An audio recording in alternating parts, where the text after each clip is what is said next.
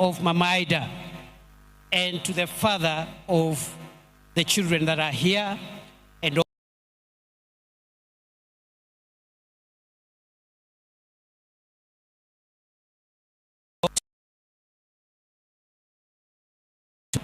so that we can do that, I have spoken to the co-chair of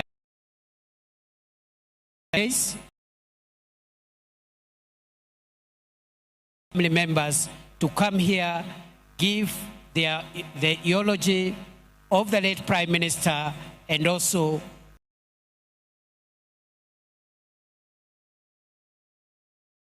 as the family may decide. Welcome, family.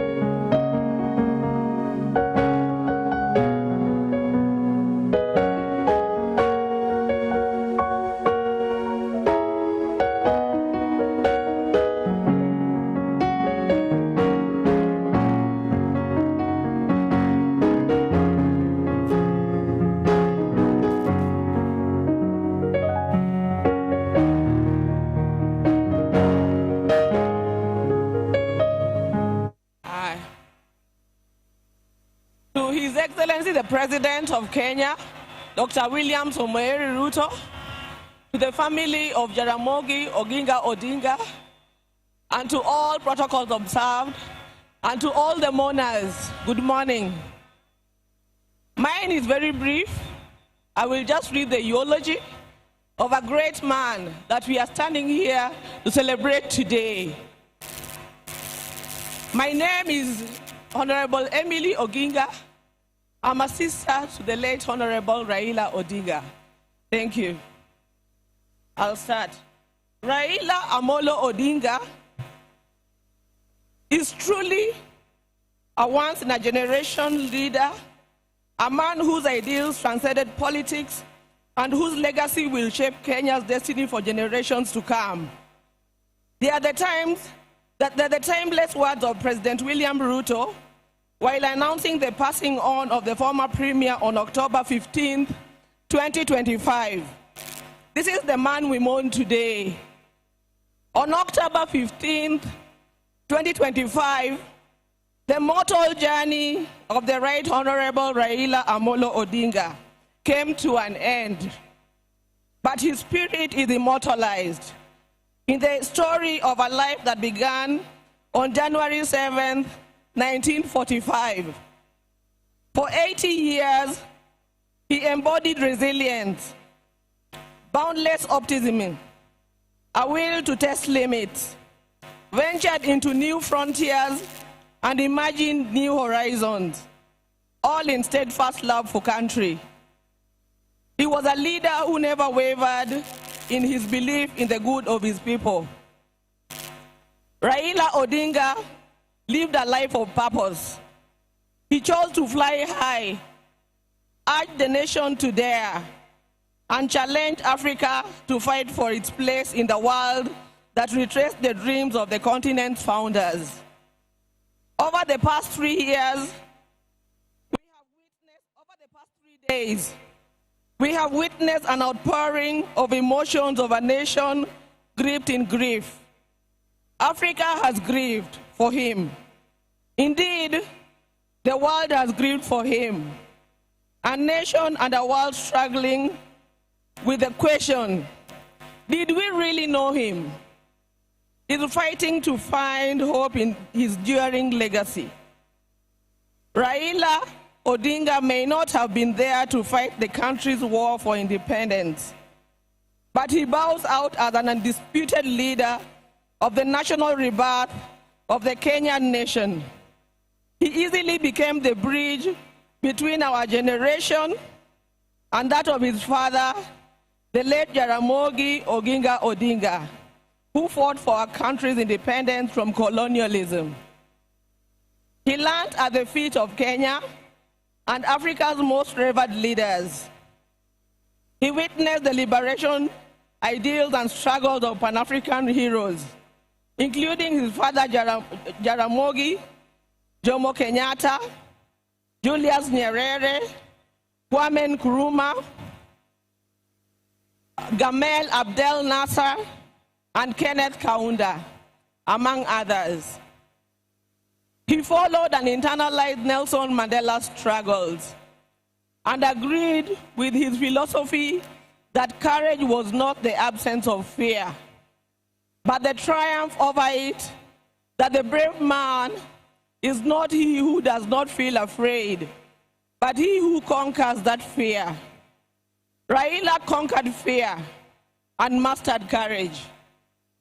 Possibility of death in pursuit of an ideal was not a reason for Raila to retreat, for he also internalized William Shakespeare's words that cowards die many times before their death, and the valiant never taste of death but once. It is from that patch that Raila began his own long walk for freedom and liberation, applying himself to the cause as a debt that owed to past and due to the present generations. Many times, he appeared to be on a cause much larger than himself, a mission almost impossible, but seemed to be the way he loved it, and he gave his life to it. In emulating the giant footsteps of his father, and the spirit of selflessness that ran deep in his heritage, Raila Odinga, just as his father once declared that there could be no freedom without the release of their leader, Jomo Kenyatta, proclaimed Kibaki Tosha, a declaration that propelled NARC to bring an end to KANU's 40-year rule. This defining act was emblematic of the man himself. Raila Odinga was Raila Odinga. He never cared what others thought about him or his actions. He cared whether people bought into his vision and mission. Once he felt he had the mandate of the people, there could be no turning back. In the process, he became Kenya's ultimate political prisoner and one of Africa's best-known freedom fighters, a dedicated and down-to-earth servant of the people of Kenya, a headache to the corrupt elite, and a beacon of hope for those struggling for freedom not only in Kenya but across Africa and beyond. Generations to come will honor him and offer gratitude. Raila Odinga cared deeply about Africa and worried eternally about its decline. For that, he applied himself to peace and reconciliation missions across the continent whenever called upon. During the 1990s, he worked closely with the International Republican Institute as a resource person for peace and conflict resolution in the war-torn countries of Mozambique and Burundi, and offered similar support to peaceful electoral processes in Nigeria and Zimbabwe. He mastered Africa's conflicts and the forces and issues behind him. The highest executive position he ever rose to was that of the Prime Minister of the Republic of Kenya. Following the signing of a National Accord and Reconciliation Act of 2008, which created the office to facilitate power sharing after the controversial 2007 elections. Earlier, he had served as a member of Parliament for Lang'ata constituency within the city of Nairobi from 1992. However, the hallmark of Raila's life and career was not in executive mansions and offices. It was in the struggle for freedom and democracy in Kenya and across Africa. Many times telling the continent's dictators to set their people free. It earned him outright enemies, cynical friends and admirers in Africa and beyond. It is this record that saw him appointed as Special Peace Envoy of the African Union in February 2011, following the post-election crisis in Côte d'Ivoire. He juggled politics, entrepreneurship, and scholarship with ease. Besides his career in politics, Mr. Odinga is also a successful businessman and entrepreneur, having founded the flagship family business, the East African Spectra, a manufacturer of gas cylinders for Kenya and the East African region. Subsequently, he founded Spectra International. Before that, he had taught at the University of Nairobi's Department of Mechanical Engineering between 1970 and 1974, and served at the Kenya Bureau of Standards, which he was instrumental in establishing. Even as he pursued all other careers, Raila understood that social, political, and economic changes in a country come through politics, and that although all politics is local, politics is also substantially international. So, even as he appeared to be rabble-rousing in the trenches of Kibra and Kondele, he understood that an hour comes when he needed to dust himself off and sit in boardrooms or take a plane to global capitals to negotiate politics and policies. He did that effortlessly, moving from dusty Kamkuji grounds to a meeting in diplomatic circuits of the country within an hour. It was normal for Raila to be tear-gassed, water-hosed, and even shot at, only for him to show up at the boardroom for meetings with his tormentors as if torture at the field did not happen. He understood the place of man-to-man negotiations in the quest to influence policy and power. Raila disagreed fundamentally with many politicians, but the state of the Kenyan nation and how to transform it. But those disagreements never stopped him from sitting down with those he disagreed with or sympathizing with the views of fellow politicians. Raila believed in political parties as vehicles for advancing democracy and good governance.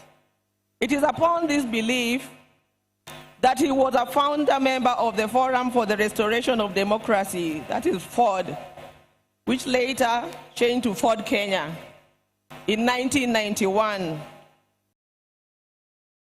Party in 1996, the Liberal Democratic Party in 1997, and in 2005, his present political vehicle, the Orange Democratic Party of Kenya. In 2013, he led his party into a coalition with other parties to form the Coalition for Reforms and Democracy, that is CORD, on whose ticket he ran for president. He challenged the election results at the Supreme Court, which ruled in favor of his opponents. He accepted the verdict and took up the leadership of the opposition. He contested the 2017 presidential election on the ticket of the National Super Alliance, that is NASA. which election ended up being nullified by the Supreme Court, but he stayed out of the subsequent contest. Mr. Odinga was once again picked by his coalition, Azimio la Umoja One Kenya Coalition Party, for the presidency in 2022, whose results were confirmed against him by the Supreme Court. He accepted the verdict and has led the opposition coalition. Raila's early life prepared him to be a consummate African and citizen of the world, with early education in Kisumu and Siaya before leaving for Germany, where he began his high school education at the Herder Institute in Leipzig.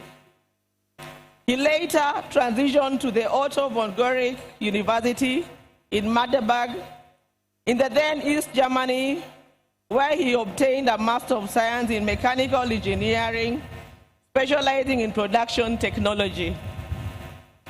In February 2024, Raila visited and extensively toured the two institutions, reliving his days there and recalling that when he arrived in Otto von Guericke, there were not more than 5 black students in the whole college. As a leader, Raila believed in exercise, duty, selflessness, sacrifice, collective leadership, humility, honesty, discipline, and hard work. Other than Kenya, Raila's other great love was Africa. He celebrated the continent's potential. He mourned the death of leadership on the continent and felt the pain of its people being left behind by less endowed regions of the world because of failure of leadership. Indeed, the last major political project Raila quietly embarked on days before his death was a third biography dedicated purely to Pan-Africanism and what needs to be done to take the continent forward. In October 2018, Raila was appointed as the African Union High Representative for Infrastructure Development in Africa. He moved into the position with the swiftness and certainty of fish in water. He named the continental highway network corridors, railways, and airports as if they were here in Kenya. He was at ease with Africa's trade deficit figures in comparison to other parts. In politics, Raila communicated the importance of reconciliation, forgiveness, and putting country over self. He forgave his jailer forward. He emphasized that building a progressive country demanded that leaders rise above anger and the desire for revenge. He also believed strongly that the preservation of a nation requires the triumph of pragmatism over ideology. That when the nation is under extreme threat, leaders must embrace extreme compromise. He believed power was not an end, but a means to an end, and it should be used towards the desired end.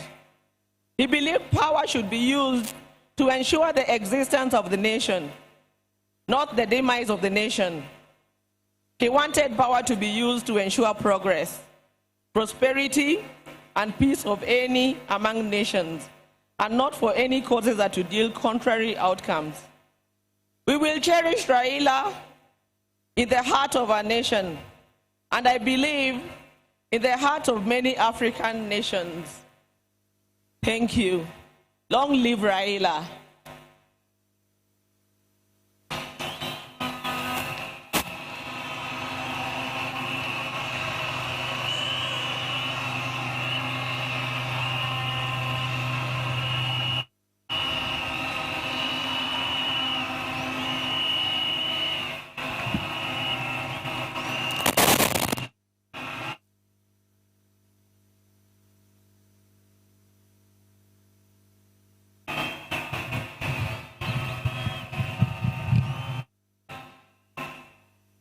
Your Excellency, the President of the Republic of Kenya, William Samoei Ruto, Your Excellency, the former President of Kenya, Uhuru Kenyatta, Your Excellency, Dr. Obasanjo, the former President of Nigeria, and Your Excellency, the Deputy President, Professor Kindiki, and all protocols observed. I now take this opportunity to invite my nephew Junior to come and make his eulogy and to eulogize his father, and then we'll give you the next one.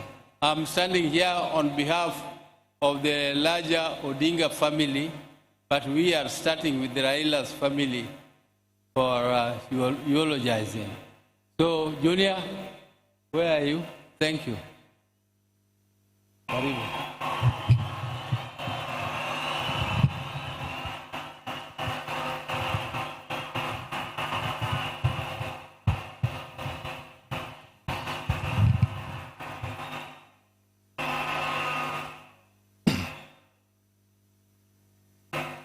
Josurwa Amoso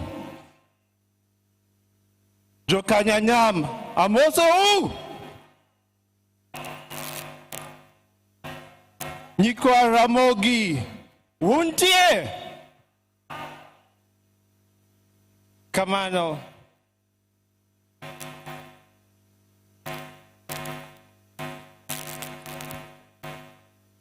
Ingan City Boy to Wangi Weloma dignitaries. So, but for now, allow me to continue the rest of my speech in English.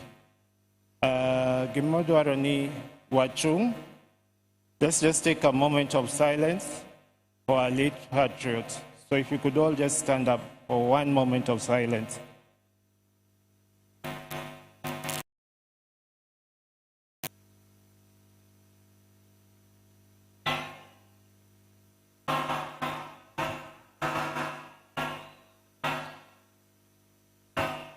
Kogalo.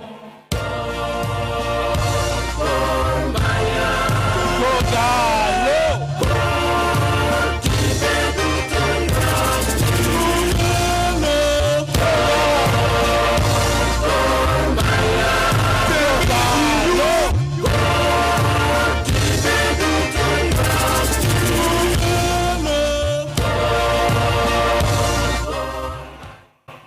Pero Kamano.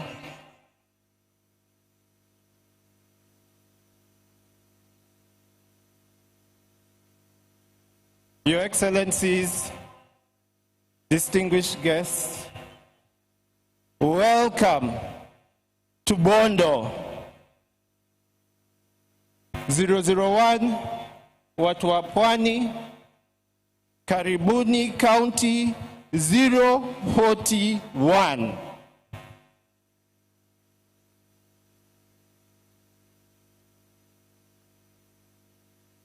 I think everyone has seen the past 3 days. We have brought Baba's body home. I've traveled with Baba's body halfway around the world from India. It came home. You all watched through the expressway, Kasarani Stadium, Nyayo Stadium. We flew to Kisumu, and now, finally, Baba is home. And for that reason, I would like to say a very big thank you, Erokamano, to His Excellency, President William Ruto, and the entire government of Kenya,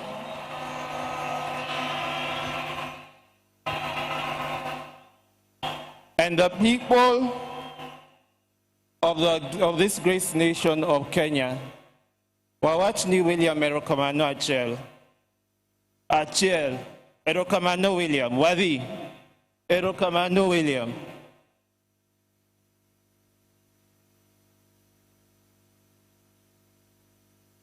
You can see me here. I'm dressed in white because I feel the past 3 days we have mourned Baba, we have cried for Baba. I myself have been very exhausted, but I've stood strong. Nikech, I know that's what Baba would have wanted. And today, we're not mourning, we are celebrating a life well lived. We are celebrating Baba at 80. Because Baba lived, and he lived his life throughout. So the rest of us, tonight, we are celebrating Baba and his legacy.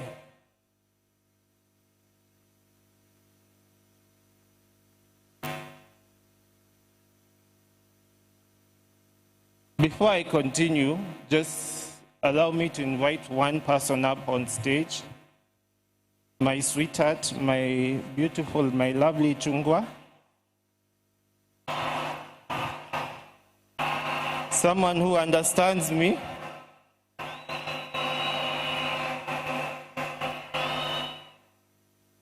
Nyaber, Nyamalo. Wave to them, sweetheart.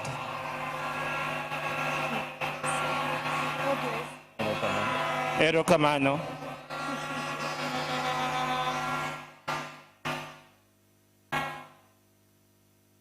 I'm sure you all understand who Baba's immediate family is. Those or his children rather. Those my late brother Fidel, followed by Rosemary, followed by myself, and then there's Winnie. But we also have Baba's grandchildren. Unfortunately, I cannot see them right now, but I'll mention to you their names. There is Safi Odinga. Then there is Alai Odinga. Then there is Senai Odinga. And then there is Lion Amolo Odinga. And lastly, Wangi Jaramogi Oginga Odinga. And that is the grandchildren, Majakom.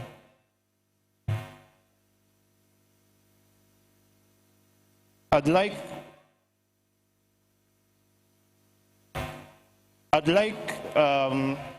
the former staff, Ma Baba, wherever you are, if you could just stand up. I know I wouldn't have time to mention all of you, but if I see you, I know Ntie Bagi, Ntie Dennis, there is Juma, there is Buanamondo. There are so many of them. And for me, what I want to say is thank you to the former staff of Baba for taking care of Baba and for just being around us and the family. Ntie Ogeta, Ntie Juma. So you know who you guys are, and I'd like to say thank you to all of you. Erokamano.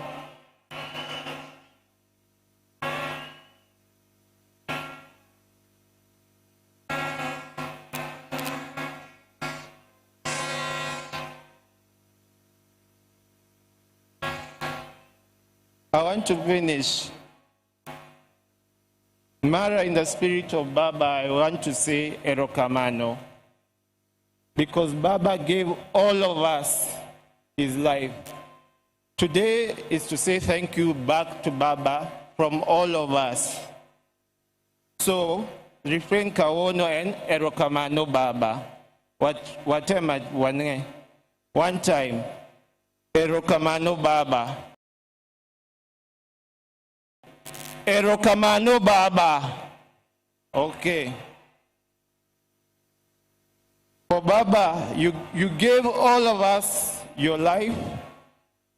You stayed with us and you showed us how to live a good life. And for that, we are extremely thankful. Erokamano Baba. Baba, you left us with your vitandawilis. We will miss them. Your joy, your laughter, and we will greatly miss you. And all the dancing styles that you used to have. Erokamano Baba. You taught all of us the Constitution and how to be lawyers and to follow and stand for what we know. I'm stammering like Baba.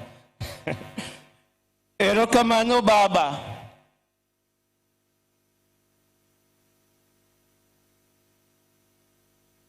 And lastly, I know Baba is smiling because he's given us so many holidays, and now he has given us Easter in October. So for that we are thankful. Erokamano Baba. I'd like, as I've finished, I'd like to introduce, call one person up to stage. But a lot of us were jealous about her because she was Baba's best friend. She was Baba's confidant, secretary, PA, doctor. So please join hands. She's one of the toughest women I've ever met. She's a very strong lady and we were all jealous of her. Please give a round applause to my sister, Honorable Mheshimiwa Winnie Kazi Odinga.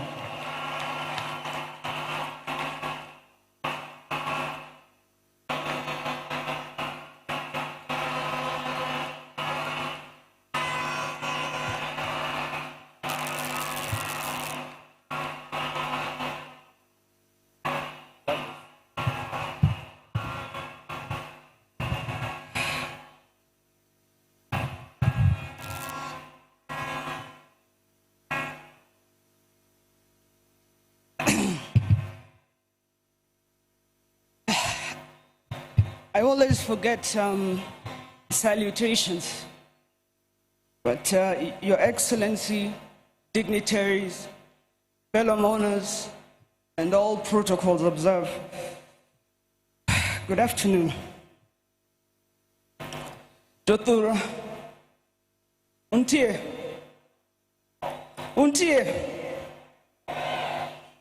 Baba Nendo. Oyweyo ajigi ere ajigi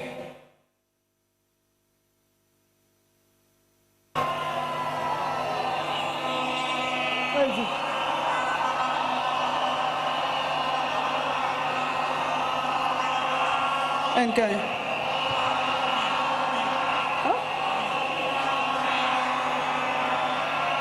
vieneka.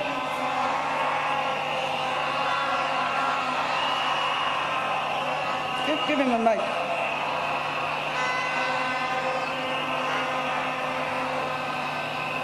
Give him a mic.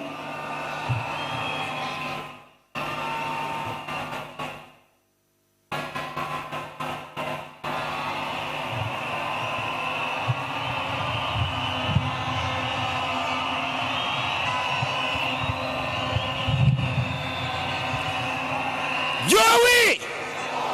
Joey! Joey Negwambo! Joey! Joey!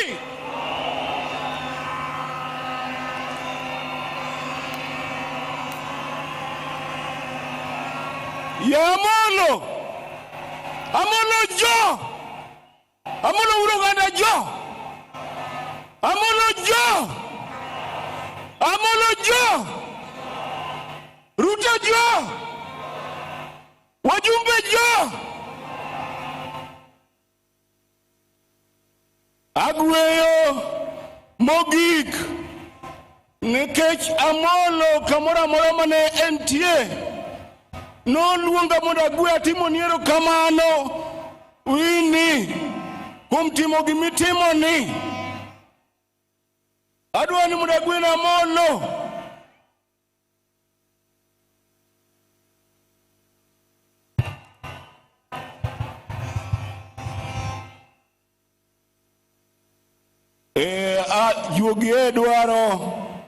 Juogi dwaro ni mondo ayud sigara maber. Nikech Amolo nohero sigweya, to adwaro sigweya maber, sigweya mana akwongo gweyone. Ramogi wuogo oko biune wang'ele, kauje koneo makowirwa, yanye kula logo agomu bono, Raila kod wuoyo to en mnale, rawiero.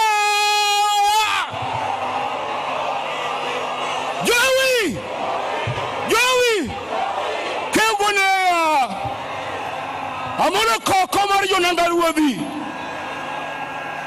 Ramogi wuogo oko biune wang'ele, kauje koneo makowirwa, yanye kula logo agomu bono, Raila kod wuoyo to en mnale, rawiero.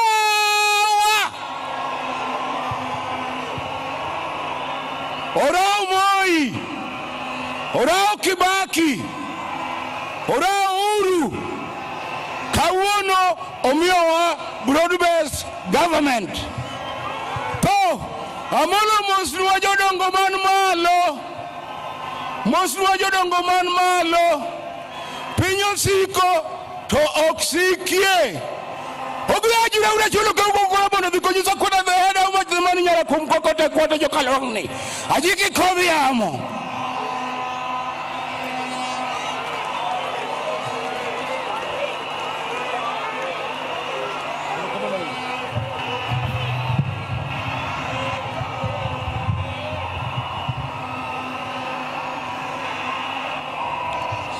Jothurwa,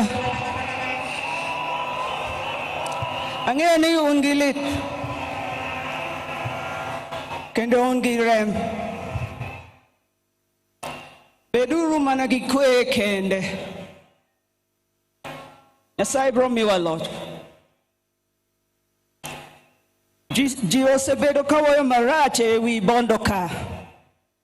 Wakuod wigi kendo wanyisgi ni Bondo ka nigi sibor.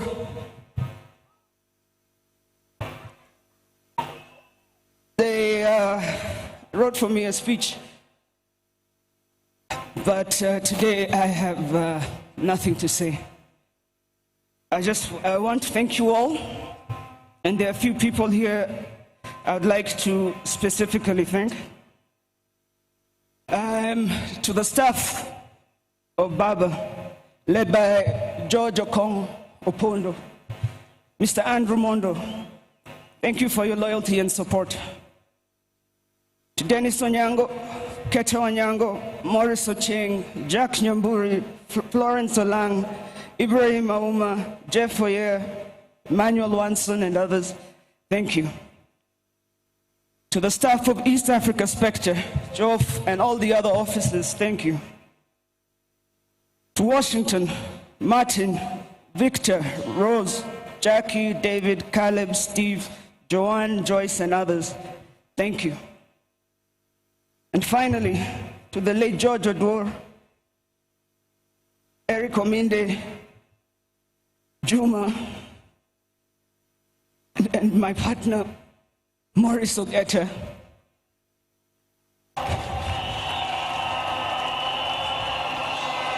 On behalf of the Odinga family, thank you all for your love and service.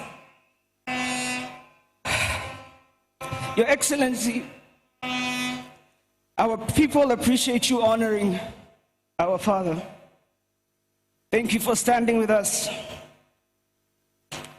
You should also know, in case you are wondering, I'm ready to come back home, if you are wondering. To all the leaders we visited around the world, I will return personally to thank you. Thank you, Kenya. God bless you all. God bless the Republic. God bless Baba's legacy. The king is dead, but long live the crown. Thank you.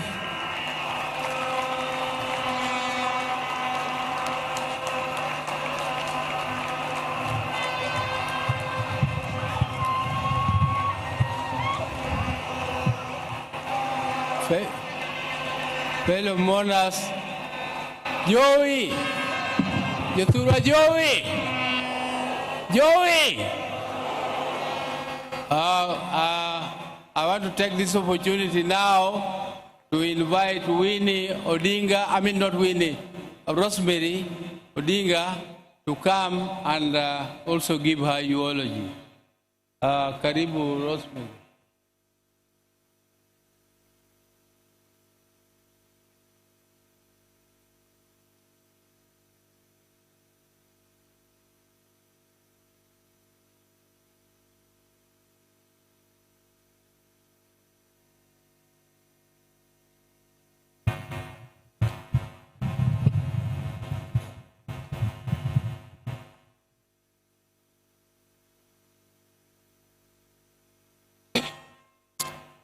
His Excellency, excuse me, the President of Kenya, Dr. William Ruto, Deputy, Dr. Kithure Kindiki, as well as Madam Kithure Kindiki, all heads of state who are here, all protocols observed, ladies and gentlemen, good afternoon.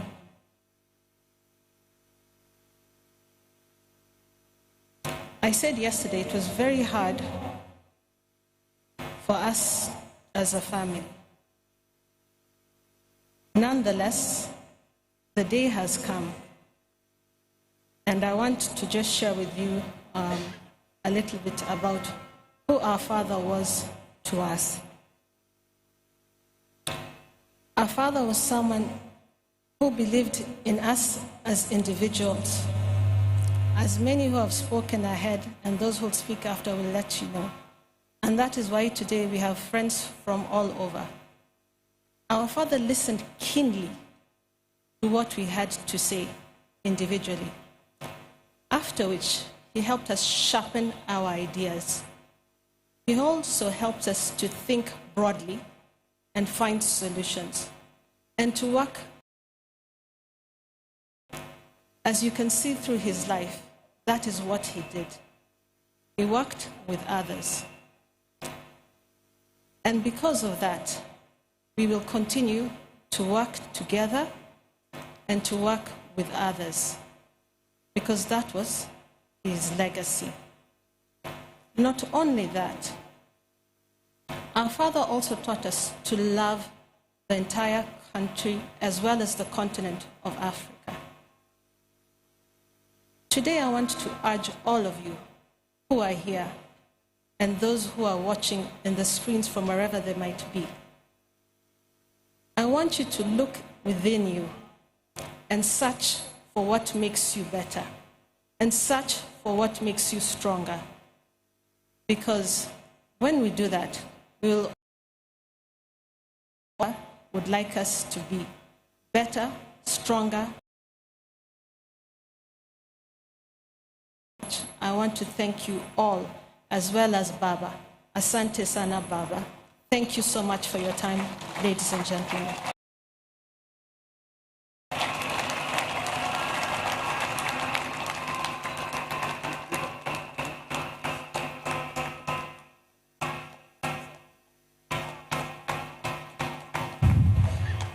Now, I want to take this opportunity to invite my sister, Honorable Ruth Adhiambo Odinga, who was with Jacom in India, and Jacom died in their presence with Winnie. Can you please come, Ruth, and say a word of hello?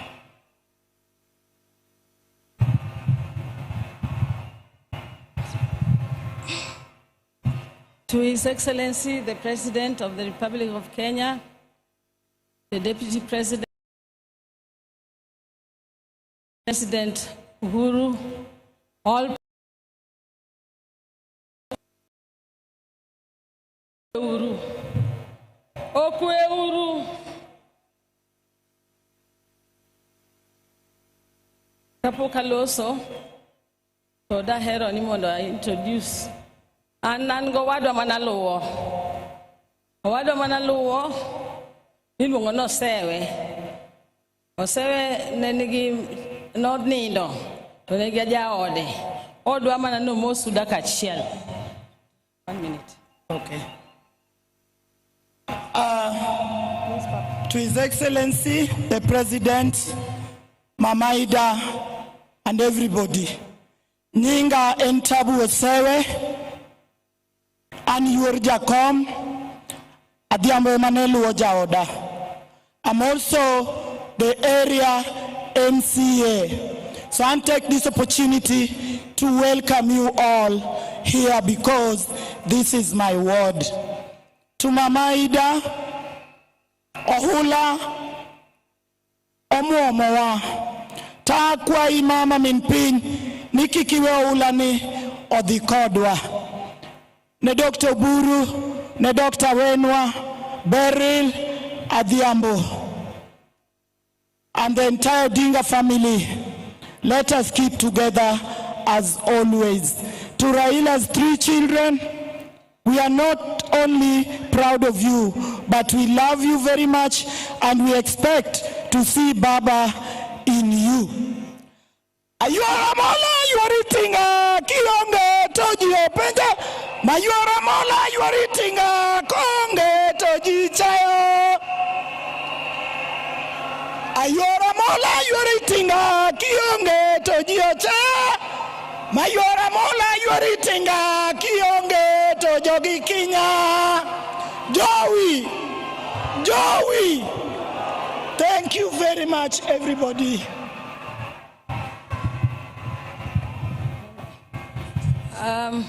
I'm also, many of you here never knew that I have a right hand. My right hand is here today. Alme nakendoga yoga nakuja.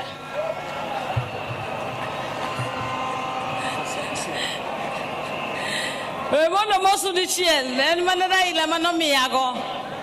Most 1 minute. That's it.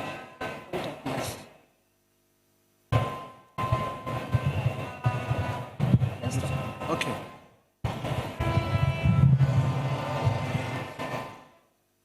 Jambo. I'm pleased to be here with special greetings from Ghana and from the Buzia family and the royal family of Inchi to the great man who is lying down there. And I'm so pleased to be here, a man who stood for justice for the whole of Africa. So I'm so pleased and honored to be part and parcel of this process, saying a farewell to one of our finest and greatest. He was a fine person with a finer mission and the finest vision for our continent. That's why we're all here today, and also here with the family. Thank you.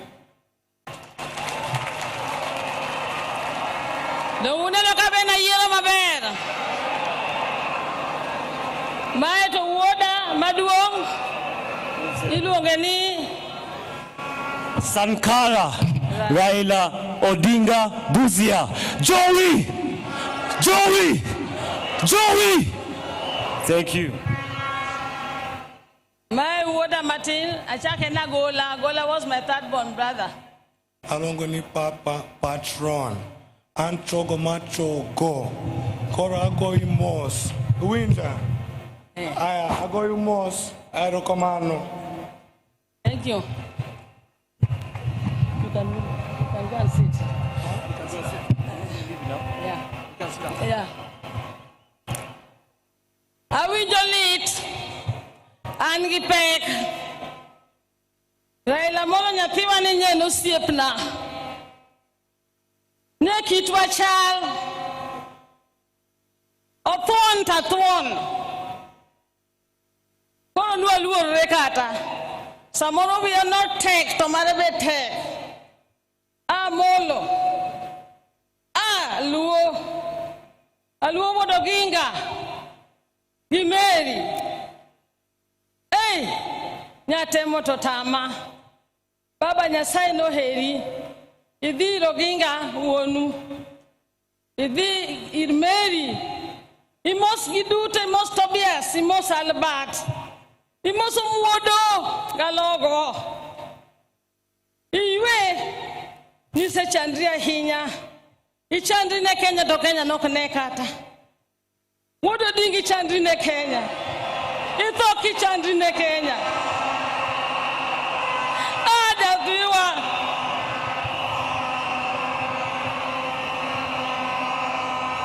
Kata kamano. Joey.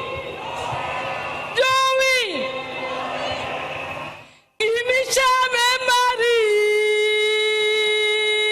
Modong Girigen. Alwag imichame Mari. Modong Girigen. Sakwa winja malid. Sakwa lo. Lo jajwok. Yawa sakwa nyonuru lo. Lo nyonuru lo. Lo jajwok. Do Raila Odinga lo.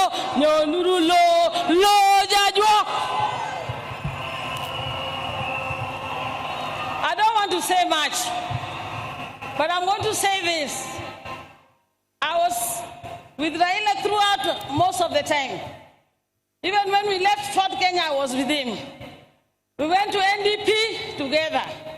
And I remember in 97 when he came to Nakuru, myself and the Honorable Opoda now, who used to be my youth, we went to Massive Ferguson and told them we wanted to test their tinga. They gave us the tinga. We went and got him as he was entering Nakuru and took him up to Stem Hotel with the Massive Ferguson tinga.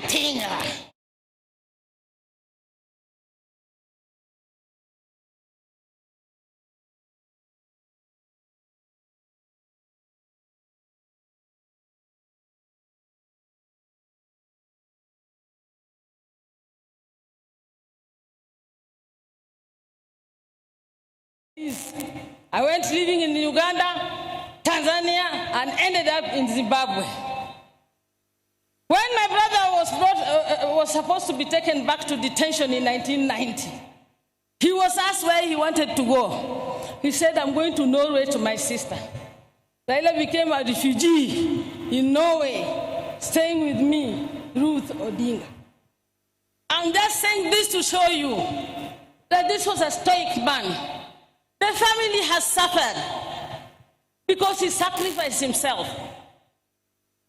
Some of you are looking here, you don't know what Mama Ida has gone through. I used to know, I stayed with her. Being alone without your husband for all those years, mentioning. Some of these men, my fellow colleagues, even MPs here, to hear just about a cell, I was saying, you know, Raila Odinga to ye donga jela. He got kaige kwa eto donga jela. He got shell. Ario nyako chiko. Mana dichwa ko hok dichwa. Otuan ko sok otuan. Otuan ko sok otuan. Ochande ne Kenya ko sok ochande ne Kenya. Nyakamane koro mogitni. Raila toka podi bago mana Kenya.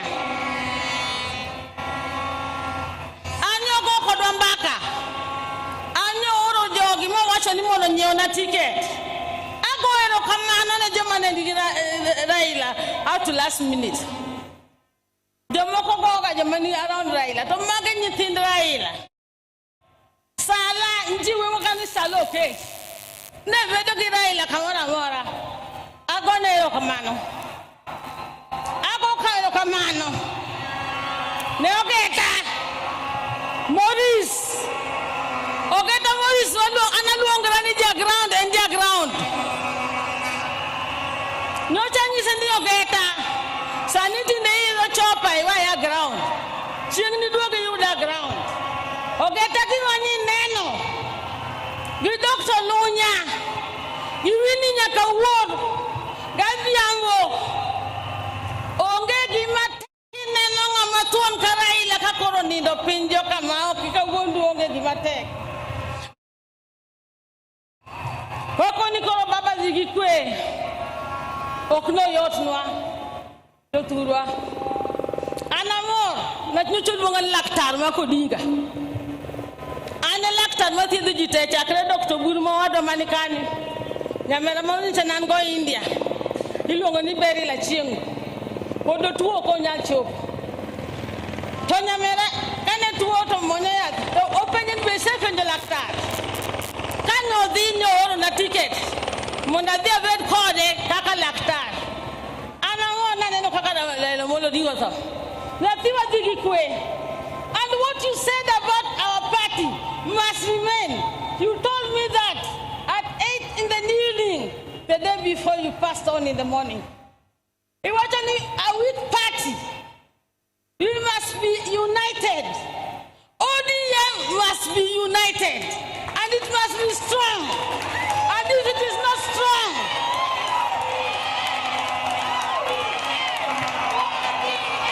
if it is not strong, ODM! ODM! ODM!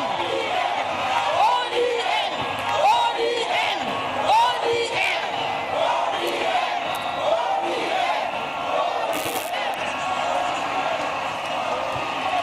ODM must unite. We cannot have an ODM in Guinea-Wuko, another ODM being led by some other people, another ODM being led with a few people who think they own the party. ODM belongs to all of us. Some of you who want to take it now don't even know how we started ODM. ODM in Mara. And we are going to go to any negotiation table with a strong, united one ODM. Yes, I want to beg you more.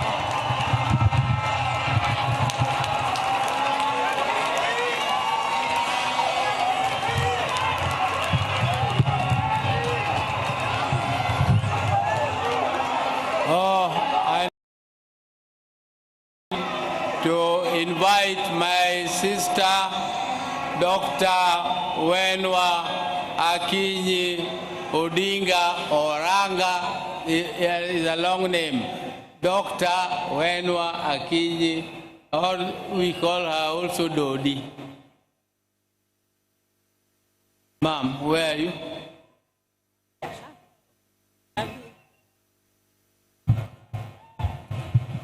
Thank you.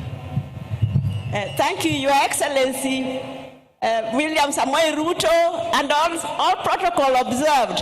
Joturwa, and when Wakinyi, Manamino Wadga Kinyi, Usevijo Ganyang no, Usevijo Nyangmano Wadga Kinyi, Ani Akinyi no, Goradwa introduce, Ane Maduong, Kwom Nyinjara Mogi, Ane Maduong, Yawe Manotelo, Oburu Neduong, Kai Raila, Kai Agola, Rokwom Nyiri Ane Maduong. Omyo Entija, it is my responsibility to introduce the other Jaramogi's daughters. I'm here, they are here.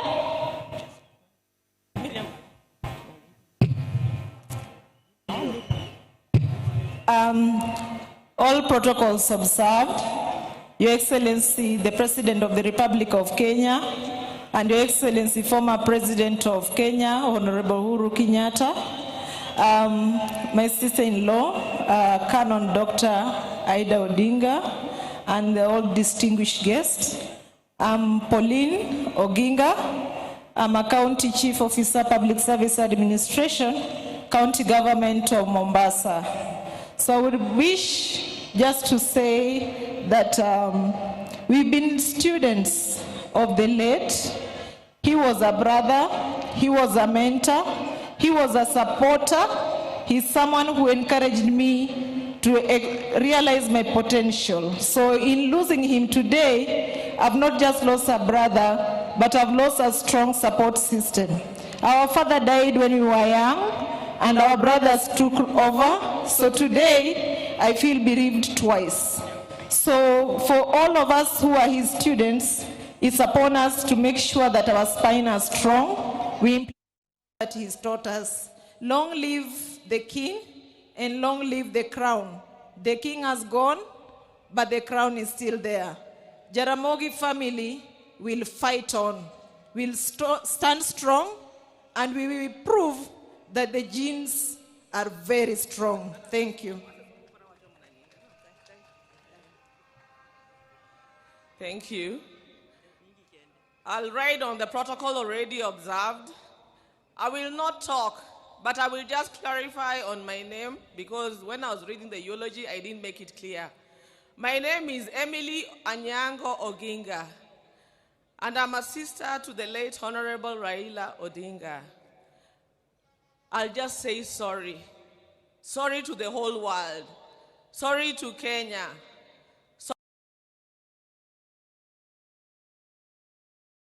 Well, Jakawur, Erokamano. So I also have my people here, my children. Let them introduce themselves.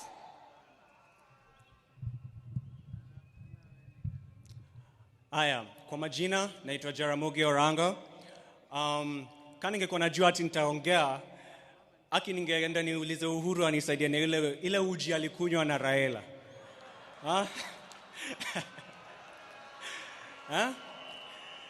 Juu sasa siwezi simama hapa niseme ati naogopa kuongelesha nyinyi wote.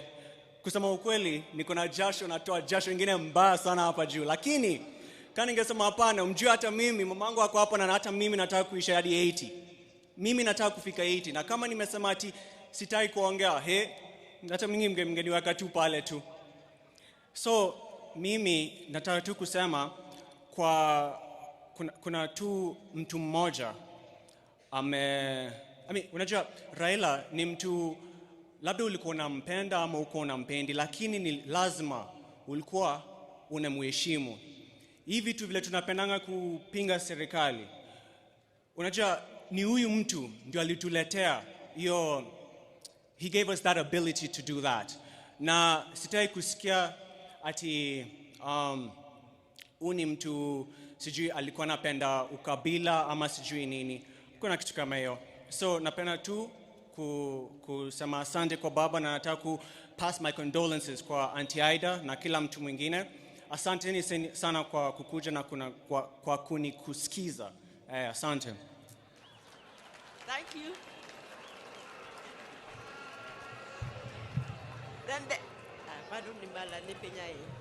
Then there's my daughter, Miriam. Let her introduce herself, but she's also a musician. I'm also Ujite.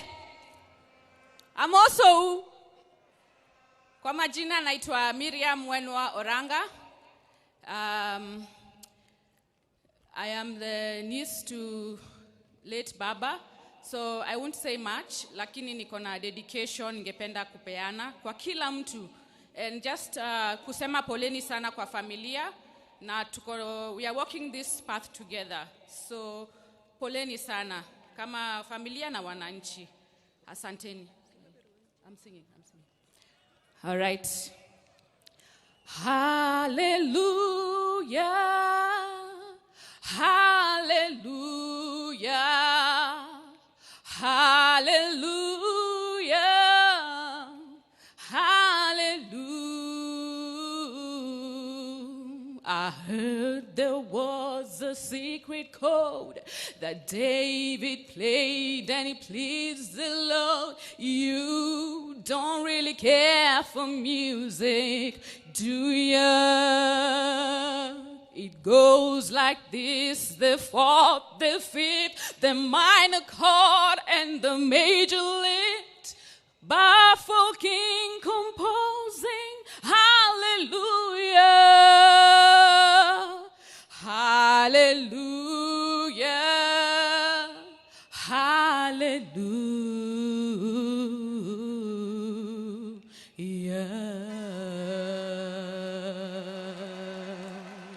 Rest in peace, Baba. Asanteni sana. Thank you. Thank you, thank you. Yeah, so now I'll have to say something, By the way, this is the most difficult eulogy that I have ever made. And for the first time, I'm in Jokatekna. My father used to call Oburu Wod Komolo Ondugu, and he used to call Raila Wod Luo. So then quickly the names changed to Wodi and Aluo. So me, I grew up knowing Raila as Aluo. Oburu was mostly away in school in South Nyanza. He didn't spend much time with us, but Raila would be left to look after us, to cook for us whenever my mother was away. And then Oburu said the other day that Raila liked news, even from the time he was a little child. Let me tell you, whenever he was left to look after us, and he's going to cook and it's news time, he would put me there to listen to news and then tell him later what had been said. Can you imagine? I'm supposed to listen to the radio, to the news, and when he comes, I'm supposed to tell him what was said in news. I was not more than 6 years old, I'm sure. I would hear the name of the newscaster. He was called Cosmas Bala Owade Korgwok. And then I used to hear the name Accra, Ghana. And then I used to hear an advertisement, Vaseline hair tonic. But my English was poor. So when he came, I would only tell him those things, but then I would say Vaseline hair tonic instead of Vaseline hair tonic.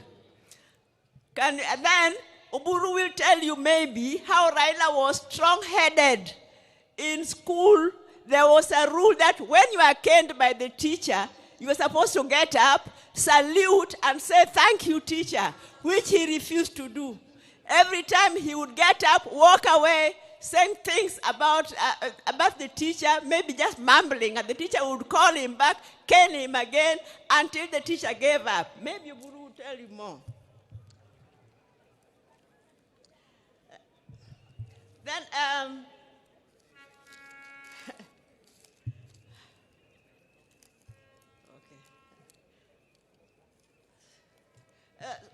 so Raila was very, very disciplined. When he was a lecturer at the University of Nairobi, and also later when he was a director with Kenya Bureau of Standards, staying in his house was a nightmare. He would wake us up at 4 a.m. No matter what time he went to sleep, there would be a commotion. He's already going to take his morning jog, and maybe take the dog also for jogging. And then by 6 a.m., he's ready to leave for work. He was working at the Kenya Bureau of Standards. So when you're working under him, you could not be late, because if your boss is already there after just at 6 o'clock, you cannot even lie that you are there on time. And he introduced an attendance register. I mean, you had to clock in. You had to clock in, and he knew exactly what time you had come. So, the third one, the fourth one. Sorry. Then, let me say that as a family, I know most of you won't believe it, but we also used to have our differences. We have, even now, we have our differences, and we can have very hot arguments. Raila and I sometimes used to have very hot arguments. You'll see that when he's telling us, he's trying to explain some of even his political moves, he'll be looking at me, because he knows me, I would not spare him. I used to tell him whether he wanted to hear it or not. So one time he came to my house, and then we were having a hot argument until my maid thought we were going to exchange fists. And he went to the toilet. I could hear him. Go walk, which going back to the cat, adagi. I've refused, adagi. And then you can't believe it, that the following day, we were talking on the phone, laughing as if nothing had happened. That's the way he was. He was magnanimous. He was forgiving.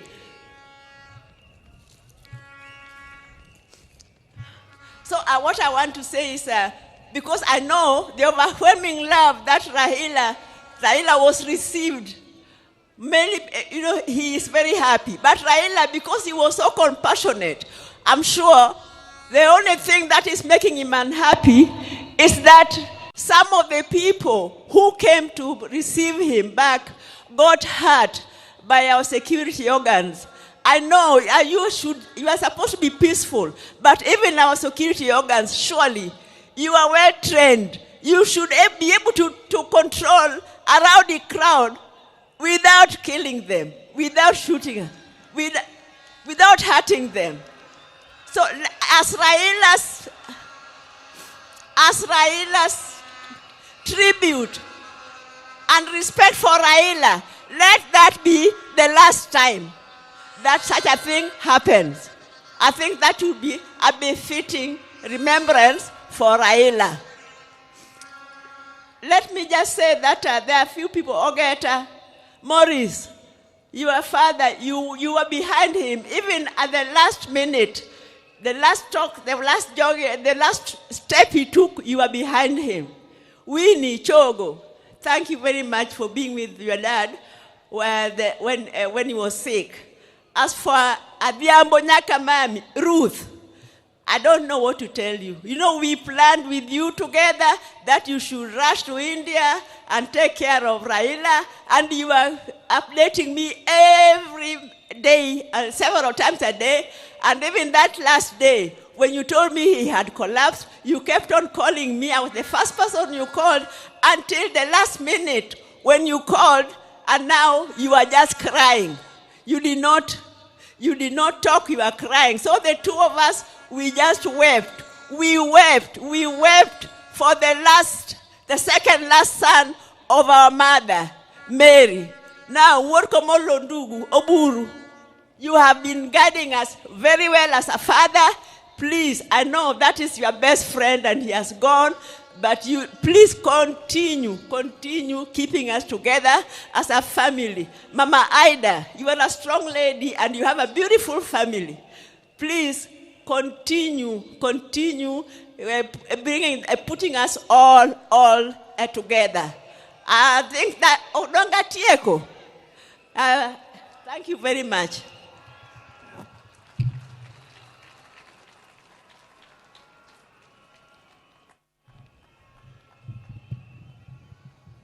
Yeah, thank you, my sister.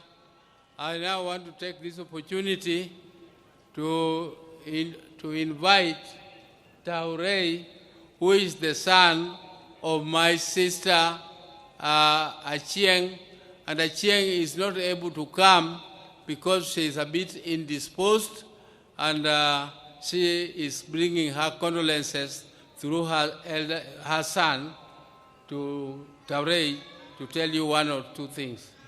Taurei, please. Hello, Your Excellency, fellow dignitaries, my family and friends. I'm here representing Beryl Odinga. I'm her son, her last born. Other daughters couldn't make it at the moment, but we're here representing her.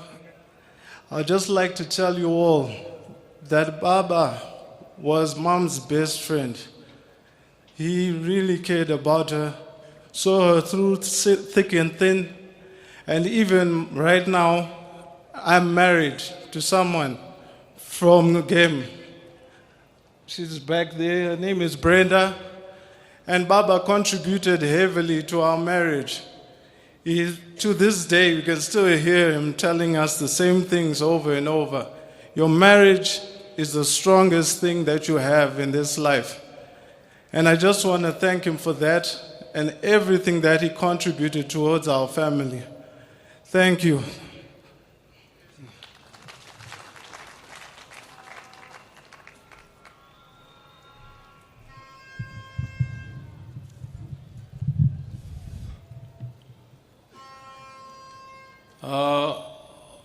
All protocols observed, I would now want to say a few words about my brother Raila. I want to tell the mourners today that I have lost my best friend in life. I will never have any other friend like Raila. And it is with heavy heart that I stand before you to mourn him, and I really feel like not saying anything because my best friend is gone. I would like to tell you people just a little bit about Raila. I cannot say it because it is too much. I cannot tell you. It can take the whole day. But I want to tell you that from childhood, Raila was a very, very caring boy.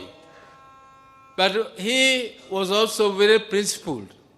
If he felt that he was being misused, he refused. For instance, one time, my father used to live in Kisumu, and we were living with my brother Raila in Nyamira here. And we used to go to Maranda school every morning in the dews before we reached school. We reached school when we were very wet. And one day, because my father used to come back home here every weekend, and when he came back that weekend, he expected us to be picking cotton, because this area used to be waken up so early to go and pick cotton. Because Mzee was very strict, everybody had to go and pick cotton. But Raila was still sleeping. So when Mzee asked him why he is not picking cotton, he told Mzee, Baba, don't you know it is very difficult to pick cotton? Why don't you also try to pick it? And Mzee was not amused. So Mzee disciplined him a little for that statement. Again, the other time, my mother was going for a funeral to Orango, and he went to school and asked permission so that we could look after our siblings, the children, who are my sister Akinyi, who has just spoken here, and the other Achieng, whose son has spoken here. Those who are still small kids. So when we missed school for one day, the next day when we went to school, the same teacher gave us a lot of beatings, why we missed class. But my mother was not amused. So my mother went there to quarrel, but before then, when this teacher was disciplining us in class, he expected us to salute him. After he has given you the beating, you do the saluting. But Raila refused to salute the teacher. So the teacher was not amused. The teacher called him, come again for another beating. He came back, and again the teacher gave him another beating. He refused to salute. The third time, when the teacher gave him the last beating, he told the teacher that you are caning me for nothing, and my mother asked you for permission. So don't cane me again. And I can tell you that my brother also liked school. He liked school and he never missed school. Unlike my other brother, Agola, who did not enjoy school very much, but whenever my father put him to discipline, he went to school and studied, and that time he becomes number one. So can you imagine somebody who is a bottom and next term he is number one? And Raila was always number one in class during those days. And Raila loved sport so much so that when we came back to Nyamira, we had a field where we were practicing jumping, we were practicing pole vault, we were practicing triple jump and other athletics. So Raila became a member of the management of the Athletics Association later, and he was a great lover of football. His team was called Arsenal. Raila was and he was also He was also a patron of Gor Mahia. He also became a patron of Gor Mahia. And recently, you remember, when Kenya was participating in the football match for Africa, he was with His Excellency, the President, at Kasarani Stadium to cheer. And whenever they were there with His Excellency, Kenya team won. It is only the day when His Excellency missed the football and Raila also missed the football that the Kenya team lost. But, ladies and gentlemen, I don't want to bore you with the long speeches. We were with Raila in Germany. If you people see, he has some mark on his head. There is another mark here on his mouth. Those were, the one in his mouth was in Kisumu when we were playing at the place where Ofafa Memorial Hall is now placed. And we were playing and jumping over mango trees. And Raila fell down and I had to carry him on my back. And other people were laughing at me that Oburu was crying. Oh, I know Raila, wewe umeumia. Raila, umia. But there it was, and the other one was in Germany. He met that accident. But he was a very brave man. I tell you, one day, when 1982, when there was an attempted coup, and my brother was arrested and charged with treason, I tell you, that was another very, very sad moment for us. I went to see my brother at committee prisons. And when he was in the black uniform, which is only for people who are in the death row, and I saw him in that uniform, and I cried. He was laughing and telling me, this is nothing, all this will go. I told him, how will it go, and you are on the death row? I was really shaken when I saw him in that type of uniform. But Raila was so brave when he was fighting for justice. He braved it and he never feared anything. Even if he saw police throwing tear gas and doing whatever, Raila would face it. He would face it head on. He would not go back. Even when some of us were so scared,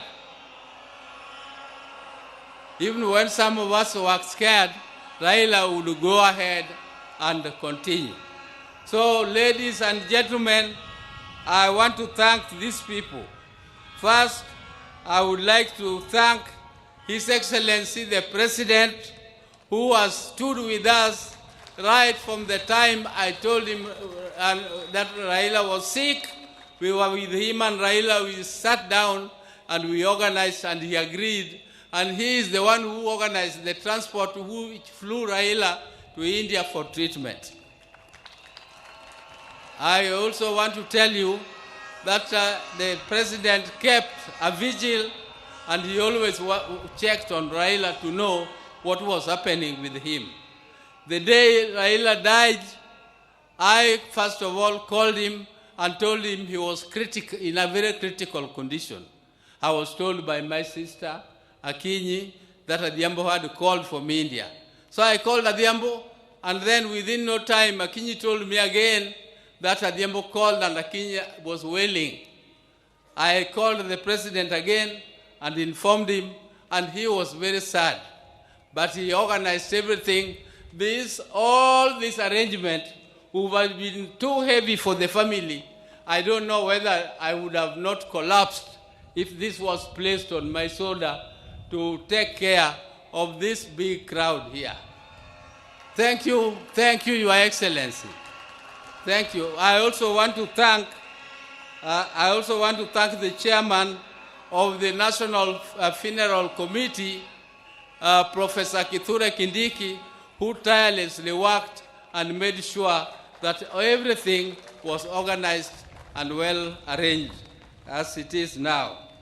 I also want to thank the security. The security which did this, the army, all the armed forces, all these are under instructions of the President. Thank you again for all that you did to us.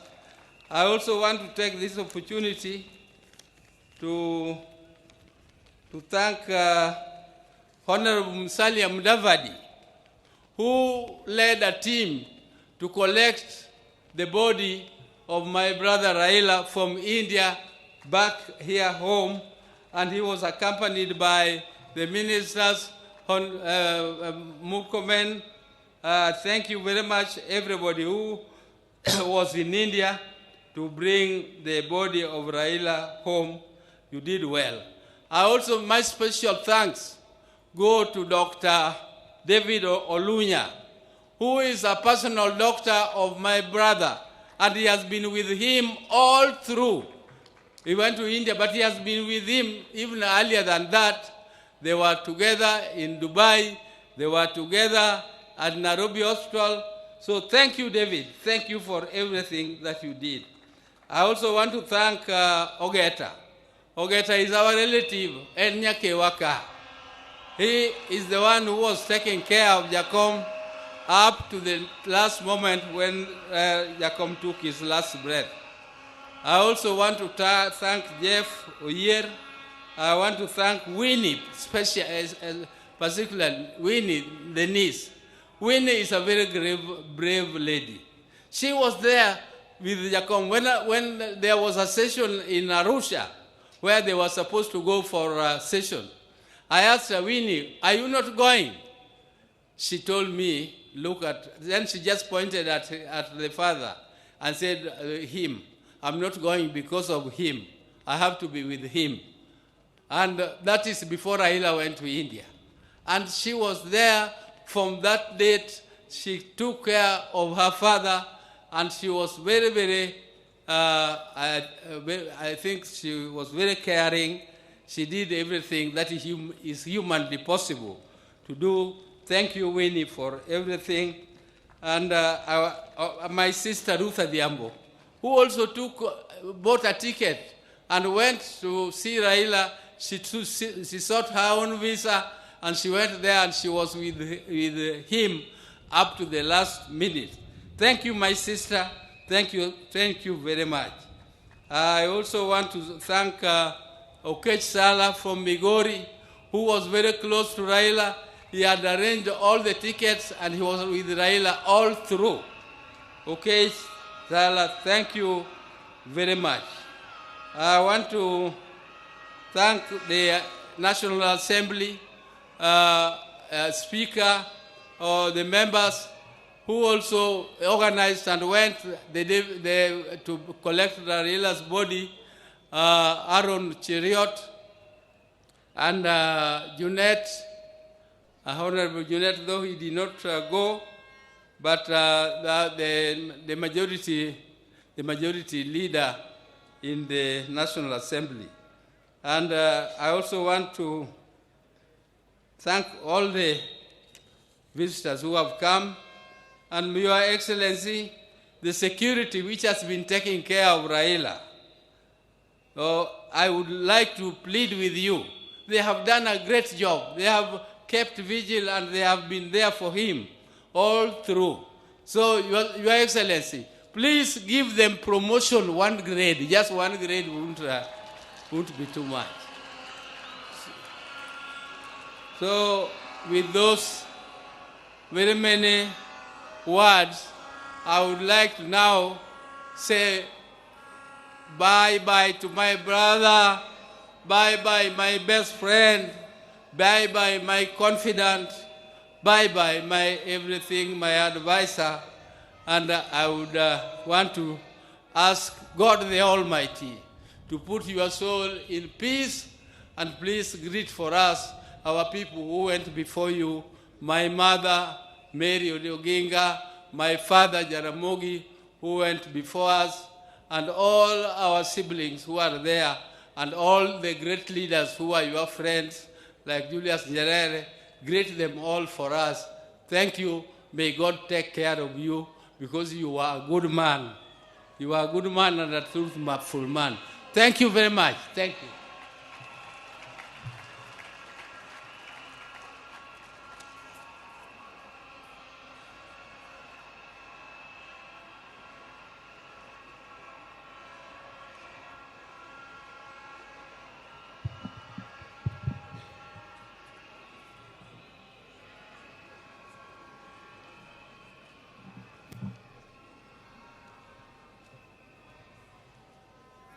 Now, I want to take this opportunity to call the spouse of Raila. She became more or less a widow when Raila was detained, and that time Raila was only 37 years old. And this lady was younger than that. And some of you are so hot, you could not have.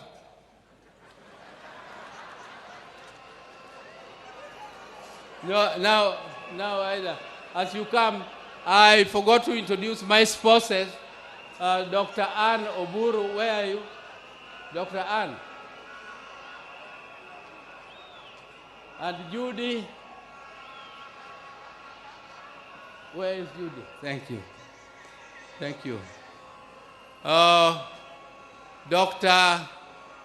Raila Odinga, canon, who is a canon of our church, Anglican Church. And I would now ask her to come and address the gathering.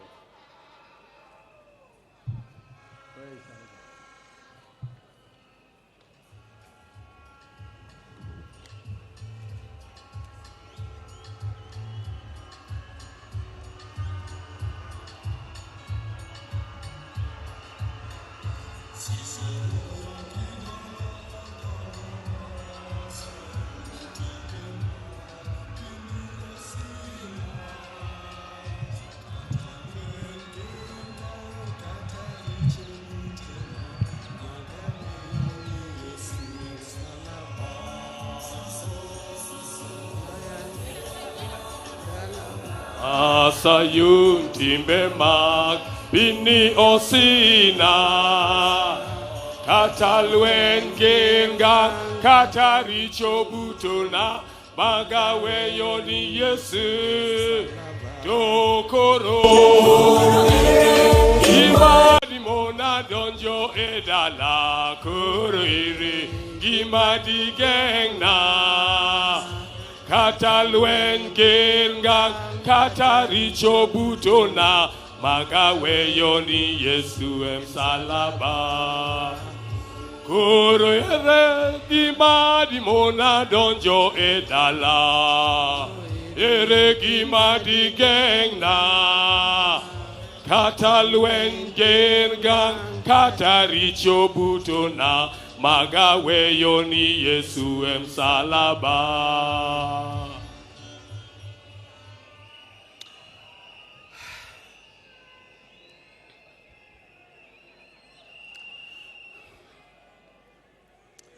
God is good.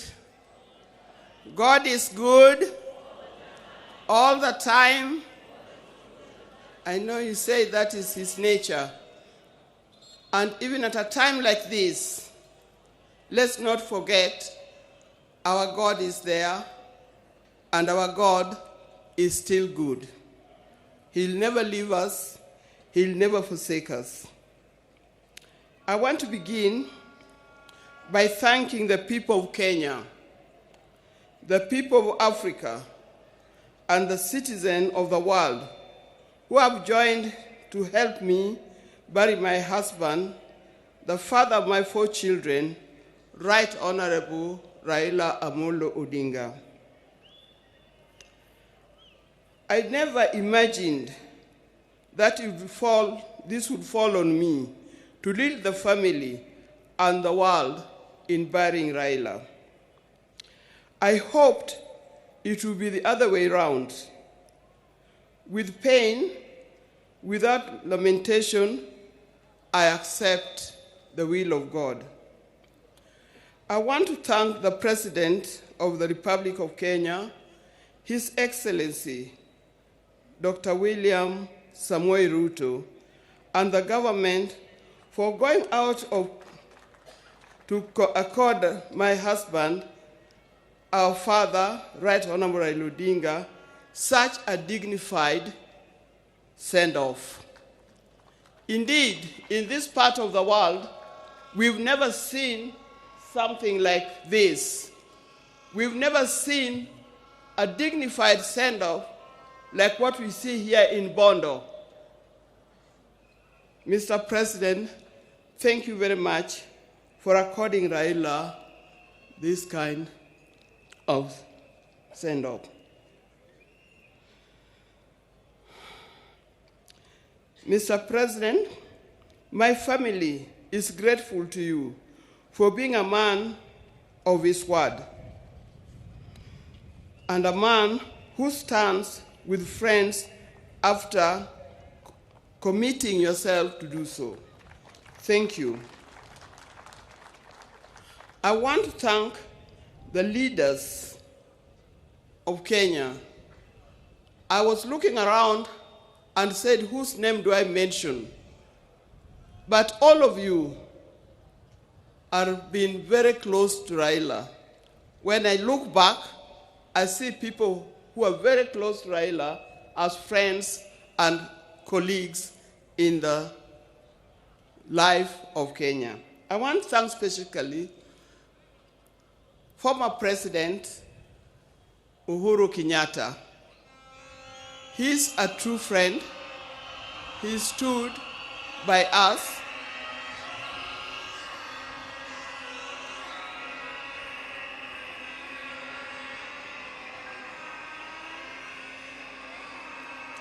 Yes, thank you.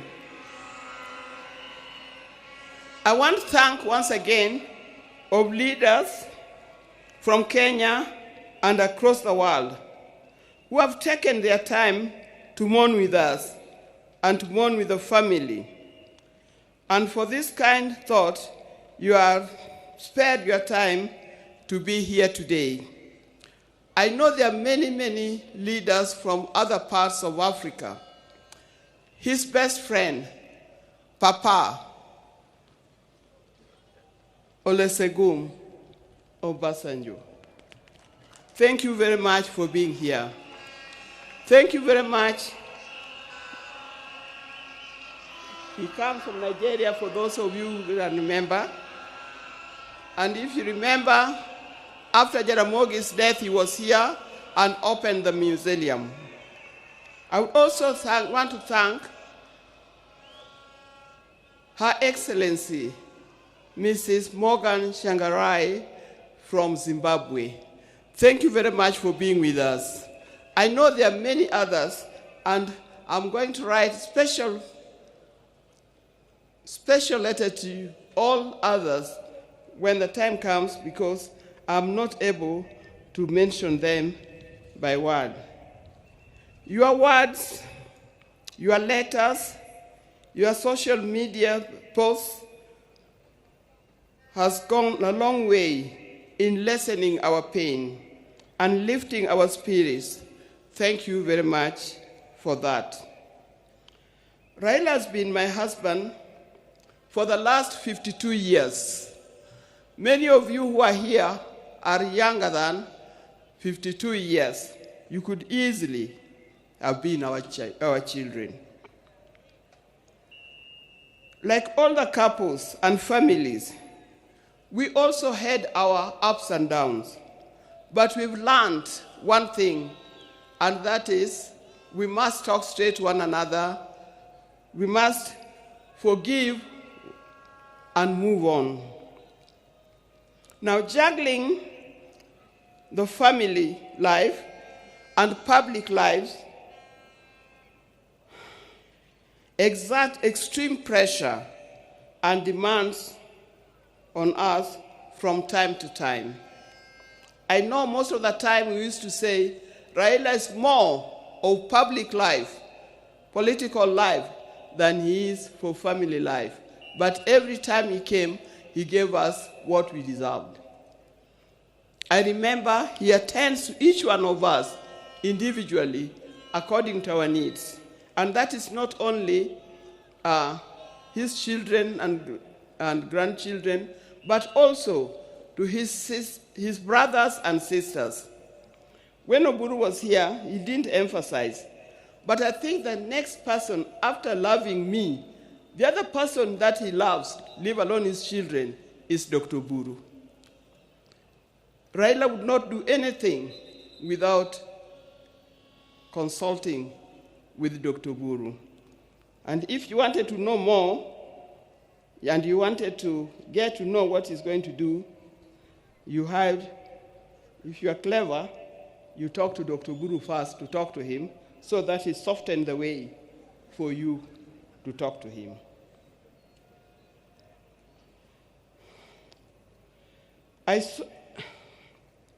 Through all this, what remained unchanged was our commitment to each other. On our belief that he had seen through and vows, and we made each other at the start.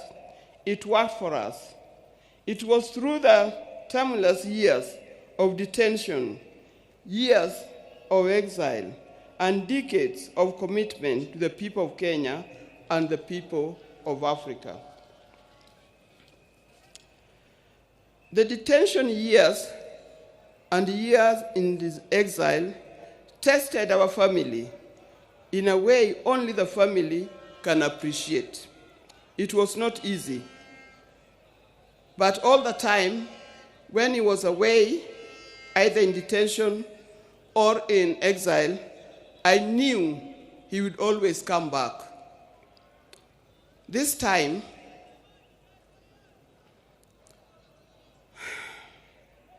I'll have to join him wherever he has gone because he'll never come back. But the spirit lives on. When I first met Raila, some 54 years ago,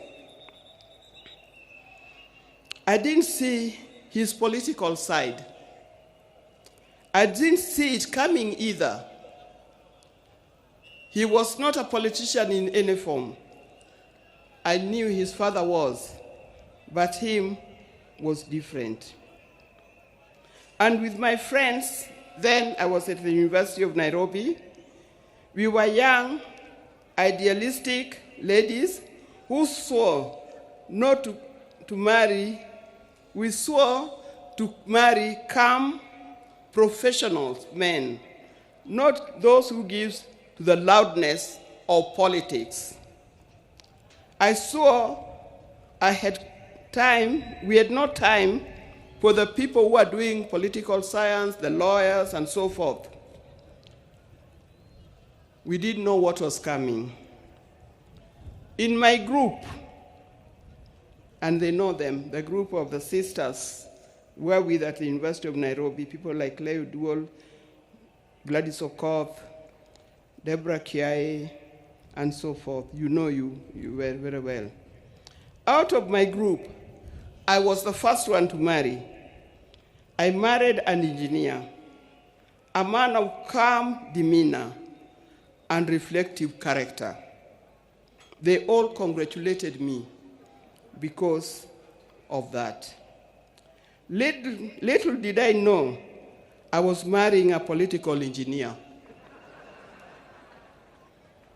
who would proceed to make engineering of Kenya his lifelong project. I didn't know. From the turn of events, I came to understand firsthand that they mean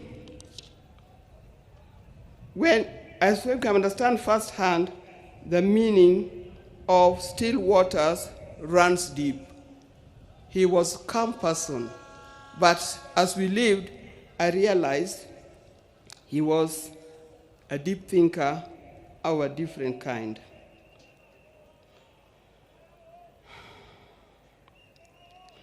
From this turn of events, I come to understand firsthand that Raila was not just an ordinary engineer, but a political engineer. I evolved, adapted, and handled challenges that came my way, courtesy of being Raila Odinga's wife. And those challenges were many. I know if you are to ask the spouses of these politicians down here, they'll tell you the challenges are many and not easy to cope with. I learned that if you're a spouse or politician, inherit his friends, but don't inherit his enemies. Why do I say this? Because you'll be standing there, you'll be sitting there at home, thinking so-and-so is an enemy of my husband, because he belongs to a different political party, or he comes from a different area. I tell you, you will be wrong. Don't inherit in his enemies, because tomorrow you'll find that those people that you thought were his enemies are his best friends, and you'll be left out. Be careful when you are handling his friends. Inherit his friends, but his enemies, let him deal with them the way he made them.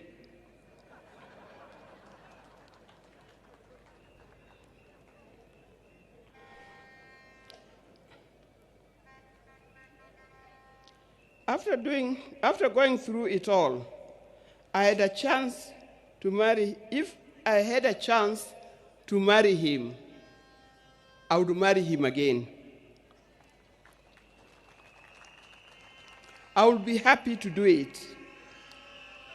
But this time, I would marry him knowing I'm marrying a politician, not just an engineer only.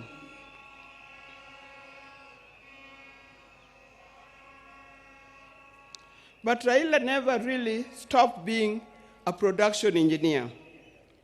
It has been said, but he also practiced it.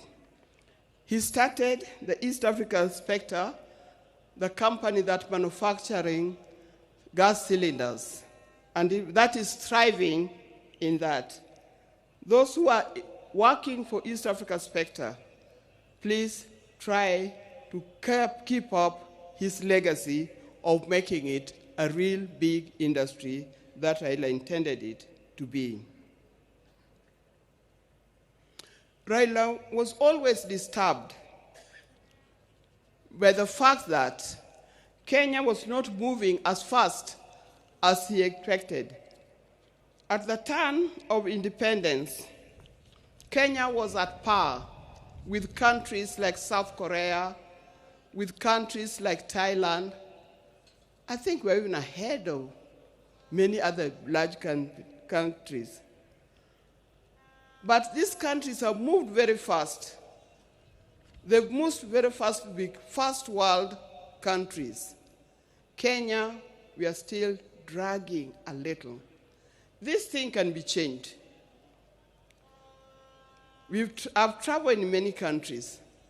In 1995, during the International Women's Decade that was in Beijing, we went to Beijing, the women of the world went to Beijing, and what I noticed that the tallest building in Beijing was a 4-story building, and it was a hotel.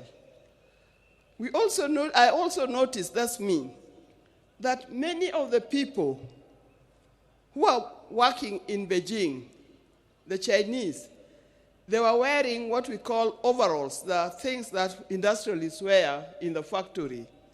They were either yellow, red, blue, green, or any other. And everybody was moving in a rickshaw. Go to Beijing today, you can see a different world. It can be done. Even in Kenya, we can change it. With hard work, determination, focus, we can change our country. And as I'm talking here, I know we have leaders here. Please focus in changing the country. Let's not seek leadership to enrich ourselves. Let's not seek leadership to acquire wealth for ourselves, but acquire wealth for Kenya and acquire wealth for our generation to come.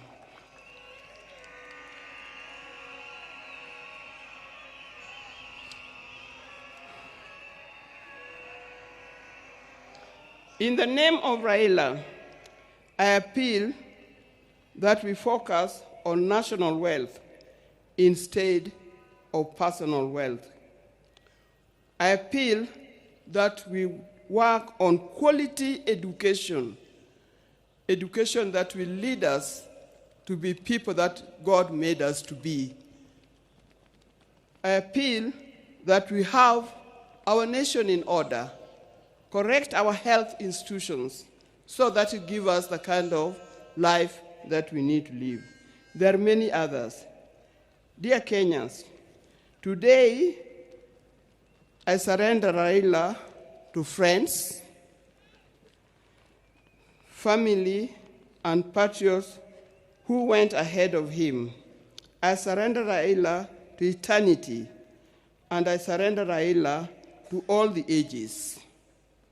I know he's comfortable where he is. I know he deserves to be in the company where he is.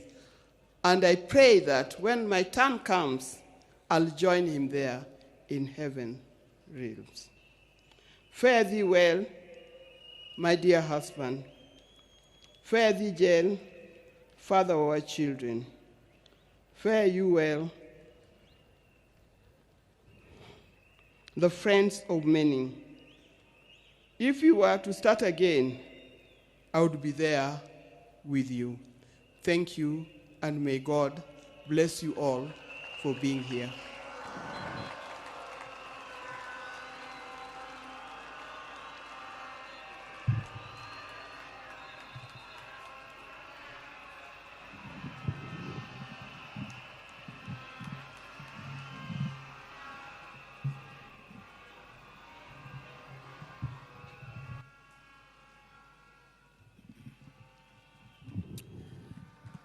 Your Excellencies, fellow mourners, we have given the family ample time to eulogize and pay tribute to our departed leader.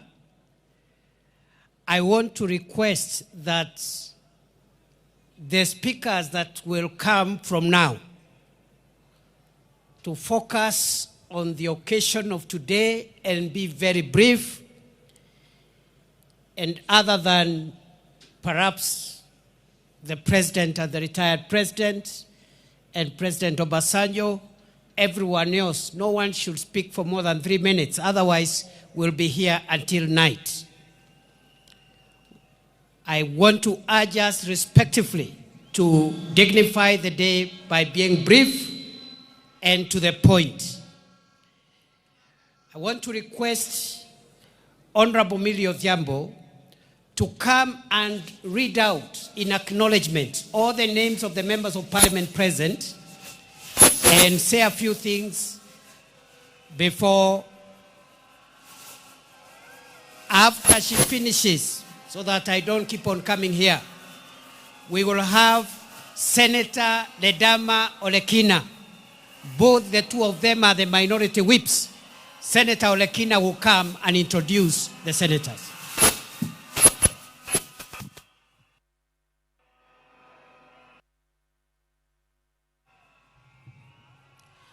Your Excellency, the President, Dr. William Samoei Ruto, all the dignitaries here, Mama Ida, the small family of Baba, and the larger family of Baba, including the international family, I greet you in the name of our Lord God Jesus Christ. Your Excellency, my task is very little. As you know, sometimes I am called a bad girl. But for the sake of Baba today, when we are sending Baba, a man I respect and to whom I owe my political career to, I will be a good girl.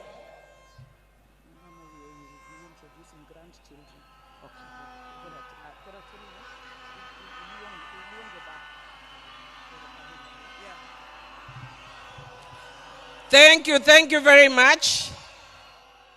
I told you I'll be a good girl and I do what I'm told.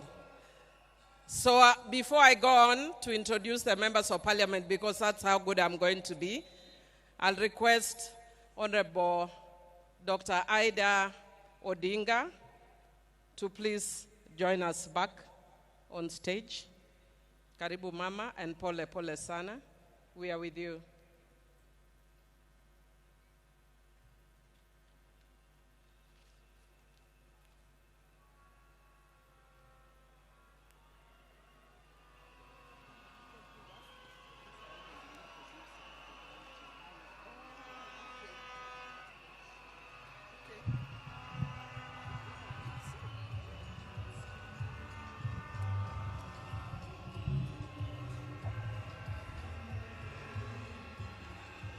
Yeah. These things, some things start early. When I was speaking here, I'm being reminded that I did not introduce the grandchildren. Raila had grandchildren. The ones who are here, we start with Safi. We start with Safi. I go to university. Hello, everybody. Can I speak? Yeah, it's English. Oh, okay. I have a short speech, so okay. I will say my short speech for everybody. Okay. Hello, everybody. I hope everybody is doing good today. Thank you all for coming to have us mourn my grandfather. Today I stand before you not only as a Kenyan mourning the loss of a national icon, but a grandchild mourning the loss of our grandfather, the Right Honorable Raila Odinga. While the world might remember him as the people's president, a political giant, a freedom fighter, I will always remember him as a man of quiet strength, fierce love, and unshakable purpose, my babu, my hero. It is very hard to say goodbye to somebody, especially when you thought that person was immortal. I think of this situation as the ending of a great TV show. Like movie critics, we should focus not only on the ending, but what made the ending so impactful. The patient listener, a gentle teacher, the grandfather who never let the weight of the world stop him from showing up for all his family members, laughing with wisdom and with patience. When I was in school, I was part of a play. I wasn't the main character. I wasn't even a side character. I was a mere backup singer. I remember telling my grandfather how great I was, how happy I was to be in this play, and how I couldn't bear being in it. And I remember telling him. And I remember the morning of they were getting ready, they marked it for a chopper. My grandfather had managed to make it to my event. This is to show the type of person he was. No matter how big or small the achievement, he would always make sure to be there and make it known how proud of you he was. He had a way of making you feel like you were the most important person in the room. As I stand here looking at your casket, I'm not afraid to admit that my next achievement will be 10 times heavier, knowing that one of my biggest cheerleaders is no more. So today, as we bid him farewell, we are not just burying a man, we are burying a legend. And I want to say this especially to my Kenyan people. We are the legacy. If you ever doubted your voice, doubted that you mattered, remember him. If you ever felt too small to make a difference, remember him. Remember, he was not born a legend. He became one by showing up, by speaking up and refusing to sit down and be silent when it was easier. I used my time to keep this legacy alive and remind the nation that not only was there so much greatness in him, but there's as much greatness in you as well. To quote him, you can only live once, but if you live it right, once is enough. Joey! Joey! Joey! Thank you. Oh, sorry, I'm Safi. And I go to school in the University of Maryland, Baltimore County. I now use this opportunity to introduce my other cousins. Come on. Hello, everybody. My name is Raila Odinga. I stand here before you not just as a young Kenyan, but as a proud granddaughter of the now late Honorable Raila Odinga. To the world, he's a statesman, a leader, a freedom fighter, a symbol of Kenya's struggles for democracy and justice. But to me, he's always been more than the headlines, crowns, or politics. To me, he's my grandfather, a warm, wise. He was always warm, wise, and always full of stories, laughter, and love. Some of my earliest memories of my grandpa are sitting beside his side, listening to all the stories he told me about our country, about where we've come from, and about why he chose to fight, and about Kenya. And I really miss him, and I still can't believe this is happening. Rest in peace, Baba.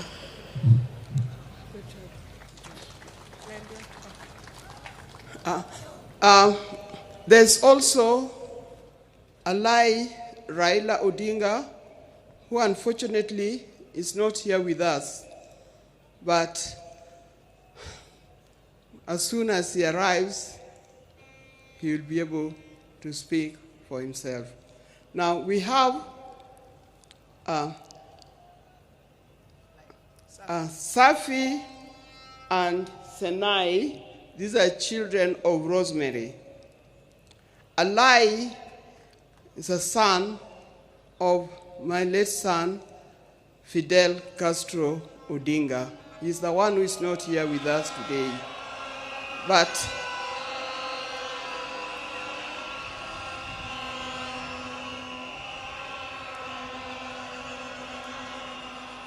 yeah, it's live.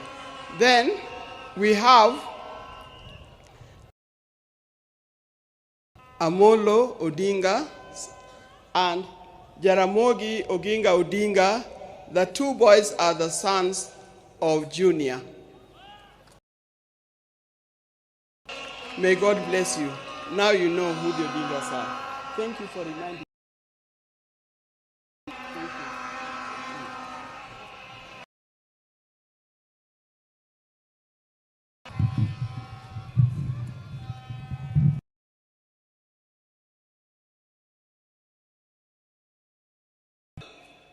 There are many people who have taken after Baba in that family because Baba. So hold your hand, and we will hold the hands of Winnie, we will hold the hands of Rosemary, and we will hold the hands of Junior. I would like to request the members of the National Assembly who are here to be upstanding. Rene Mayaka, you will help me from where you are. If I forget anybody, I've declared you my assistant.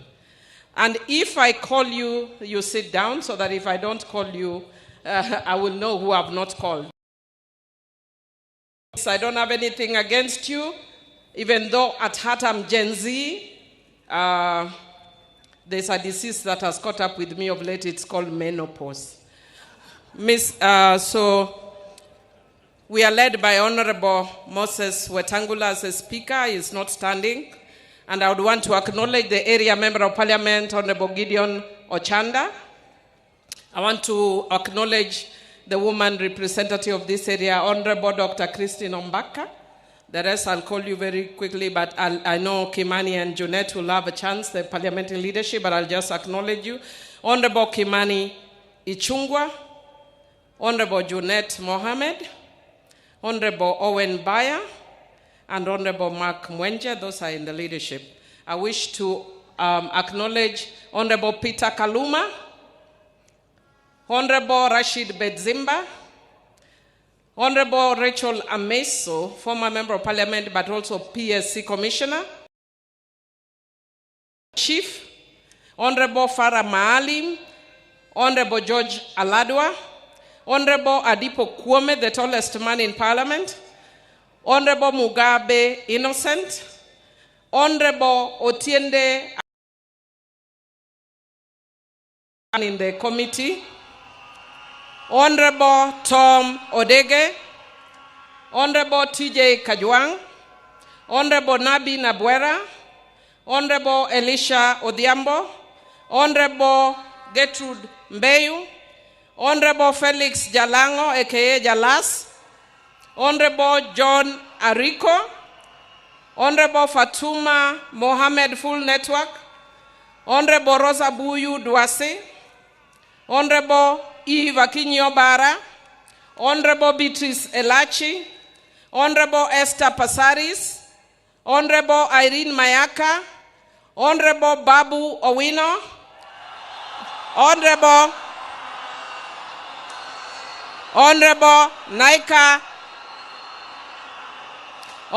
Naika Johnson, Honorable Oku Kaunya, Honorable Samuel Atandi, Chair of Budget, Honorable Shakil Shabir, Honorable Oyula, Honorable Mark Nyabita, Honorable Aduma Uwar, Honorable Joshua Ngeno, Honorable Tindi Mwale, Honorable Buddy Twalib, Honorable Dr. Lillian Gogo, Honorable Jared Okello, Honorable Koyo Uwara, Honorable Mishi Mboko, who is also a PSC. Myself, Emilio Diambo, of course. Honorable Chonga, Honorable Raphael Wanjala, Honorable Dixon Maungu, Honorable Dr. James Nyikal, who is also the chairman of Dual, Honorable Oscar Nabulindo, Honorable Peter Masara, Honorable Jen Kagiri, Honorable Mark Mwenje, Honorable Manduku, Honorable Rehab Mukami, Honorable Doris Donya, Honorable Lillian Sioi, Honorable Sabina Chege, Honorable Irene Njoki, Honorable Geoffrey Odanga, Honorable Caleb Amisi, Honorable Naisula Lesuda, Honorable Osogo, Honorable Wilberforce, Honorable Carido Daniel,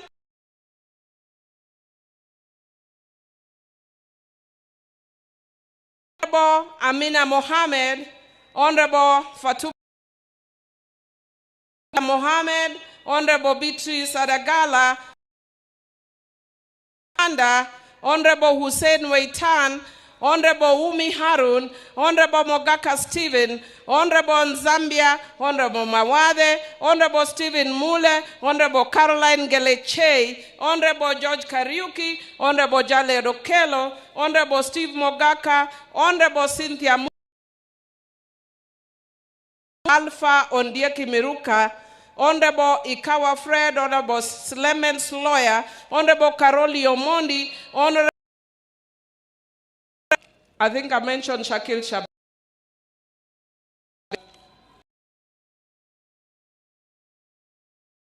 Yes,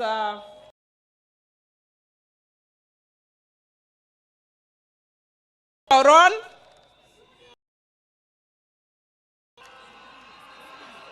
I can't. Honorable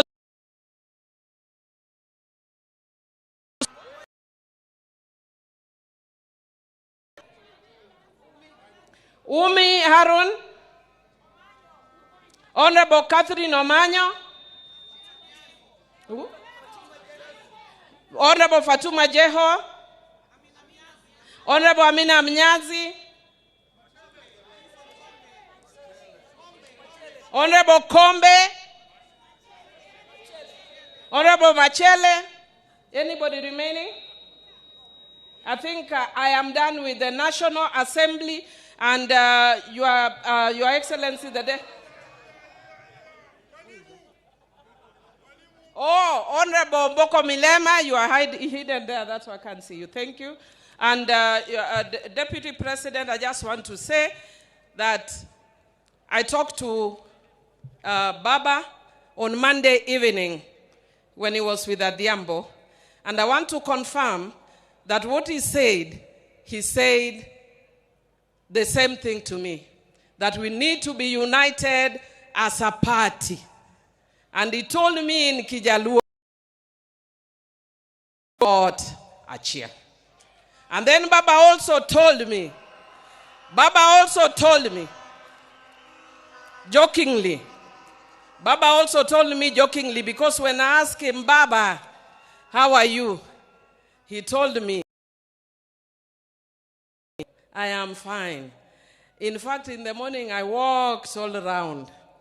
I am even surprised there are people who have killed me in Kenya and have already buried me.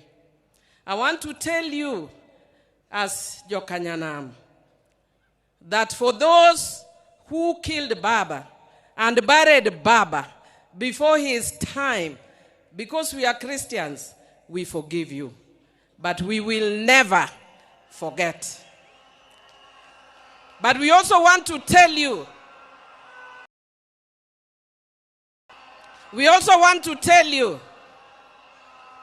that for those who stood with Baba,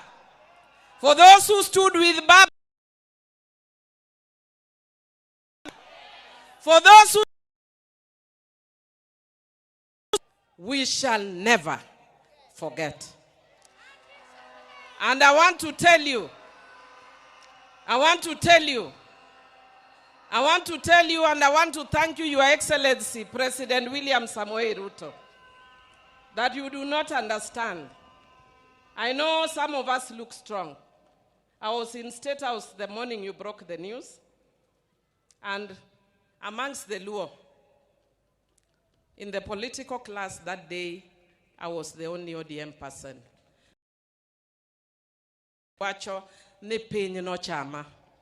I didn't understand what Pinyo Chama meant until the president broke the news as we sat. Said, I have bad news. I think it was 7 in the morning. And he said, even before he said I knew, I don't know how I knew. And Mr. President, Your Excellency, the longest journey I have walked, if you don't know, was from your office to where I left my car. I almost collapsed twice. I am strong, but the death of Baba is the hardest thing. Those who believe in his ways have had to deal with. And when you sent us, you removed the women, and I thank you for your sensitivity. And you told us to go and stand with Mama Ida. I thank you for that sensitivity. We shall never forget. Thank you, thank you, thank you, thank you, and God bless you. Let me take this opportunity to invite Ledama Olekina to welcome the Senate. And as he is coming, Jokanyanam, Donguyena mundagone baboriti. Donguyena mundagone baboriti. Donguyena mundagone baboriti. Agone baboriti. Agwambo. Baba. Wod Mary. Piny dung buru kionge Baba.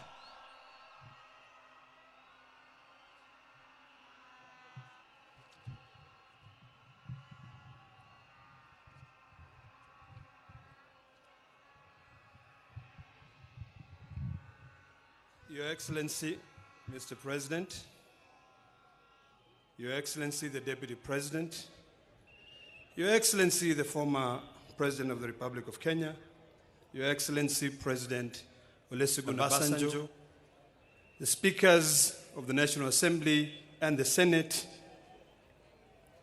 all mourners here, the ODM fraternity, good afternoon. I stand here today, before I introduce my colleagues in the Senate, I just want to say that I've been shaking ever since I had the news that Baba is no more. Baba taught me a lot. There's a lot that he shared with me, occasionally when we had private lunches, when we traveled together. And I remember, because this is very personal to me, that on the day that we lost our election at Bomas of Kenya. And I was admitted at the hospital after having been hit. Baba called me and told me one thing. He said to me, my son, what is important is the unity of this country. Your health is more important. Our victory has just been delayed, but it is inevitable. It is coming. Today, I want to speak to all of us here that Baba spoke for us for generations. He spoke for us for decades. Baba is no longer there to speak for us. It is now us, it is upon us to be able to speak for ourselves, to make sure that we do what is right for Baba. Before Baba went, he showed us the way. He brought us to the broad-based government. And I want to tell you, that is where we are. And Mr. President, I want to assure you that, we always say that Baba is right. Baba was right when he was alive, and Baba is still right when he's lying and when he's in heaven. Baba will always tell us, go right, and would not question. And I want to assure you, Mr. President, for what you've done for us, we shall remain united to be able to go the way Baba wanted us to go, to remain in the broad-based government. There are challenges ahead, but we are determined. Let me take this opportunity to introduce my colleagues in the Senate. I'd like to request all my colleagues in the Senate to please stand up.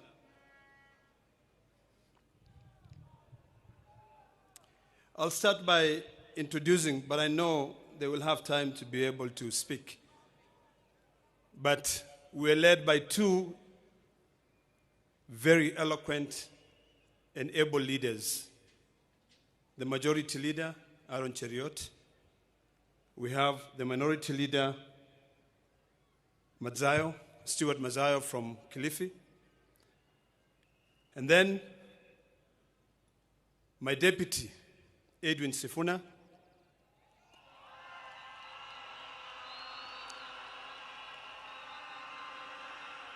Who is also the Secretary General for the ODM party. The distinguished senator from Vihiga, who is also the chair of CIPIC, Geoffrey Osoti. Then I have a man who's never gone to law school but is a lawyer. The senator from Busia, Okiya Mtata. My dear sister, Senator Hamida, who has always been right where Baba is, nominated senator. And then we have the women's president, Beth Siango, nominated senator from ODM. Then we have senior counsel, who is also a member of the Parliamentary Service Commission, and senator from Nyamira, his name is running away from my head, Okongo Omogeni. And then we have a young man who I love and respect, who has always been very, very close to Baba, Senator Eddie Okech. Thank you for what you did for Baba.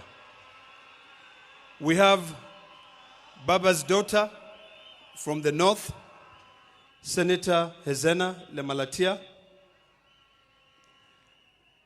Then we have my brother, Senator from Homa Bay, a man I love so much, and a man who loved Baba so much. Senator Moses Kajwang, who is also the chair of PAC. Then we have Bunge FM. Her name is Senator Miraj from Mombasa. We also have a former governor of Uasin Gishu County, Senator Governor Mandago. We have, the next is Senator Catherine Muma, who is also a member of the Speaker's panel. We have a distinguished senator from Homa Bay, and her name is Beatrice Ogola. And then we have a man who speaks Swahili, and a very good man from Embu, and his name is Senator Mundigi. We have, next to Senator Mundigi, we have VIP. Baba was magnanimous. The only virtually impaired senator we have in Kenya, who is a lady of our own standard. Her name is Senator Crystal Asige. Next to Crystal Asige, we have a senator from Nairobi, and her name is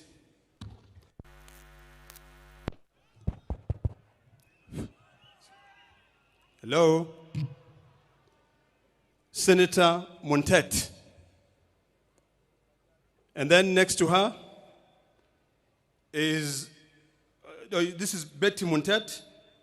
And then next to her is my dear sister from Nairobi, and I'm sure you know her very well. I'm forgetting her name again. I'm just joking, man. Come on. How can I forget Karen Nyamu? Next to Karen Nyamu, we have Senator from Taita Taveta, who is Senator Mwaruma. Next to Senator Mwaruma is we have Senator from Machakos County, Senator Agnes Mudhama. Then next to Agnes Mudhama, we have the Deputy Minority Leader of the Senate, Senator Wambua from Kitui County. Then on my left, I have Senator from Kisumu County, Tom Ojenda. And then on the far right there, we have Senator from Kisii County, Senator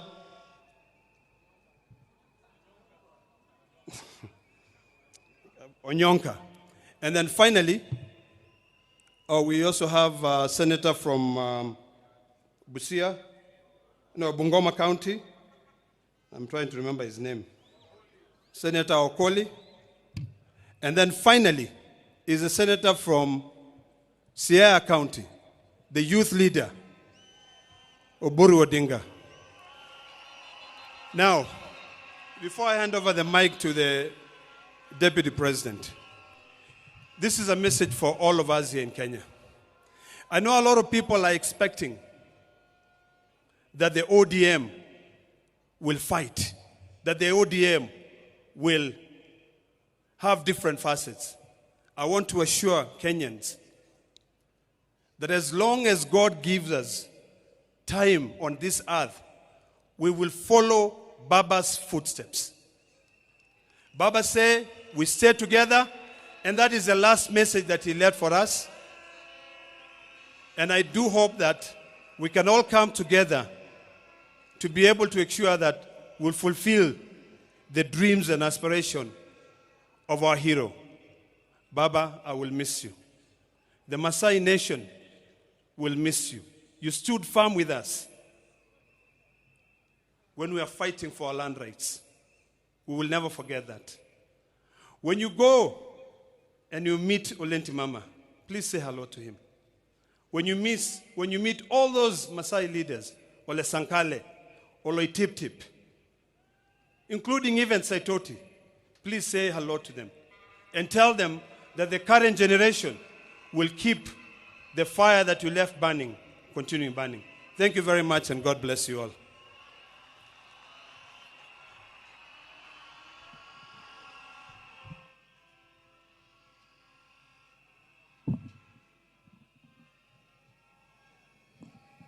I now want to invite the chair of ODM, Governor Gladys Wanga, to come and invite a few speakers from the party.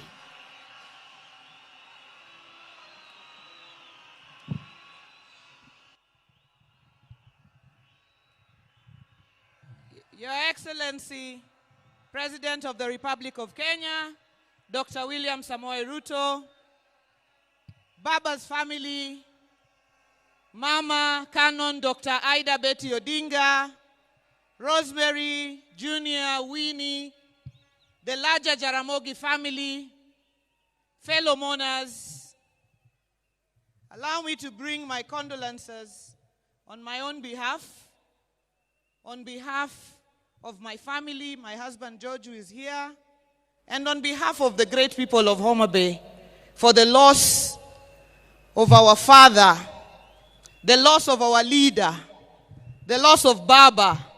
We celebrate the life of a patriot, the life of Agwambo Wunyalego, the life of Tinga, the life of the Enigma, the life of Juan Fidel, Owaga Kinyi. And allow me, on behalf of the party, to thank you, Min Ping. Receive gratitude from a grateful party for taking care of Baba all these years, the 50 plus years. If you are a woman or person here, Baba would have come back sometimes and found you not there. You stood firm beside him. And for that, we say, thank you very much. Over the last 20 years, Baba built a national, vibrant, and dynamic party, the largest party south of Sahara and north of River Limpopo, the ODM party, which has its members from Vanga in Kwale to Todonyang in Turkana, from Wajir up north to Nyatike Wotorumo and Mageta Island here in Siaya. To the over 7 million members of the ODM party, who and some of whom are not here, but are mourning across the country, we say pole. But we say we remain focused and Baba's spirit lives on. The over 1.3 million ODM party officials, from polling stations to branches to counties, najua mko hapa, nataka kuwaona kwa mkono, our grassroots officials of the ODM party, mahali popote ambayo mko, nikisema ODM mnipe tuko tayari. ODM! ODM! Our message is simple, because Baba was our true north. And today, we may not find him to consult him, but we must ask ourselves, in any situation, what would Baba do? Faced with the decision of unity of the country or division, what would Baba do? Faced with a decision of hate or love, what would Baba do? Faced with a decision of exclusion or inclusion, what would Baba do? Faced with a decision of hope or despair, what would Baba do? Faced with a decision of whether tukue watu wa Man U ama Arsenal, Baba atachagua gani? Lazima tujiulize, what would Baba do? Your Excellency, our President, Dr. William Samoei Ruto, allow me to thank you on behalf of the party for the honor and dignity that you have granted to our father, our patriot, as he lies here as an elaborate state burial, which you have overseen personally. We thank you, and we do not take it for granted any bit. You designated our Deputy President, Kithure Kindiki, to lead it. Thank you, Professor. Our brother, Dr. Ray, thank you for all the running around that you have done during this process. Your Excellency, we only ask you for one more honor. Ile stadium yetu ambayo inakuja kubwa sana, 60,000 capacity, tunaita kwa kizungu magnificent. Tunaomba kama chama, hiyo ikuwe na jina Raila Odinga Talanta Stadium, Nairobi. Alafu, since wewe pia ni mtu ya Arsenal, next year ukiimaliza, baba alikuwa Arsenali, wewe pia ni Arsenali. Ulete Arsenal hapo wacheze na Harambee Stars the Raila Odinga Memorial Cup next year. Na watu wa Man U wajipange siku hiyo watafute shughuli nyingine. Your Excellency, finally, we said always that this our father, when he says left, we go left. When he says right, we go right. When he says fire, we fire. The last instruction he left us with, and with a very clear mind. And I remember him speaking at the burial of the late Dr. Phoebe Asio, and he said he made a clear decision to work with you for the stability and unity of the nation inside the broad-based government. That is the last standing instruction that Baba gave us. And as a people and as a party, that is where we will stand. Jothurwa, Jothurwa, Baba no when wawach ka, no when wawach, ni wane isirikal mar broadbased ni. Moka oya wuotwa, tindo rito pesa, tindo rito mach, tindo rito bunde. Kanye mababa no wewa, kanye magwambo no wewa, Jothurwa. Kanye mwabete koso wakelo machanganyiko. Kanye mwabete koso wakelo machanganyiko. Kanye mwabete koso wakelo machanganyiko. Kanye mwabete koso wakelo machanganyiko. Joma bet kanye fuana urubadwe yamo. Mano tik. Mano secado. Your Excellency, I have a small responsibility as the chairman of the party. Unajua baba alisema, wewe DJ, hapana leta nini? Hapana leta nini? Sasa DJ asilete nini? Bas. Your Excellency, I have a small responsibility to invite certain members, just a few, of our ODM party, to also get an opportunity to say very brief tributes to Baba. We have with us our Kerr. The Kerr is not a party member, but he is a leader of the Luo. So I want to invite our Kerr, oh, he's a bit far.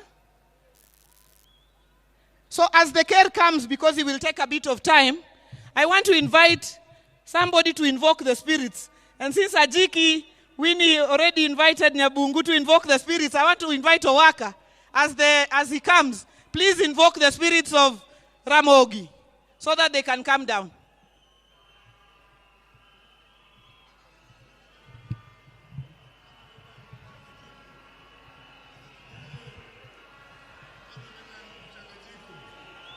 Joey!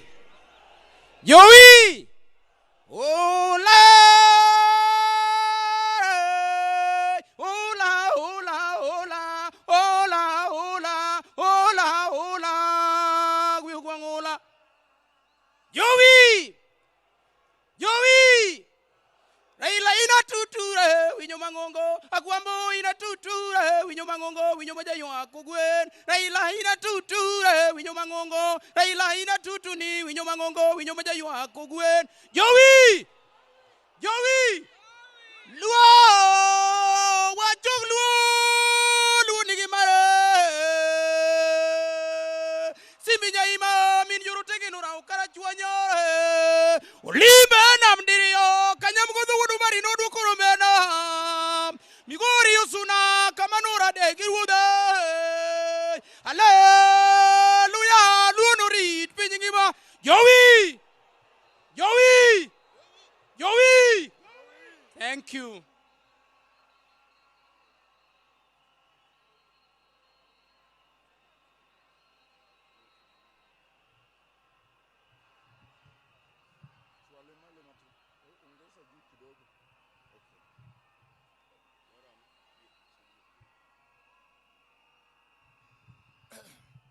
His Excellency, the President of the Republic of Kenya, Dr. Samoei Ruto, Mama Ida, gi nyithinde duto, gi familia majo Kajaramogi. Akelo nu mos mamara mondo ukaw kuyo mamara kako dungiranda musiep Raila. Jokanyana muntie. Jokanyana muntie. Joluo untie. Adwa wuoyo kodu matin ahinya. Adwa wuoyo kuomu kod ng'ama kuom ng'ama ng'eyo. Raila wuonya lego musiepna. Akwa mondo uchiki tu jokanyana. Joluo untie. Satana zindwe. Satana zindwe. Akwayo ganda luo. Akwayo ganda luo. Nikech wan gi welo. Welo mwa kuonde duto. Mondo uyuak Raila gi kwe. Mondo welo biwa gi kwe. Kapok adhi nyime, to akwayo jodongo mwa kamora mora ma jaduong'. Ng'ama iluongo ni jaduong'. Miluongo ni elda mondo amalo ting' bade. Jaduong' yoyote kama entie. Jodongo mwa Mombasa. Jodongo mwa Nakuru.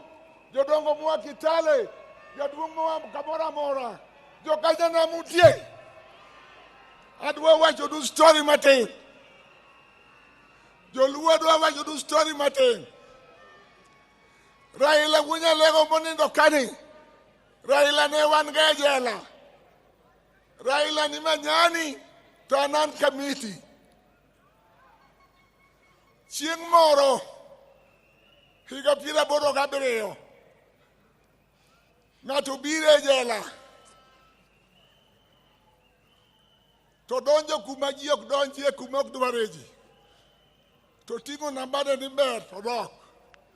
Bang' juma achiel ochako duogo kendo ochako dok.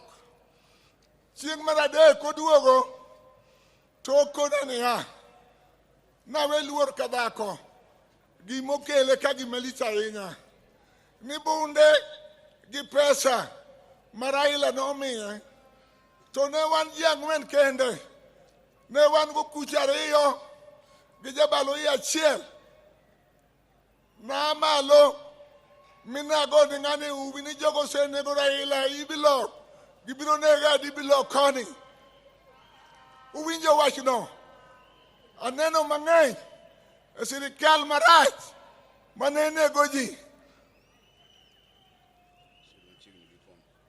Achiegni gi weyo tadwa wachonu noganda mondo riwre.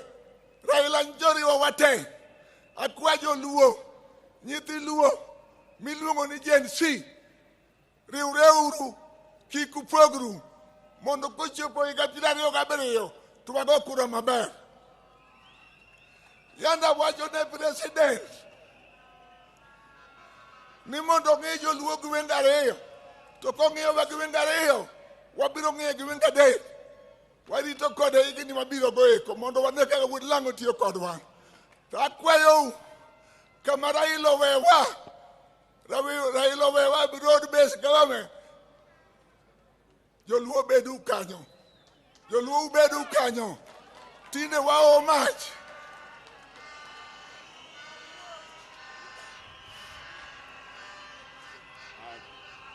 Awacho duka we unia. Nyocha an ga ogudu mar wakoni. Joluo makonge mayando kelo na. To joluo gi openja. Ito bwana ker. Joluo ma ungo gi gin milion adi. Sakone di 1 million ang'wen. To konu time ng'o gi mon. Uwinjo wachni. Ang'o mono mon nyuol. Akwayo uni kawuono kuwa ka buchak Raila te.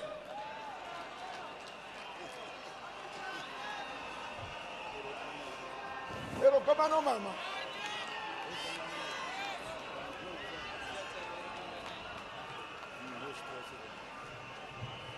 Koro kigoko ka inya nikech chako Raila ok tich mayot. At this juncture, allow me to ask all MCAs, wherever you are, to please rise. MCAs wote, tafadhali muamuke, so that you're recognized. Our speakers of the county assemblies, we recognize you. Asanteni sana. God bless you for coming. Mketi tafadhali. And now let me invite the Honorable Dr. James Nyikal, MP for Seme, Chair of the Health Committee, and Chairman of Duol, to come and speak on behalf of all MPs of this region.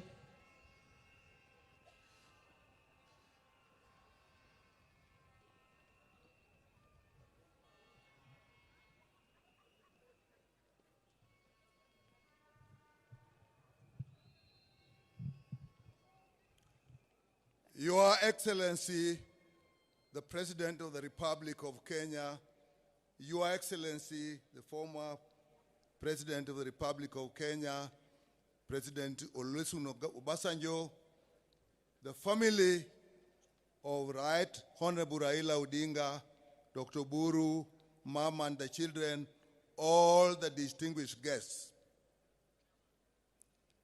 I am chair of the caucus of Luo MPs. And I want, first of all, thank the family of the departed Raila Odinga for supporting him while he gave his life totally to the people of Kenya. And particularly to us politicians. I also want to thank the President of Kenya, Dr. Samoei Ruto, for the befitting send-off and the care he took of our departed leader. I also want to thank him for the cooperation Raila Odinga that, in my view and everybody's view, has stabilized this country. We, as a caucus, will work within the ideals of our party, ODM. That is the party of Raila, whose ideals are a united one Kenya, respect for democracy, respect for justice and human rights, and above all, service to the people. Raila believed the only purpose of power is to improve the welfare of people and give them the services they deserve. To that extent, he hated corruption. And those are the ideals of the party he has left us, and those are the ideals we shall live with. The last consultation we have with him as a caucus, he told us, as you work with the government, which is the broad-based government, make sure Kenyans get services that they deserve. Going forward, I will advise you. But now he's gone. We will live by the ideals of ODM as led by the acting party leader, his brother, Oburu Odinga. ODM, Juthurwa, Raila no wacho ni mane party wa, mbaka mwago kod mugi ke duol. No wacho ni kako gande nyaku riwruok emimiyo en wan gi teko. Wacho ni kata teko ne wuok e riwruok wa nyaku bed gi moradi achiel. Mar ariyo, ODM e party wa makwa we ODM kamora mora mo wantie to walal. ODM. Juthurwa party wa enango. ODM. And that's where we are. Thank you. Thank you so much, Dr. Nyikal. At this juncture, I'd like to ask our National Executive Committee to please rise wherever you are. The National Executive Committee of the party, tafadhali tusimame for recognition. Asanteni sana. Thank you so much, the National Executive Committee. I want to specifically recognize our Executive Director, Oduro Ngwen, and our Finance Director, Joshua Kawino. All the other NEC members except Central Committee members, Mbaki Mkisimama, Mkae, all others please sit. Central Committee members please remain standing. Central Committee members of the party. Together with our Vice Chairpersons, I just want to recognize you.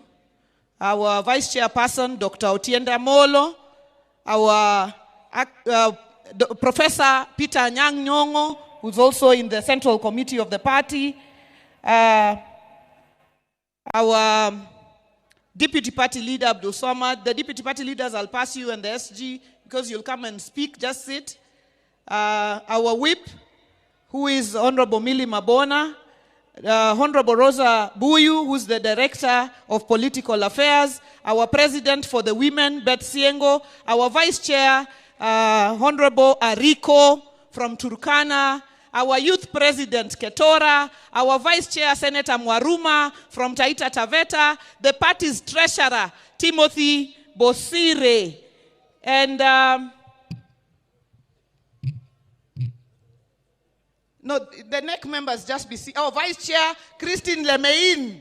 Amevaki Masai. Oh no, something is covering her. Christine Lemein, our Vice Chair from Narok. Asante sana. Please just be seated.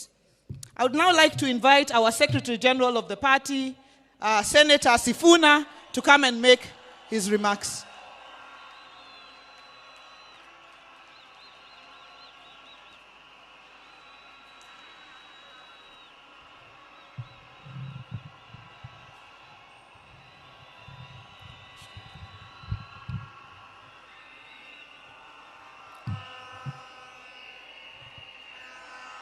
Asante sana. Asante sana kwa familia ya baba yetu, rafiki yetu, kiongozi wetu, rafiki yetu ambaye ametulea sisi vijana katika siasa, wakiongozwa na Mama Aida, ndugu yangu Raila Junior, na dada zangu wawili Winnie na Rosemary.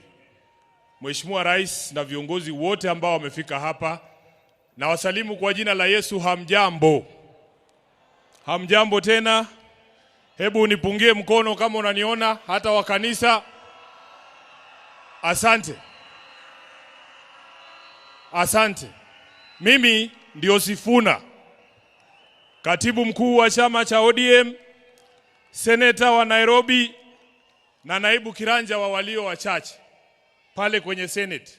Zaidi ya yote, mimi ni kijana wa baba. Waheshimiwa wote ambao wamefika hapa leo, I have been extremely privileged.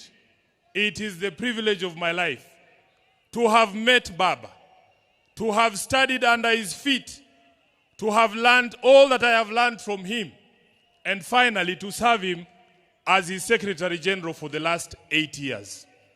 I will eternally be grateful to you, Jacob, for the opportunity that you gave me. I have never had opportunity to ask why you picked me, Baba. Tumekuwa na wewe katika sherehe kama hizi nyingi sana. Na wakati moja tulikuwa tunaulizana, mimi nilikuwa najua nikifariki Baba atakuwa kwa mazishi yangu. Nilikuwa najiuliza, Baba, if you came to my burial, what would you say about Sifuna? Na nikajiuliza, what will I say on that dreadful day when we have to bury our Baba, our mentor, our leader? Words fail me. Na since Baba akuwe mgonjwa, alipoenda nje kutafuta matibabu, asanteni, nimekuwa nikijiuliza, wherever Baba is, what is it that I can say or do that will actually make him proud? What are the things that we should do as a leadership of the party right now to make Baba smile from wherever he is? And in my view, this is not the time to push divisive narratives in ODM. This is not the time. You all know, nyinyi wote mnajua ya kwamba chama cha ODM ni chama cha kila mtu, si ndio? Chama cha Kenya nzima. Na lazima sisi kama viongozi wa chama tuonyeshe umoja ili hawa ndugu zetu ambao ni wanachama wafuate mfano wetu. Nataka niseme hapa mbele yako baba, ya kwamba chama hiki ambacho umetuachia, mimi Sifuna sitakuwa baadhi ya wale ambao watachangia kuangusha chama cha Raila Amolo Odinga.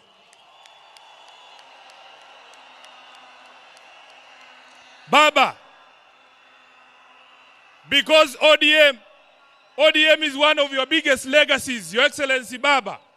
I, as Sifuna, will do everything in my power to keep this party united and together. Even in the face of open provocation, Baba, you know what I am talking about. You know why I'm saying that.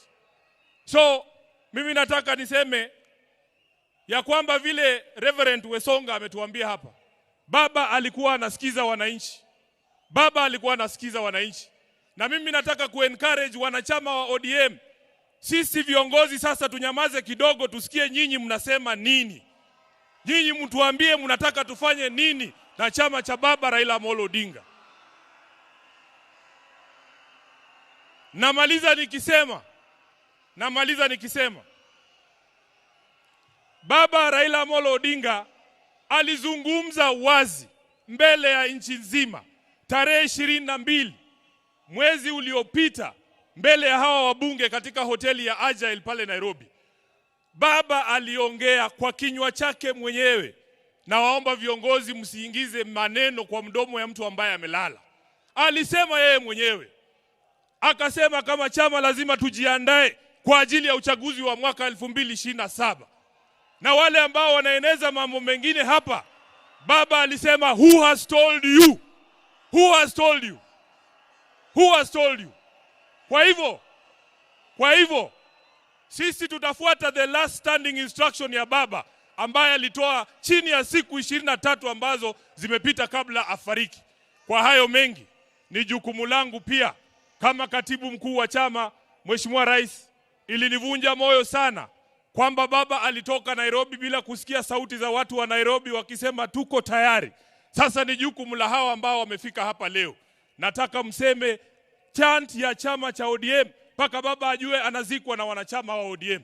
Nikisema ODM, tunasema tuko tayari. Muko tayari? Muko tayari? ODM! ODM! ODM! Asanteni sana, Mungu awabariki.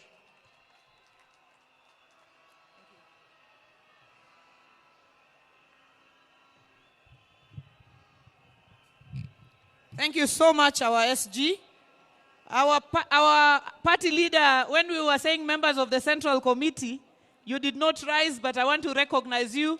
Our party leader, who is the chair of the Central Committee, Dr. Oburu Oginga, the chairman of the Central Committee. Wamama wa chama cha ODM ebu muamke, because Baba alikuwa mtetezi wetu. Baba could fight for us even personally. Please just... Please wave tafadhali. Asante sana. Thank you so much. Thank you very much. Now, allow me to invite to speak to us the governor of Migori County, Governor Ochilo Mbogo Ayako.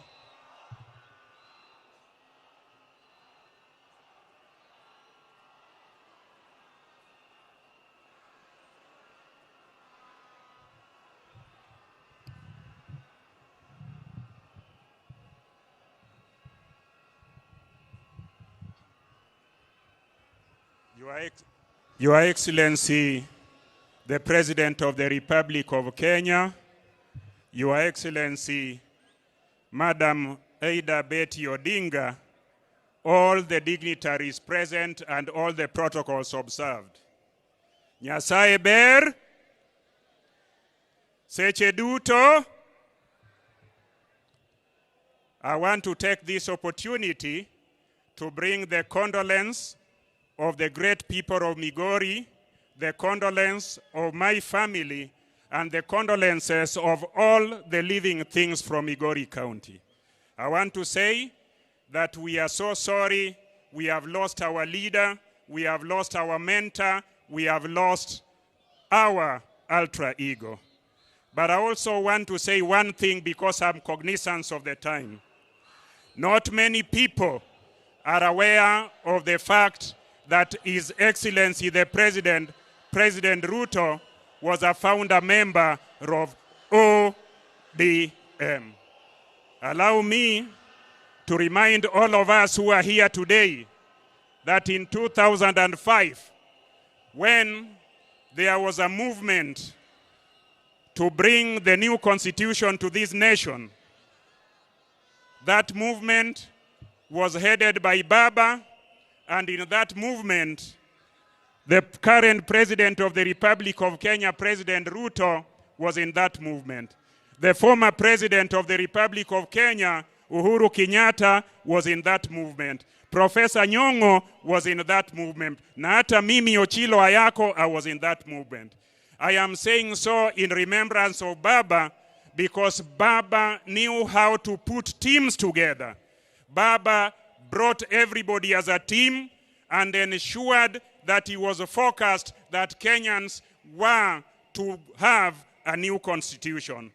And mimi nikiwa mtu wake wa mkono wakati huo, I was a minister and a young one, a one that was very fearful. So I went to Baba and asked him, you are a minister in this new administration.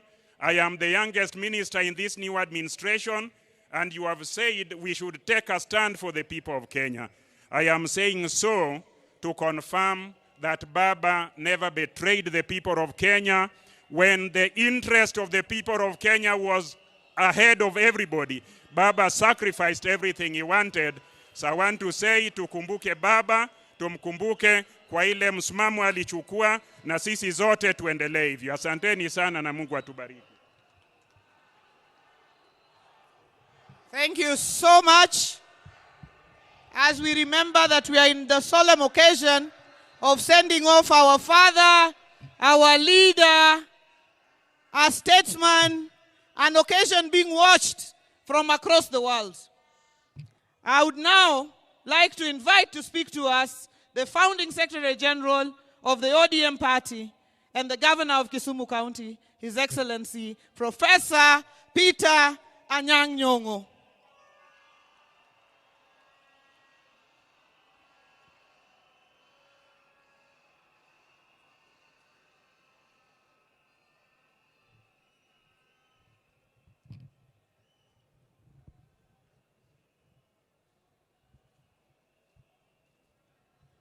Jothurwa umor.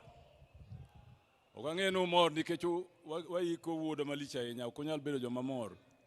ODM! ODM! ODM! Atimo mos ni piny mangima. Kwa biro kaka wuono, niwago riti, jatendwa mageno, mosegero piny Kenya ga Afrika mangima. Kawanka in front of our father, Dr. Basanjo from Nigeria. Mwase tiyogo kinde mang'eny, ODM, Raila and myself, we have visited him at his farm, and he gave us strong support in the struggle for the second liberation. Secondly, I want to say today, I have known Baba for a long time. He is my Rika. When there was, in 2005,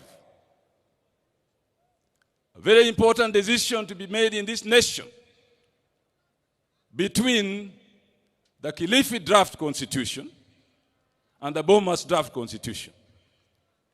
The Kilifi draft basically denied Kenyans the opportunity to have devolution and wanted Kenya to continue as highly centralized nation. The type that Mzee Jomo Kenyatta handed over to Moi, Moi continued with it. By the time that referendum was held, the nation was ready for change. And Baba led the orange color. There were two colors, or two symbols for that referendum: bananas and oranges. Bananas were defenders of the old constitution and the centralized government. Orange was for change and for devolution. That is the origin of the Orange Democratic Movement. Orange Democratic Movement cannot continue as a party without strong support of devolution and giving services to the grassroots of our nation. And therefore today we sit here mourning and said goodbye to the father of ODM, to the father of making sure that every government that comes after that referendum will continue to focus on service to the people, will continue to hold the common man as the common man and woman at the center of government and government policies. On Monday, the 3rd of October, Dennis Onyango called me on Sunday and told me that you need to go and see Baba on tomorrow, the 3rd of October. I left Kisumu in the evening of Sunday to make sure that I was at Jacom's house very early in the morning. We spent a whole morning together. And he said, Wadgi Mary, he used to call me Wadgi Mary, the brother of Mary. And I would call him Iwonya Lego. Wadgi Mary, adwani time gimoroka. Kaukindeni, monindiki e pepa moro. Manyalo deal with this issue of tribalism. The word tribe came from the colonialists. As far as Kenyans are concerned, we knew people as Jo, Joluo, Jokikuyu, Jakamba, the people of. And therefore the word tribe is a retrogressive word and concept. Do a paper on the issue of nationalities and the state, the modern state, so that the central committee of the party can discuss it and put it before the party as the understanding of the people of the party on tribalism and the death of tribalism and the birth of nationalities are the only progressive concept in democratic times. ODM! ODM! Asanteni sana.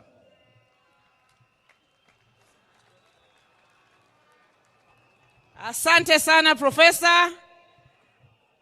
We now are getting towards the end of this session, and I've gotten to our deputy party leaders. Before I invite the first, let me recognize Honorable Walter Owino, MP Awendo, who is also here with us. Let me now invite Senator Godfrey Osotsi, Senator of Vihiga, and deputy party leader of the ODM party.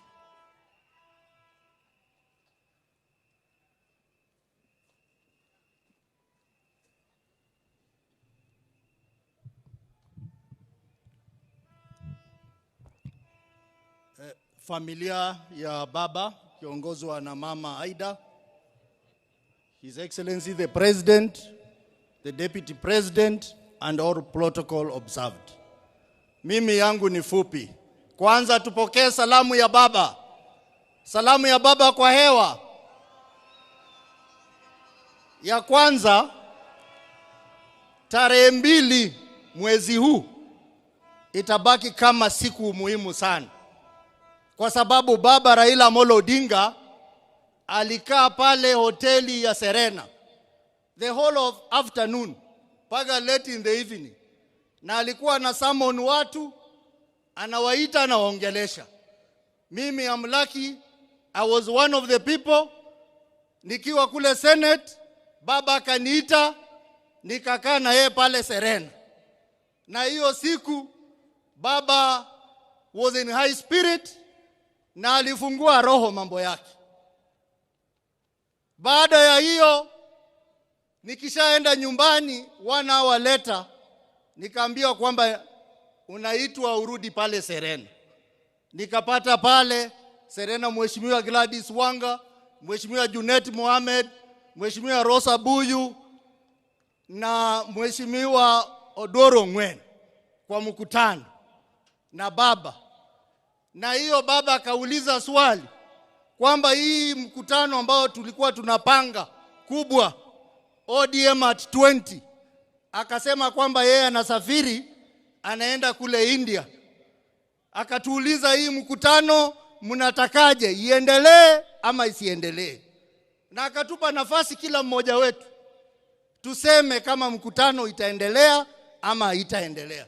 Sisi wote tukasema kwamba baba wewe ndio mwenyewe. We are not celebrating ODM at 20, but we are celebrating you for the legacy of this country and for the fights you fought for the people of Kenya. Sisi wote tukasema tutaahirisha hiyo mkutano mpaka ile siku baba atarudi. Lakini mimi majonzi yangu ni kwamba kumbe baba alikuwa anajua anaenda. Kwa sababu alisema hiyo ODM at 20 ataita watu wote wale wamepitia kwa chama cha ODM, akiwemo rais wa Kenya Mheshimiwa Ruto na Mheshimiwa Uhuru Kenyatta, wote, Mheshimiwa Musalia Mudavadi, na leo mnawaona hapa wote. Sikujua kwamba hiyo ODM at 20 itakuwa ni mazishi ya mzee baba Raila Odinga. Ya mwisho, mimi nikikaa pale na baba tumeongea mambo mengi, but I just want to send two most important things. Kwamba baba Rais William Ruto, sisi kama chama tunashukuru sana umepatia rafiki yako a befitting send off. We are happy as a party. But baba was happy if all Kenyans enjoy life and benefit. Baba, on March this year, baba Raila Odinga aliweka kidole kwa mkataba 10 points agenda ambayo ni masuala ya Wakenya. Mheshimiwa Rais, umesaidia ndugu yako vikubwa, lakini baba atakuwa na furaha sana kule mbinguni kama hiyo 10 point agenda itakamilika vile alikuwa anataka. Na baba mwenyewe alikuwa amesema tarehe March next year 2026 yale masuala 10 yawe yametekeleza. Kwa hivyo Rais, I know you have the ability, I know you have the capability, I know you have the power. Please make baba happy in heaven. Ya mwisho, chama cha ODM. I want to join the other leaders who have spoken before me to say many people are saying outside there that now that baba has gone, the party is gone. I want to tell you today that baba has left a strong team of able, brave individuals who are ready to run this party. We will sit down. We will take our time to mourn baba. After mourning baba, we will constructively engage internally. And then we will pick our pieces and ODM will stand strong as a single political party in Kenya that will continue to drive the vision of baba. Asanteni sana. Wacha tuseme ODM. ODM. Asanteni sana, Mungu wabariki.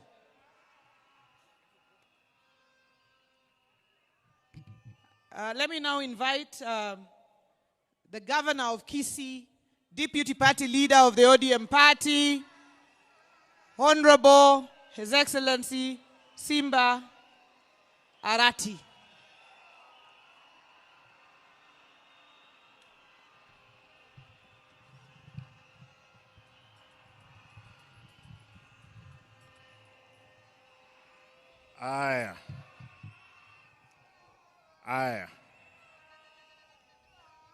Your Excellency, the President of Kenya, Mama Aida, distinguished family members, fellow mourners. Allow me, I wanted to read a long speech that I had, but because of time, I'll speak as the deputy party leader of ODM. Kwanza, mnikubalie, mimi kama Simba Arati, gavana wa Kisii, nilete rambirambi zangu na familia yangu na watu wangu wote wa jamii ya Omogusi. Pili, nataka nirudie, mimi leo hii kuwa gavana, Baba Raila aliniteua kuwa kansela kule Nairobi kwa miaka 5. Baadaye nikiwa nanyang'anywa tiketi yangu ya ubunge, baba akaamua anipe tiketi ile. Nikakuwa mbunge wa 2 kule Nairobi kwa tiketi ya chama. Na hata wakati nilikwenda Kisii kusimama kama gavana, hawakuamini kwamba ningechukua. Baba akanipa tiketi ile. Nimesoma katika darasa la baba. Amenipa mtihani. Nimepita mtihani. Baba ananipigia simu akiwa hapa. Mara ya kwanza mwezi uliopita akaniambia nikatoka Nairobi kuja kumuona. Tukaongea. Akaniambia nirudi Nairobi niende kukutana na Rais Ruto. Tuongee mambo ya chama na viongozi wa Kisii kukutana na yeye. Baadaye wiki moja kabla hajaenda kule India, mzee amenitafuta kwa simu. Akaniambia nataka simu ya bibi yangu. Alikuwa anataka amuongeleshe. Nikampea, wakaongea. Wakakubaliana kwamba wiki hiyo angesafiri kule Uchina kwenda kutibiwa. Lakini baadaye nikaondoka Kisii mara moja kuelekea Nairobi kumuona. Nikaenda nyumbani, nikakutana na mama Aida. Nikampata. Mzee alikuwa Serena. Akaniambia, Simba, usije Serena, uje nyumbani. Tukakutana. Mzee akaniambia, Simba, nataka niende Malindi kwa siku 2. Nitarudi nione kama nakwenda India ama naenda Uchina. Tukakubaliana na baba, akaenda Malindi, akarudi. Tukakutana na Mheshimiwa William Ruto, rais wetu. Rais akaniambia, we cannot gamble with the life of our brother Raila Odinga. I'm giving a plane tomorrow to take mzee to India. And Mheshimiwa Rais, nashukuru, asante sana. Nataka niseme, najua kwamba baba amelala, yuko pale.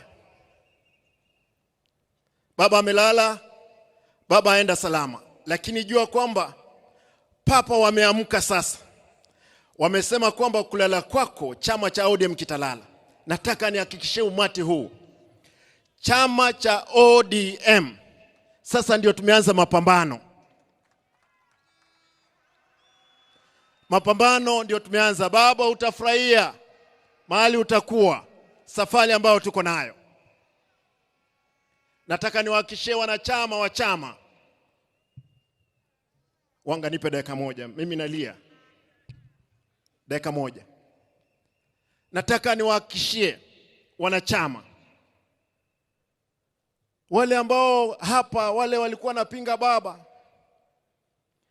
wale walio dhurumu baba, wengine wako hapa ndani.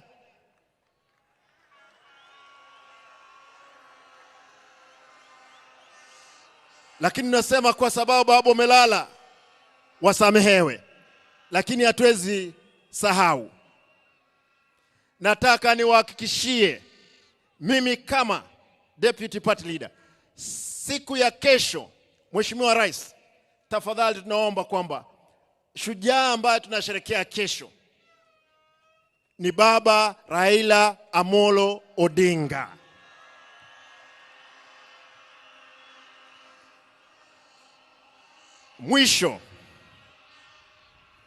Mwisho mnikubalie tuimbe wimbo peke yake, bado mapambano. Vijana msilale. Vijana msilale. Bado mapambano. Hebu tusimame juu tafadhali. Huo wimbo lazima tukumbushane kwa sababu mapambano sasa ndio tumeanza kuelekea mbele. Vijana msilale. Vijana msilale. Bado mapambano, mapambano, mapambano. Bado mapambano. ODM msilale. ODM msilale. Bado mapambano, mapambano, mapambano. Bado mapambano. Asanteni, lazima kura za 2027. Sisi kama chama lazima tushinde uchaguzi huo pamoja, lazima tutashinda. Asanteni, Mungu awe nanyi.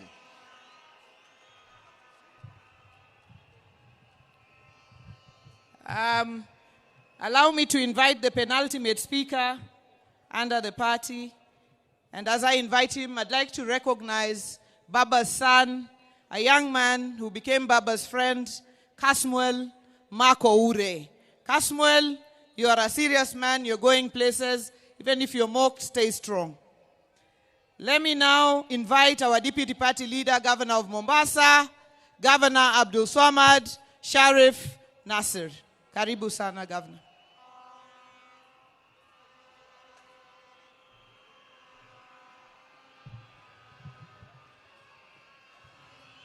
Aya, baada ya kufuata itifaki zote, mimi nimekaa hapa na nikaona kila mmoja anaongea lile ambalo kwamba baba alikuwa amemwambia. Lakini mimi kwa unyenyekevu niko na barua ambao kwamba nimemwandikia baba, yale ambao yameweza kujiri kuanzia alipokuwa ameenda mbele ya haki na mpaka sasa hivi. Baba, katika barua ambao kwamba nakuandikia, nimeona watu wengi hapa, aliyeongea Kijaluo, aliyeongea Kiingereza. Mimi nitaomba niongee Kiswahili ili sije wengine wakaona na wasengenya, na ndio maana siongei Kijaluo hii leo. Baba, katika mazishi yako, baba, katika mazishi yako ni mazishi ambayo kwamba ni ya maajabu. Dunia nzima inaweza kuomboleza na wewe. Jamii, marafiki, familia, wale ambao kwamba alikuwa ni wako wa ndani. Lakini baba, lile ambalo kwamba la ziada, hata maadui zako, sote tunashtuka na tunashtuka ya kwa leo wanatoka machozi, na tunajiuliza ya kwa ilikuwa ni machozi ya ukweli ama ni machozi ya uongo.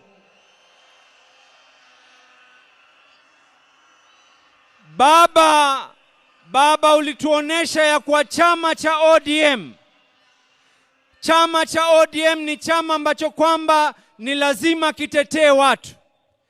Baba, katika ile hali ya kupima hali ya maji na unga, chama pale ambao kwamba ulituacha sisi katika uongozi, baba, tuliamua ya kwa Daktari Oburu aweze kushikilia nafasi yako, tukikaa chini tuweze kuendelea. Na nina imani baba, pale ulipo ni jambo ambalo kwamba tumelifaa la maana.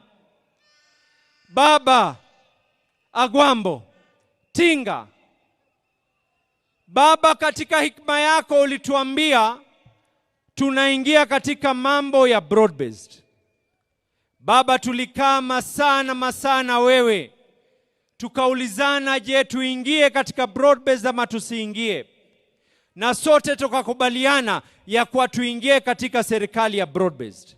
Baba, nakupatia uhakikisho hivi sasa hivi, hatukukusaliti wakati uko hai na hatutakusaliti wakati umefariki. Tutakaa ndani ya serikali ya broad based. Baba, tutakataa kuweza kukusaliti. Baba, jana nilipiga Mama Aida Pambaja. Na Mama Aida akaniuliza swali moja baba. Mama Aida akaniuliza, huu umati wote, lao ingelikuwa sio serikali kuweza kutusaidia, tungefanya vipi mtoto wangu?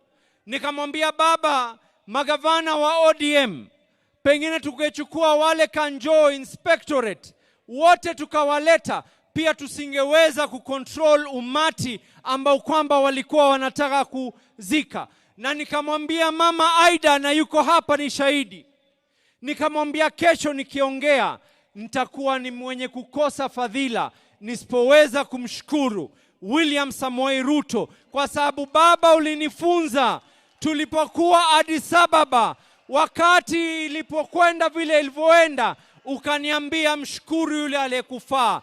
Niko hapa hii leo. Thank you. Asante Rais William Samoei Ruto. Lao si wewe, sijui tungekuwa vipi tumeweza kumzika. Baba, nikimalizia, baba, leo hii mimi ni shahidi. Tunamuomba Mama Aida kwa unyenyekevu, vile ambavyo kwamba baba alitushika mikono tukaingia katika siasa. Tunamuomba Mama Aida awabariki watoto wake alowazaa, lakini ni ndugu za Wakenya wote. Junior, Rosie na Winnie, musituache mkono. The ODM party needs you and we can be able to songe katika hii safari mbele. Mimi nimesikia wengi wakiongea habari ya mwaka 2027. Nimesikia wengi wakiongea mambo ya mwaka 2027. Gladys, point zangu mbili za mwisho nataka kuweka.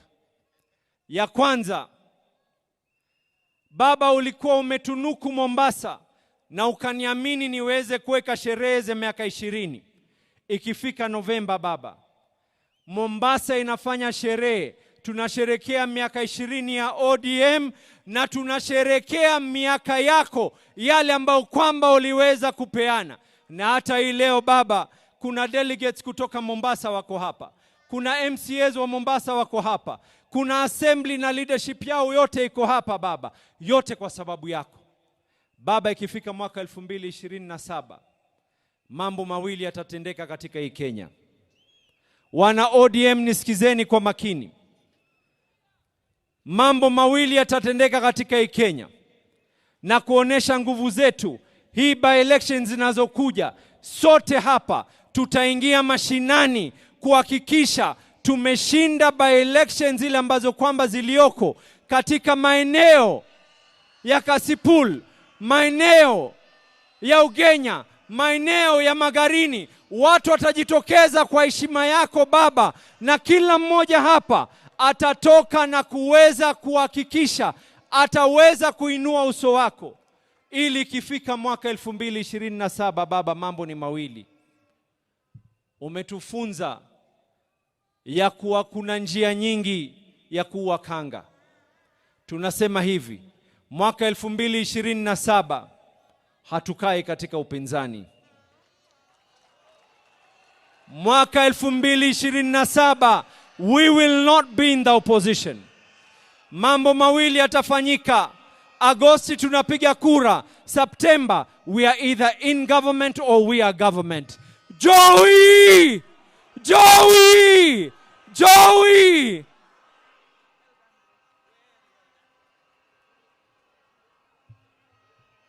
Joturwa ber kosok ber. Bas. Finally, I would like to invite, in his heart, he has two hearts. One as the National Organizing Secretary of the ODM party, and the other as the chairman of the Council of Governors. And that is the Governor of Wajir County, Governor FCPA Ahmed Abdullahi, to come and speak to us. And when he finishes, call back the official MC, who's the Deputy President. Karibu, our chairman.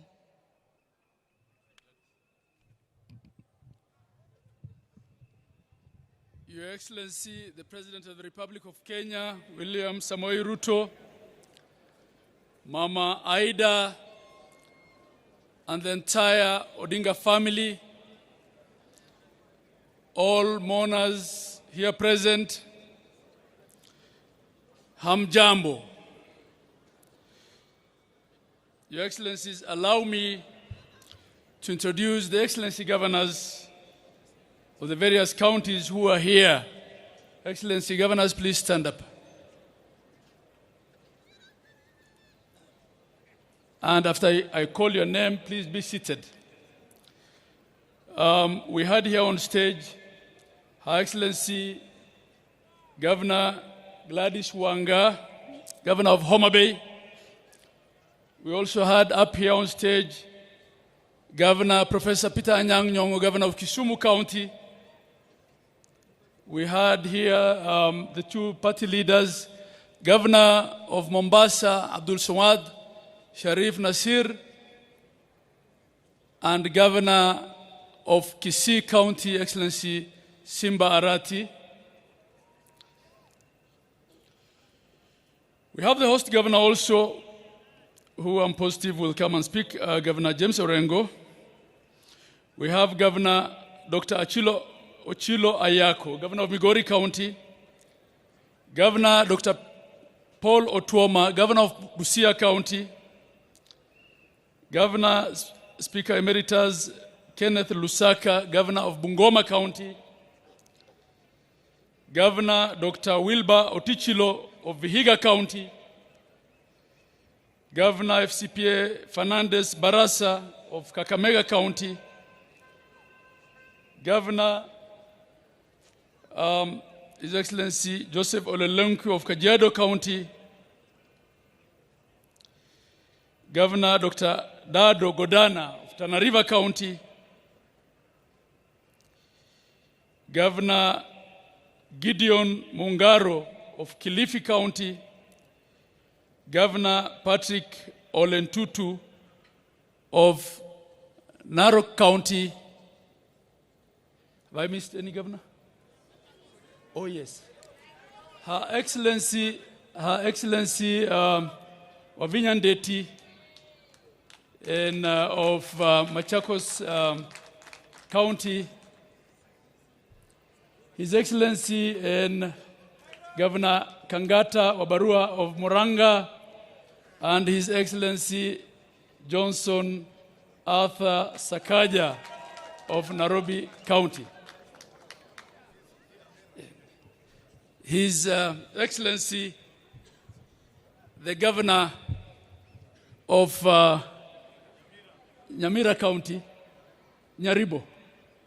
Asante, Your Excellency. Your Excellency and the family. Mama Aida and the family, kindly accept my condolences, the condolences of my family, the condolences of the people of Wajir County, the condolences of the people of Northern Kenya and the Northeast, and the condolences of the 47 governors of Kenya and the Secretariat and the staff of the Council of Governors. Baba was indeed the architect, the father, and the protector of devolution. Devolution was Baba, and Baba was devolution. Baba always told us as governors that devolution is not a favor, it is the only way to equalize Kenya and to have a Kenya where development reaches every corner of this country. Baba will be missed at the Council of Governors. He will be missed for his ability to speak the truth when it's costly. He'll be missed for his courage, unwavering courage.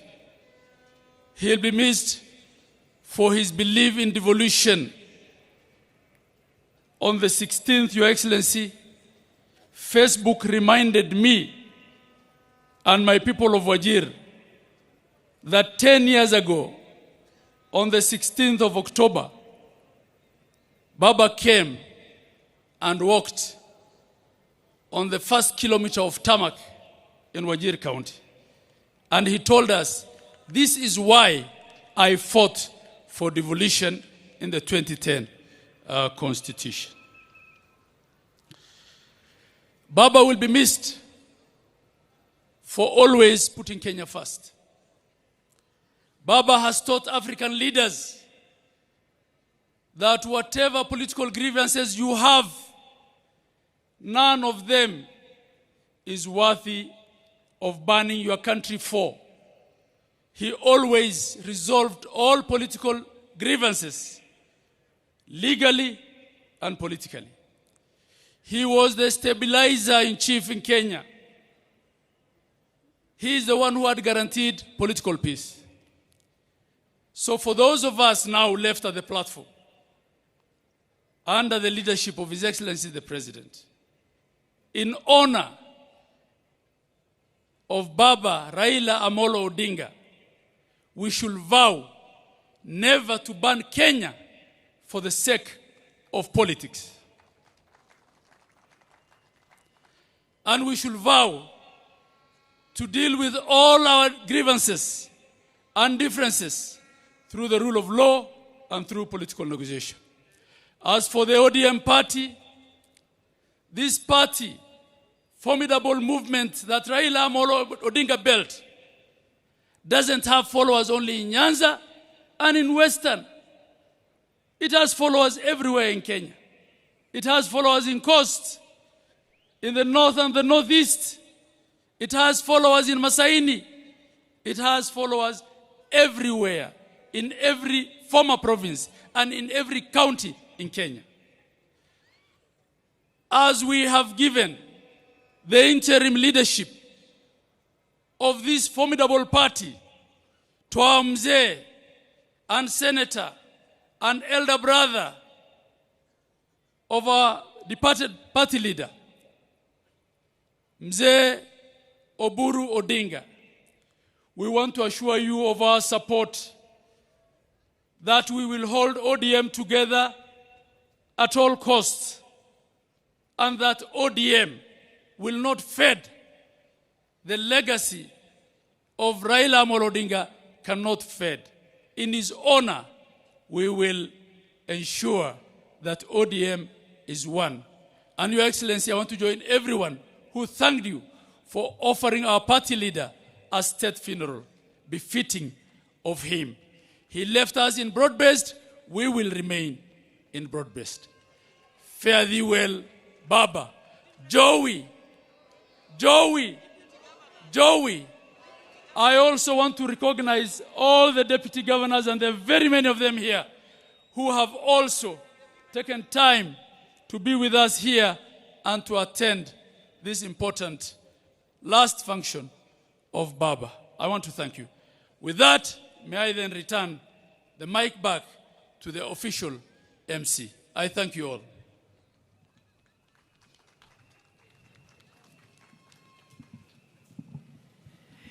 Now, thank you very much.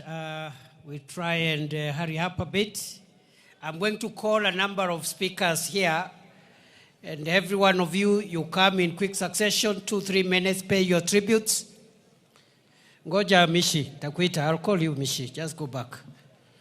Let me call Governor James Orango, and after him, I want to call the experts that Baba donated in the broad-based government.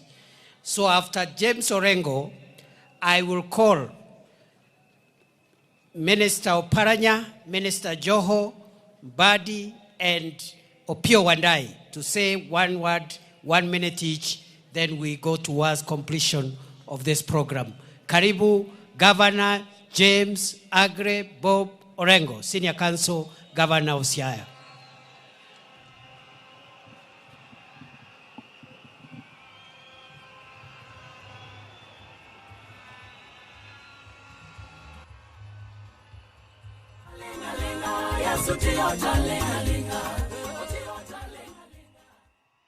Kapo kawacho gimoro, akoya agodi, godo nongoro, biwere wend baba kai, agodi,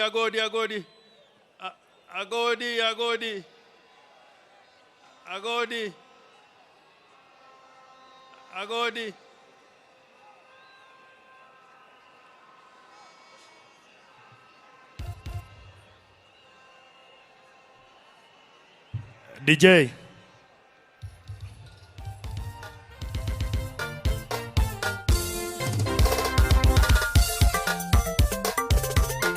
ODM, instrumental.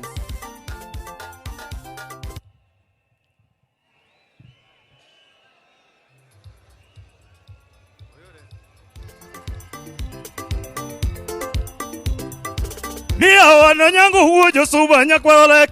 Ela kana tumba jawaya. We awe na molotinga. Poke na nwango vipimogo. Ni Raila to poke na nwango vipimogo.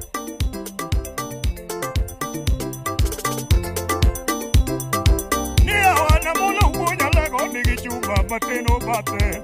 Ya wana molo kegoneyo piduruedi dumo kisungu. Orengo dumo kisungu. Niruto dumo kisungu. Wadai dumo kisungu. Nijogi dumo kisungu motamo wa. Munataka nani? Munataka nani? Wakenya, munapenda nani? Amolo, tiga uonya lego, romo wangeni wadinonu. Wangeni turodoko, ni wangeni wadinonu.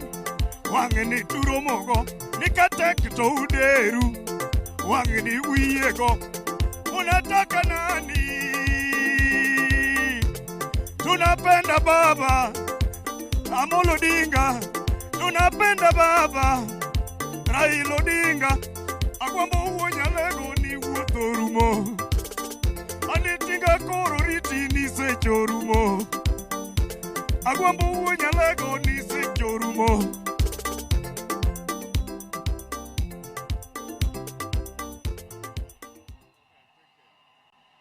Ero kamana godi.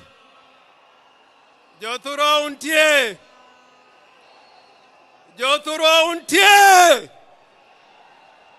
Poka nena ujoturo untie.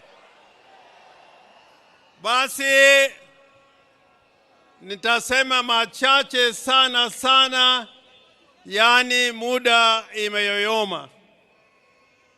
First, to maintain Your Excellency Raila Odinga, to Rosemary Jr. and Winnie, to Dr. Oburu Oginga, and Your Excellency the President of the Republic of Kenya, President Uhuru, President Obasanjo, and all mourners who have joined us on this great day. President Ruto, let me put it on record. Let me put it on record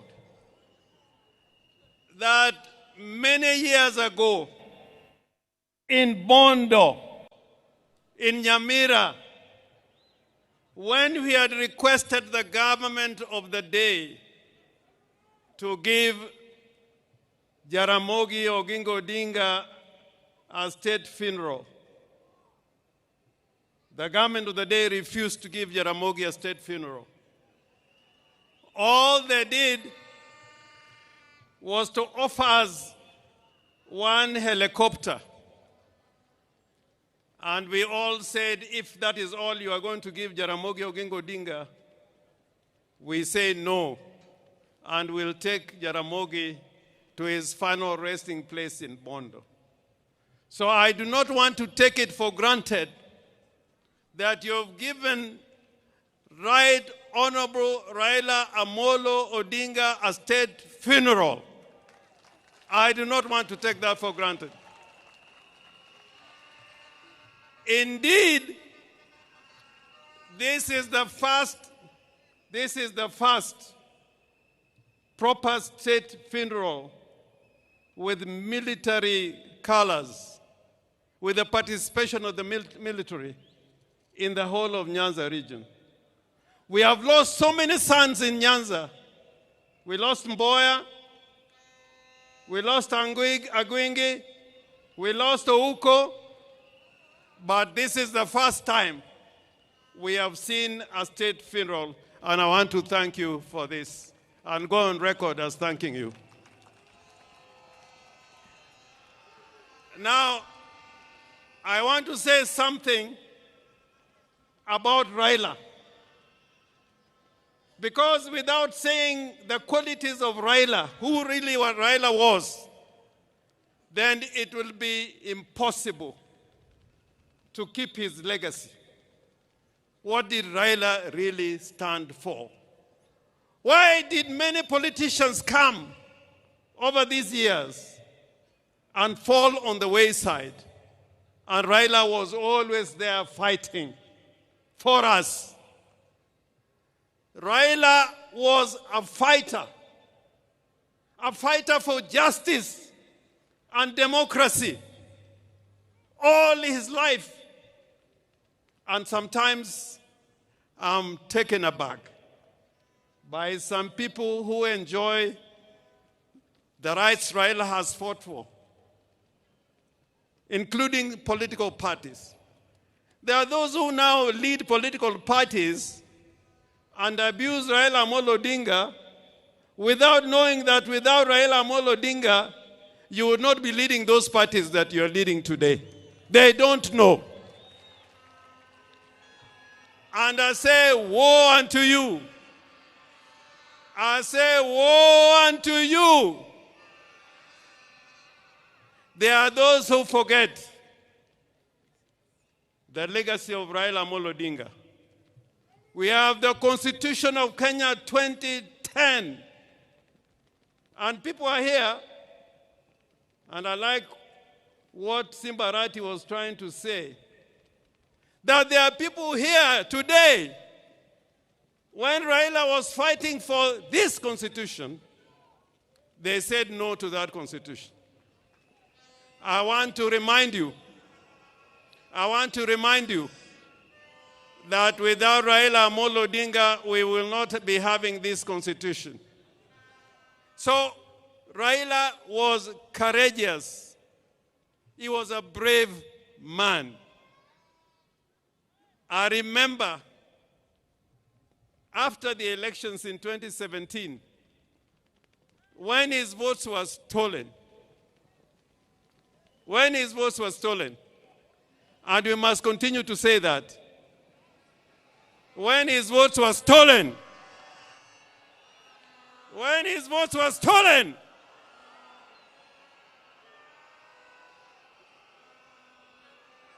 Raila decided with a few of us that he was going to be sworn as a people's president at Uhuru Park. You know, that day is when I knew there are many people who wear trousers, but they should not be wearing those trousers.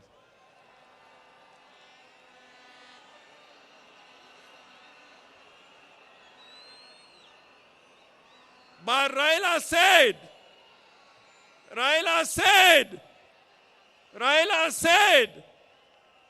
we are going to Uhuru Park and I'll be sworn as the people's president. Did Raila go or he did not go? Did Raila go Uhuru Park or he did not go? I remember many times when Raila has been tear-gassed and was nearly killed. Therefore, before you open your mouth, to talk against Raila. Remember what he has fought for and what he has stood for. And today, I want to remind all Kenyans, that the legacy of Raila Amolo Odinga will not be kept by mere speech. Speechifying would not be enough. It is to make sure that the gains we have made will never be lost. You should never give any space for gains that Kenya has gained to be lost. That is the only way of keeping the true legacy of Raila Amolo Odinga. President Ruto, I am confident that when you consider the agreement that you have between the party ODM and UDA, that both of you witnessed, that this will be fulfilled, because that will keep the legacy and spirit of Raila burning and burning and burning and burning.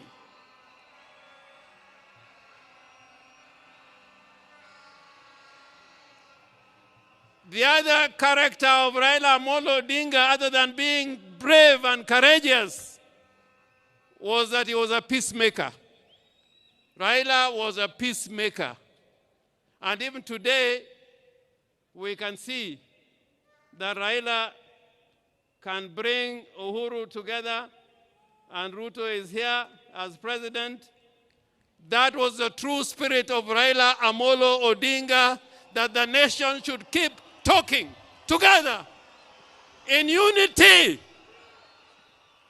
and as brothers.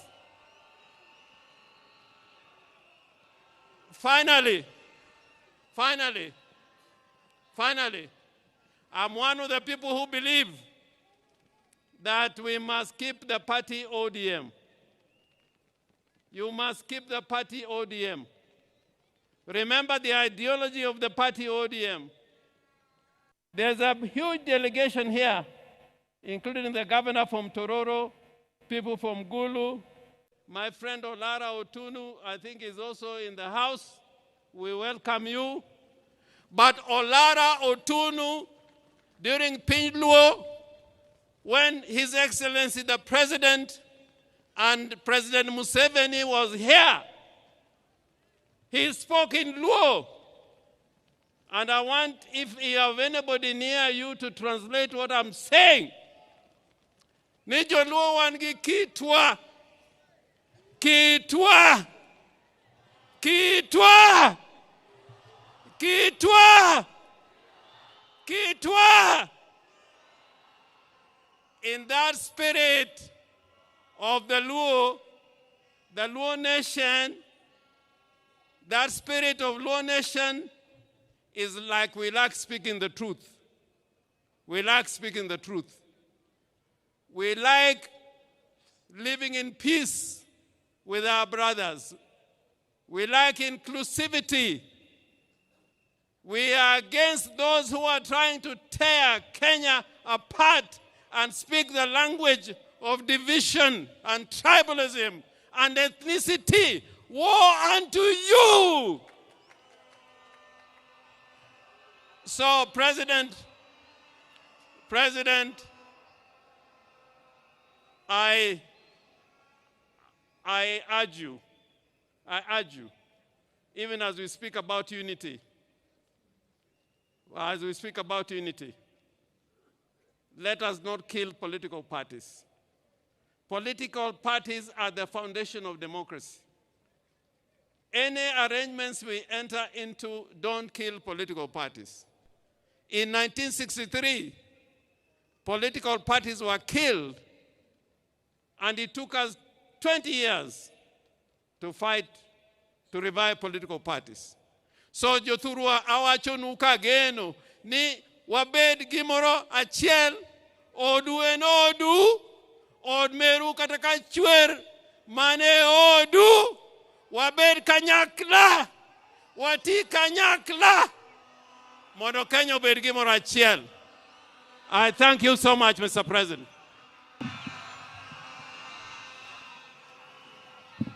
All right, now, allow me to interrupt the pace at which we are going because the time is spent and we've been here for long. We have senior statesmen in our midst, including our retired president and the retired president of Nigeria, and we've kept them for long. The people that I call to come and speak, please come, and all of you come here. I'll also stand here, say something. We need to bring this to a close because we also want to respect the church. I have seen very senior bishops here who have been with us since 9 o'clock. CS Oparanya, if you're here, CS Joho, CS Badi, and CS Wandai. 1 minute each, just eulogize, and then we go to the next step. And this time round, I'm not going back to my seat.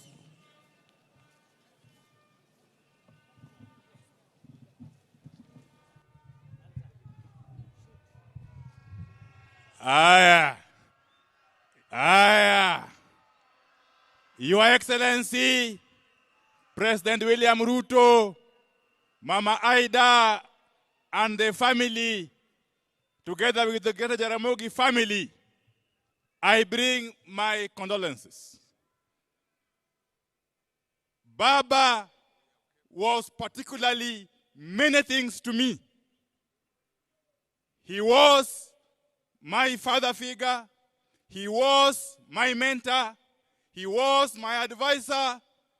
And above all, he was my role model. I must thank the Almighty God for granting me the opportunity throughout my adult life until Baba's untimely demise to work very, very closely with him. Some of the things that we went through, there were good times, and indeed there are also bad times. But the bad times were too many. Some of these things I can only perhaps in the future record in a book. As I conclude, as we send off this giant of a man today, let me say this. Early this year, Your Excellency, Baba Raila Odinga did pay me a visit in my office at the ministry. And he told me that work for your country selflessly, that support your government fully. He concluded by telling me, Your Excellency, that he has been in many political arrangements. He has been in many political partnerships. But he has come to learn that, Your Excellency, President William Ruto, you are sincere. He also told me that you have demonstrated to him utmost goodwill. And therefore, as I conclude, one lasting tribute, the only lasting tribute we can pay to Baba and to perpetuate his legacy is to enhance and continue with the partnership that he started with President William Ruto. There are people, Your Excellency, who have worked before with Baba, but all that time, Baba ended up with the short end of the stick. Baba ended up with a raw deal. We must applaud you, Your Excellency, on this day when we send off Baba, that you have done us proud as a community of this region. Thank you very much, and may God bless you.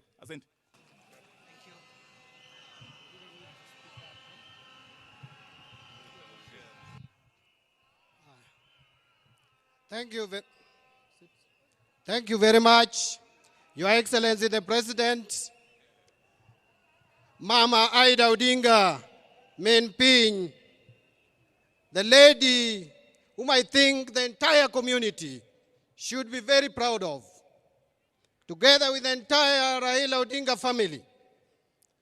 Leaders who have come here, I have a few remarks to make because this is the most difficult day of my political career ever since I joined politics. I know The reason why I've decided to be strong is that I'm aware that if I went ahead of Raila, he would be strong for me. And therefore, I've decided to be strong for Raila Odinga today. But it was not an easy day. Let me say the following. Many of us here know Raila as Baba. Many know him as Jacom. Many know him as Agwambo. We know him as Tinga. We remember him as Nyundo. He is Okegonea. He can be everything. He sounds very big. But we must remember, for some of us, that Raila started small. Raila worked hard. Raila remained resilient. Raila remained patient to reach where he is. I remember in 1992, 33 years ago, when I was a student at the University of Nairobi, Raila was running for Langata Parliamentary seat.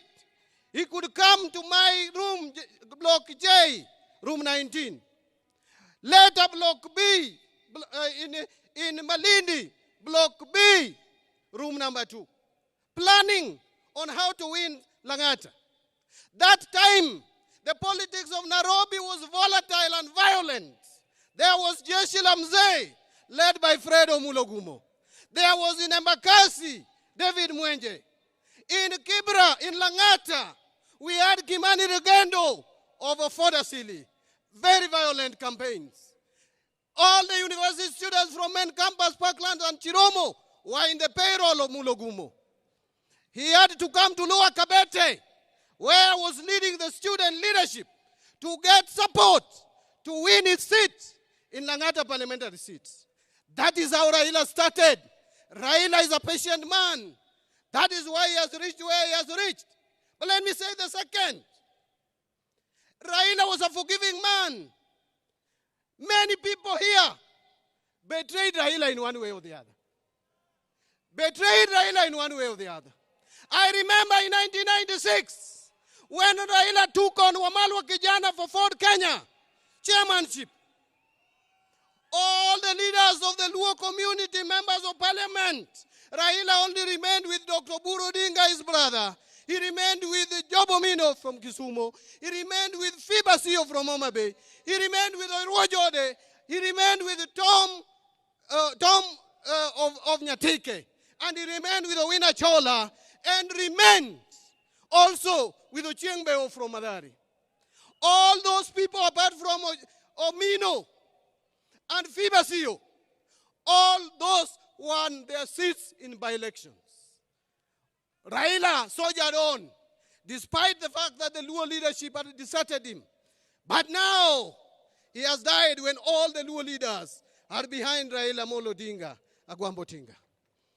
I am happy that, Baba, you are going ahead of us without me betraying you. I was behind you. You are with me. You gave me positions of leadership when nobody imagined that I could lead. You made me the assistant minister in the office. You made me the longest serving chairman of your party when you were alive. You made me minority leader. You made me Minister of Finance, the first Luo to be a Minister for Finance in the Republic of Kenya. Baba, thank God that I never betrayed you. Even when you gave me the sad news that I was not going to be the governor for Homa Bay County, I still stood behind you because I know why you made that decision.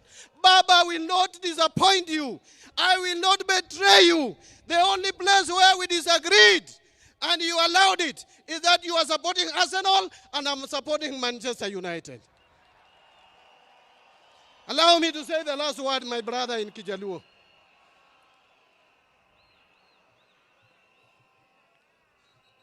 Joturwa, Joturwa, Joturwa, Musa wakaiwa. Kane Nyasaye oneno ka jo Israel osetagore igni nomiyogi Musa. Musa nowuotho e bungu. Ji nondhogo Musa. Jo Israel nomondhoge. Bad notero jo Israel mogik e dho River Jordan. Kane oneno kana loka cha. to kono jo Israel ni kanane cho piny mang'ich, piny man gi mor kich, piny man tie chak, but ok na chop kodu. Abro weyo nu ji toka ka, joma biro tero u Kanan.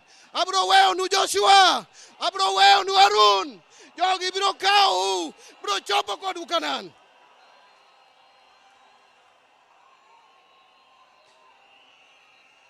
Buda mawan tiara ni, Raila osedhi, Awa Musa osedhi, ang'eyo ni Joshua nika, Harun nika.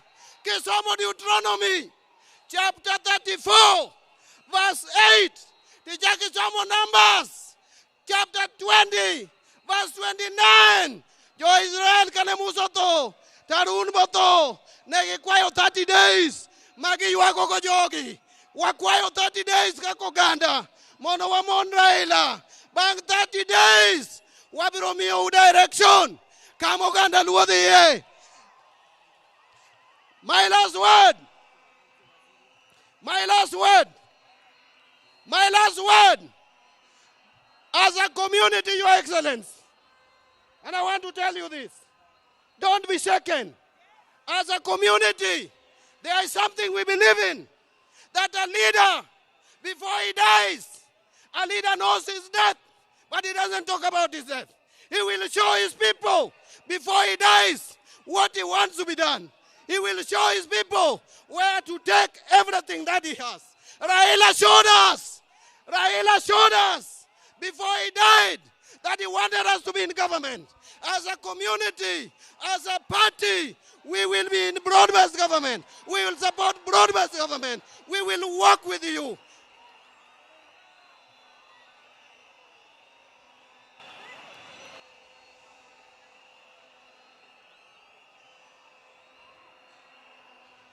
Mara yud thuolo mamoko aywago osiepna, lakini wawegi kanyo. I want to leave you with one verse, that is Luke chapter 9 verse 49, when Joanna came to Jesus and told Jesus that Ruoth waneno jomoko ka riembo jochiende to giluongo nyingi, to wakwerogi nikech ok gin achiel kuomwa. To Yesu nokone ni uneno utimo marach. Ng'ata ma ok mon kodwa en ng'atwa. Ng'ama ok mon kodwa en ng'atwa, en ogandawa. Nyasaye matelu, osiepna nin maber, osiepna nin gi kwe.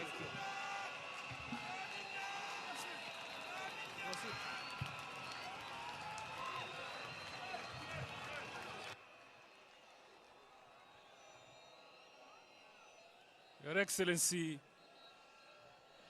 the President of the Republic of Kenya, Mamangu, Mama Aida, and the Odinga family. Your Excellency, let me confess that kwa muda mrefu, I have never been in a situation where I have struggled to think of what I'm going to say about someone.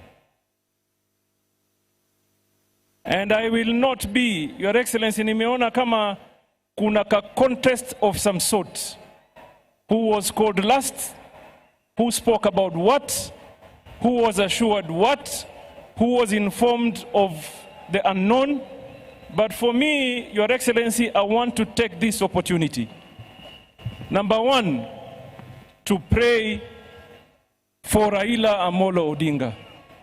May his soul rest in eternal peace. Your Excellency, I was a very young man. From Kisauni, where nobody knew me or had an idea of who I am. When I developed the ambition of wanting to become a leader. Your Excellency, there's a guy called John Maya Ndiwo. He was living in Mombasa, nikamwendea nipeleke kwa Raila. Babangu hajakuwa kwa siasa, mamangu hajakuwa kwa siasa, Shangazi yangu hajakuwa kwa siasa. Hassan Joho hajulikani na mtu yoyote. I walked to see Raila na akanibeba mkono. Nikawa mbunge, nikawa governor, na sasa mimi ni waziri. Na mimi, Your Excellency, nataka tuchukue fursa hii mimi mwenyewe kibinafsi nimwombee Mwenyezi Mungu Raila aende apumzike na kutana na wazee wetu mbele ya haki. Na lile la muhimu, Mbadi said here that he has never betrayed Raila. I want to tell Mbadi, you're not on your own. Mimi, I have never betrayed Raila. Akiwa hai, and I assure you, I will not betray his cause hata akienda mbele ya haki. I assure you. And some of us, mimi, siwezi kuwa mahali ambaye Raila kunipeleka.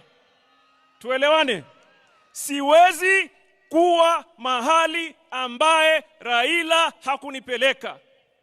And I must say it today here, I was taken to government of William Ruto by Raila Amolo Odinga. And Your Excellency, that is where I belong, and that is where I shall stay. La mwisho,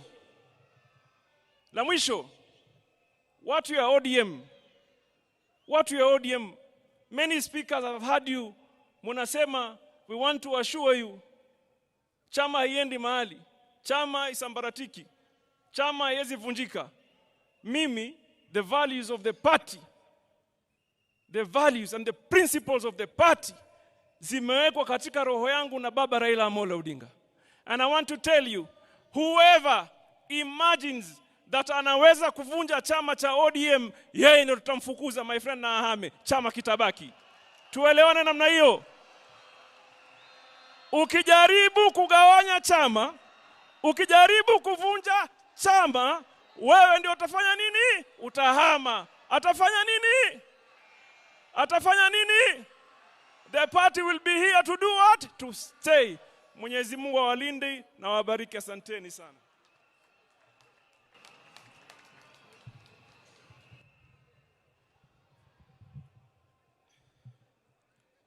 Mheshimiwa mama yetu ambaye ni Mama Raila Odinga na familia yako, pokea pole zetu kama binafsi na familia yangu na pia kwa niaba ya Waturkana.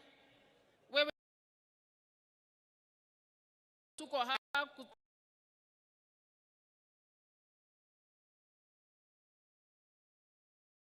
It was early in my early 20s. Mama wa kwanza aliyeniintroduce kwa siasa juu aliona talenta niliyokuwa nayo ni mama Daktari Raila Odinga, akiwa mpatron wakati huo wa League of Women Voters. Hapo ndio aliona talenta niliyokuwa nayo. Baadaye hapo baba akanipata.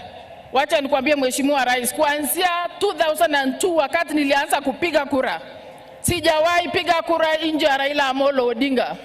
Kwa yale majukumu baba amenipa katika uongozi wa chama na hata yale mengine amenipa nje ya chama, sijawahi piga kinyume, nimedeliver sote. Wacha tu niseme kwa upana, wakati baba aliniweka kwa mambo ya BBI, nilivote yote kati ya gavana aliyokuwa wakati huo alikuwa hataki, sisi tulikuwa tunataka, na kwa sababu nilipewa hiyo majukumu nilideliver hicho kitu almost 90%.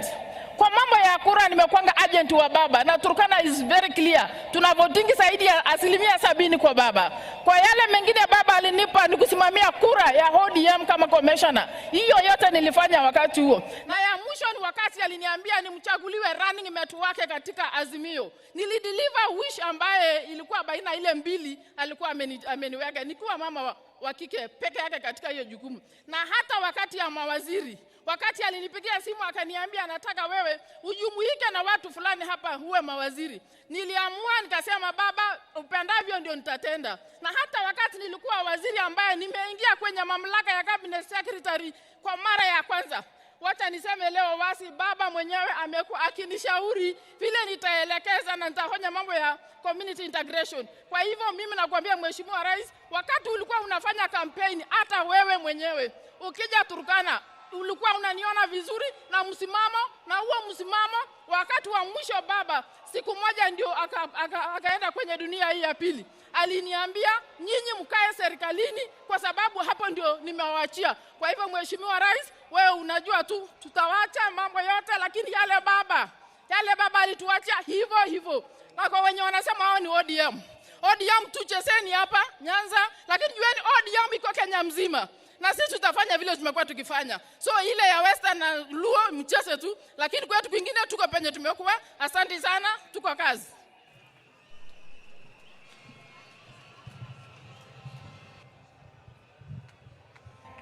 Basi kwa sababu ya muda, all protocol observed, mimi vile mnajua, kwa wale wote ongea hapa, mimi kwa miaka 3 iliyopita, mimi ndio nimekuwa karibu na baba kabisa. Aswa wakati alikuwa amepoteza kura, tulikuwa na yeye na tukaongea mambo mengi wakati tulikuwa na yeye, na kila saa tulikuwa na yeye na ule Kamau wa Raila, tukiona mpira, tukiongea mambo yetu binafsi na mambo ya siasa. Lakini wacha niseme hapa bila aibu yoyote, huyu baba, hiyo vyote mimi nimepata, yeye ndiye amenipa. Nilipoingia bunge miaka karibu 5 iliyopita, nilipelekwa kwa bunge kupitia kwa Wamali wa Kijana. Yeye ndiye alinipeleka kwa siasa. Bahati mbaya akafariki baada ya miezi 6. Miezi 6 hizo nilikuwa rafiki wa Dr. Oburu. Dr. Oburu wakati huo ndiye alinipeleka kwa Raila Amolo Odinga. Ni kuanzia wakati huo kufika saa hii tumekuwa na Raila Amolo Odinga. Na Raila amenifunza mambo matatu. Ya kwanza amesema, wewe ukitaka ufanye siasa nchi hii mpaka uwe na wananchi. Listen to what the people are saying. Ya pili, walikuwa wanafikiria Raila alikuwa a violent person. Raila was a very peaceful person. Alikuwa ananiambia, Oparanya, peace is very important to the country for the development of the country. Ya mwisho aliniambia, Bwana Oparanya, don't burn bridges. There are no permanent friends in politics. There are no permanent enemies in politics. And that's why I have decided to take you to the government under Mheshimiwa William Ruto. Na yeye amesema wakati nilikutana na yeye mwisho, alisema nilikuwa na senator wa Migori, na alisema sisi tutakaa kwa broad-based government na tuunge mkono Mheshimiwa William Ruto, na hapa ndio tutakuwa na tutaendelea kuwa hapo. Na wale ambao wamepewa nafasi ya kulinda chama, mlinde chama, mtengeneze chama kiwe na nguvu. Thank you Waziri. Chama iko na nguvu, tuendelee mbele. God bless you Waziri. Asante. Thank you very much. Sasa wale viongozi wa bunge wamekubaliana kwa sababu ya muda hawataongea. Kuna leader of majority National Assembly, kuna pia leader of majority kwa Senate, kuna leader of minority kwa Senate na National Assembly, kwa heshima ya familia and the senior statesmen we have here and the church. Wamesema kwa niaba yao Junet Mohamed aseme jambo. The family has requested we shorten the program. Makofi kwa Junet Mohamed jameni. Junet kwa niaba ya leaders.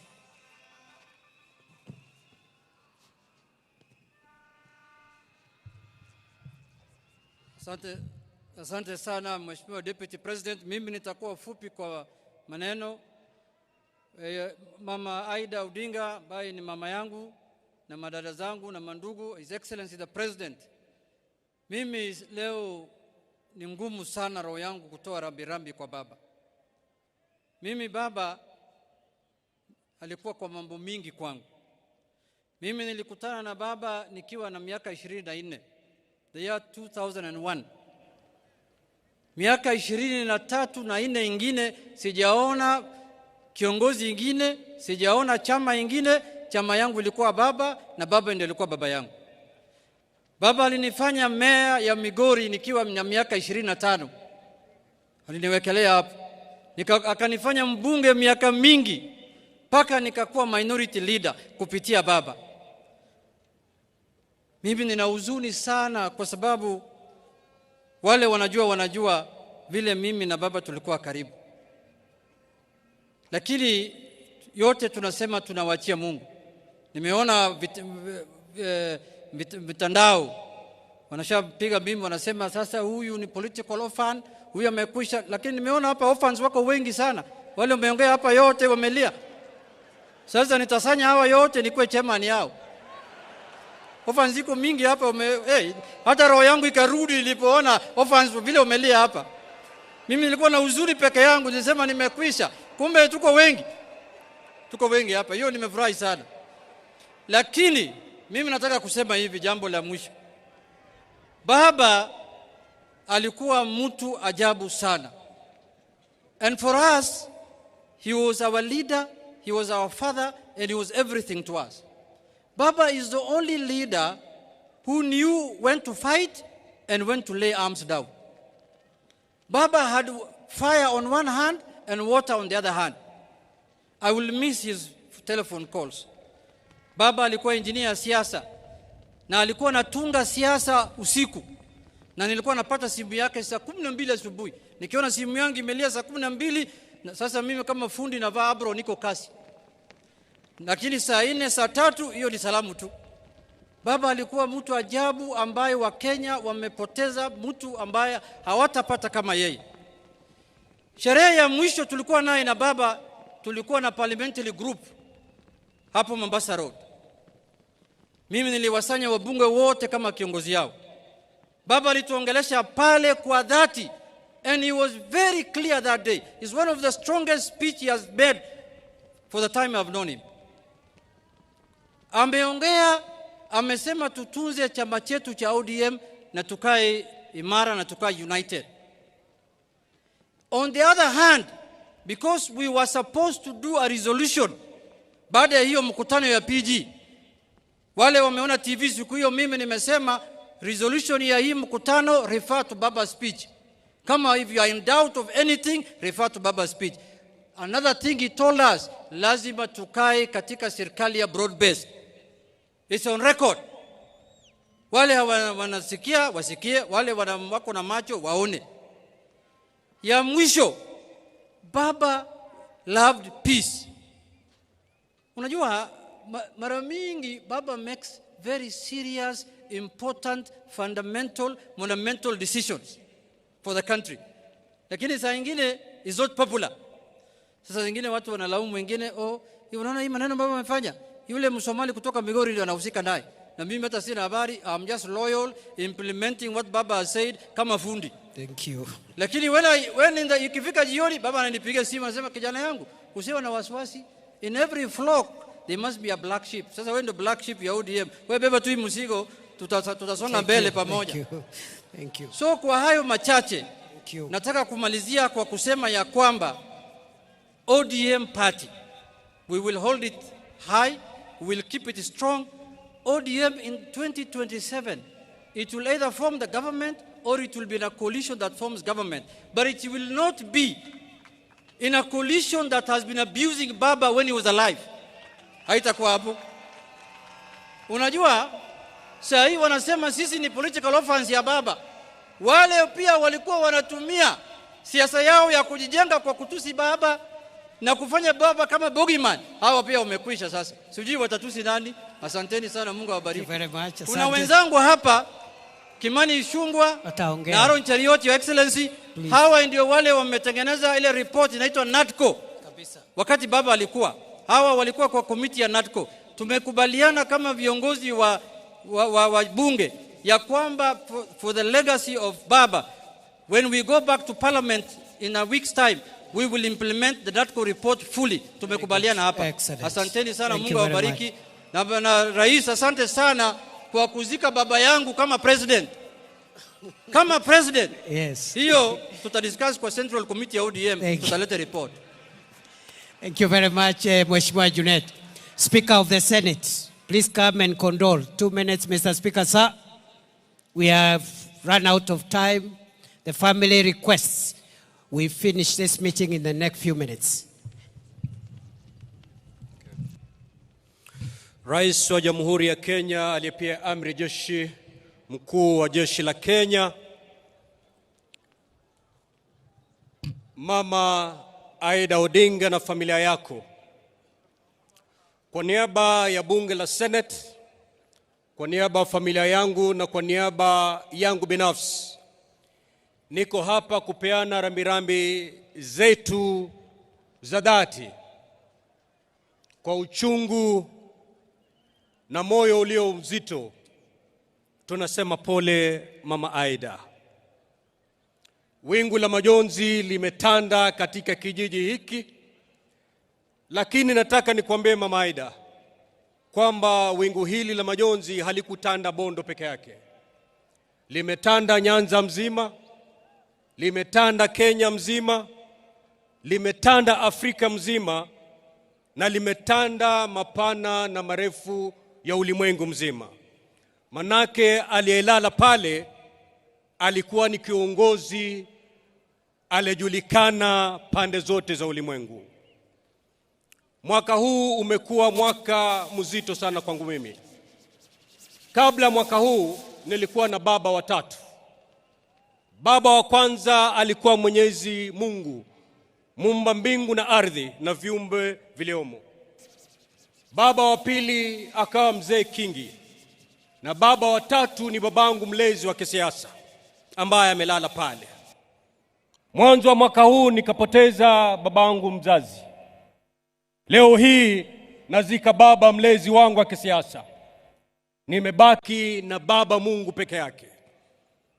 Lakini kitu ambacho kinanipatia motisha ni kwamba yale yote mafunzo alimpatia Mheshimiwa Raila Amolo Odinga imenipatia nguvu ya kwamba as I speak to you, I know I can face the world.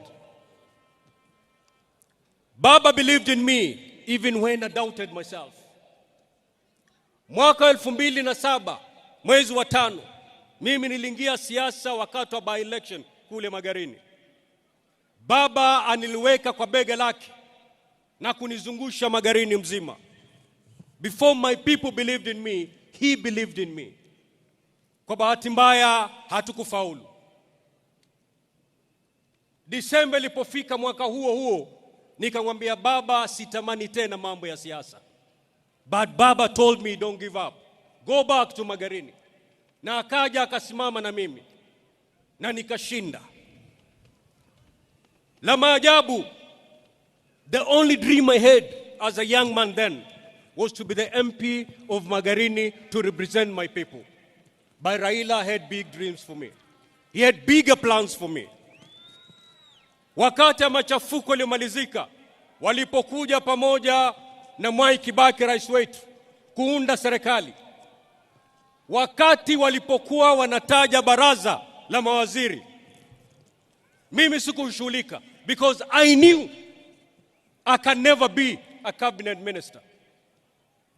Lakini la ajabu, wakati niko kwangu nyumbani naangalia runinga, wakati mawaziri wanatajwa, my name popped up.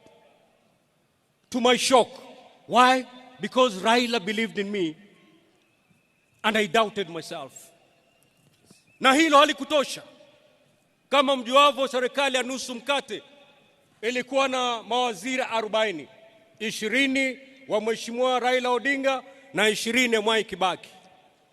40 ministers. The youngest was me. Lakini wakati Waziri Henry Kosgei alipatikana na shida katika wizara yake, ikalazimika aondoke kwa muda. Hiyo wizara yake ilibidi ipatiwe mtu. Mheshimiwa Raila Odinga, mbali na kuona vigogo vya kisiasa ambao walikuwa mawaziri, he decided to give me 2 ministries to run. That's a man who believed in me when I doubted myself. Today, I've lost my dad. Baba, nenda salama. Asante. Thank you very much. Asante Mheshimiwa Speaker. Speaker Wetangula.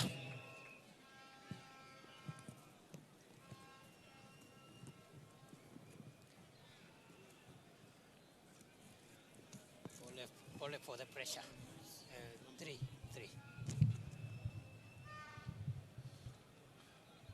Rais wetu Dr. William Samoei Ruto, Rais mstaafu wa Kenya, Rais mstaafu wa Nigeria, Mama Aida na familia ya ndugu yetu baba, waheshimiwa wote mlioko hapa, waheshimiwa wananchi na kanisa letu. Yangu itakuwa mafupi sana. Nimekuja kuomboleza huyu shujaa ndugu yangu, baba wa taifa la Kenya. Mheshimiwa Raila is one of the greatest sons of our soil. He goes to his maker as a public guarantor and a public trustee kwa uongozi wa nchi yetu. Amekuwa katika kila nafasi ya kuleta uwiano katika nchi yetu, na mwandishi wa vitabu vingi vya Kiswahili kutoka Tanzania anaitwa Shaban bin Robert. Katika kitabu kinaitwa Kusadikika, alisema mara mingi inji uficha mashujaa wake mpaka janga kuu litokee. Mnamo mwaka wa 2007 janga kuu litokea Kenya. Kenya ikawa karibu kupasuka mara pili mara tatu. Hardliners wakasema we want secession. Ndiyo inji ikafichua ushujaa wa baba. Akaketi na mpinzani wake mkuu Mheshimiwa Mwai Kibaki, na wakaleta amani ambayo imedumu nchi yetu. He fought a strong fight, but he remained loyal to this country. Kama spika wa bunge la kitaifa, naleta rambirambi za wabunge wote ambao waliketi kwa masaa wakitoa wasifu wa ndugu yetu baba. Pia nimetoa stakabadhi zake za bunge. I've extracted from the Hansard Honorable Raila's contributions in parliament to this country. Nimeziweka pamoja na nakala za zile wabunge walisema kutokea viongozi wetu Juneti na Ichungwa na wabunge wote. Nimeletea Mama Aida na familia ili katika library yao wajue huyu shujaa mwenye walituletea nchi yetu alisema maneno ya kujenga nchi yetu. Nikimalizia ni kuwarai wa Kenya na rais wetu William Ruto, vile muliketi na mheshimiwa baba mukasema Kenya ni kubwa kuliko mtu binafsi. Hapo ndiyo shikilia, na sisi tutashikilia hapo. Tushike nchi yetu, tuende mbele. Tusilete siasa ya furugu ya kikabila ya kugawanya wananchi. That is not what Baba wanted. Baba, even at the lowest in his political career, he preached peace. After 2017, nikimalizia, baada ya kura na wametangaza mshindi, hakuwa yeye. Akanichukua mimi na mheshimiwa Kalonzo tukaenda South Africa kwa mbuga ya wanyama inaitwa Madwekwe. Tulikaa huko kwa wiki mzima, na alituambia, my brothers, whatever the cause, whatever the price, it is not worth anything spilling blood because of politics in our country. Let's live by that mantra. Baba, rest in peace. Mama Aida na familia. Sasa muamini kuna yule analinda wajane na mayatima, ni Mwenyezi Mungu peke yake. Asante sana. Thank you. May you rest in peace, my dear brother, Baba.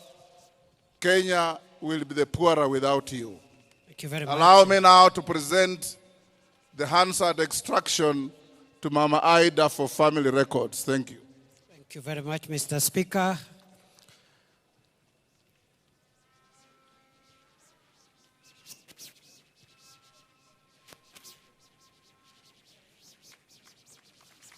Thank you. Asante Mheshimiwa Speaker. I now want to invite former Vice President Kalonzo Musyoka to come and greet the congregation.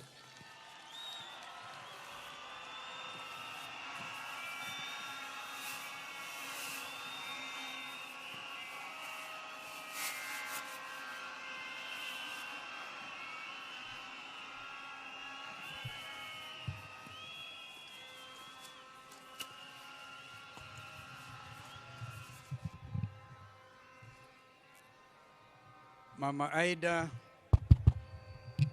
Aida na jamii yote ya ndugu yetu Raila Odinga, Your Excellency President William Ruto, former President, the fourth President of the Republic, Brother Uhuru Kenyatta, Mzee Olusegun Obasanjo, whom I know to have really been close to our friend, waombolezaji wenzangu, Jaturo Onti, mimi nimekuja kusema kwaheri kwa ndugu yangu, my brother Owadwa Raila Odinga, my osiepna. Sijui kama hiyo ni lugha sahihi. My brother. All the names were given about our brother. When we listen to our daughter Winnie, all the names that our brother has been given over time. But to me, he was a brother. The pain of it all, the struggle for justice and truth, and the fight against corruption. Huyu ndugu alale. But you know, my brother, allow me to talk to Raila, my friends, for just 1 minute, and I'll hand over Professor Kindiki. Thank you for the opportunity. I want to talk to Raila, because I never get this time again. You know, we called you Joshua. We never got to Canaan. There were indeed crocodiles across the river Jordan, as we used to say. Lakini, I've seen in the printed program, you even paraphrase the late Martin Luther King. You've been to the mountaintop. You've seen the promised land. And you know you may never get there with us. But we have to get there on your behalf. I give you my pledge. Those values you stood for, the tears, the pain of a stolen election, as my brother Jim Orango has said, elaborated. That pain will not be in vain. The nation is gathered together. And I must stop there. I've done the rest of my speech on X because I had to rush quickly back from Heathrow in order to come and be with Mama Aida and Watoto. But allow me to recognize, if perchance they don't get that opportunity, my sister, my twin sister, Mother Karua, was Raila's running mate in 2022. She's around here. If we had time, I'm sure Mother would have wanted to eulogize her. I have my other friends here. In fact, Eugene Wamalo had a poem, but I saw he brought many cows yesterday. And We also have our friend, our other brother, Fred Matiang'i here. I saw the Chief Justice Emeritus, our brother, who made that historic ruling in 2017. Kwa hivyo, Mungu alaze roho ya ndugu yetu vyema. You deserve a rest. May God be with you. Amen. Thank you very much, Vice President Kalonzo. Let me now invite Prime Cabinet Secretary Musalia Mudavadi.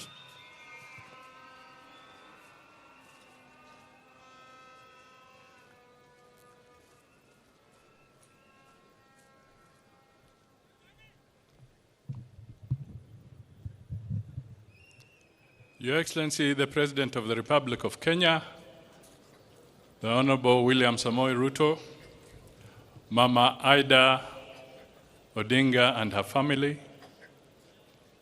and with that, Your Excellency, let me ride on all the protocols that have been observed in the interest of time. First, to Mama Raila and the family, let me extend my deepest condolences and those of my wife and family to you and your children.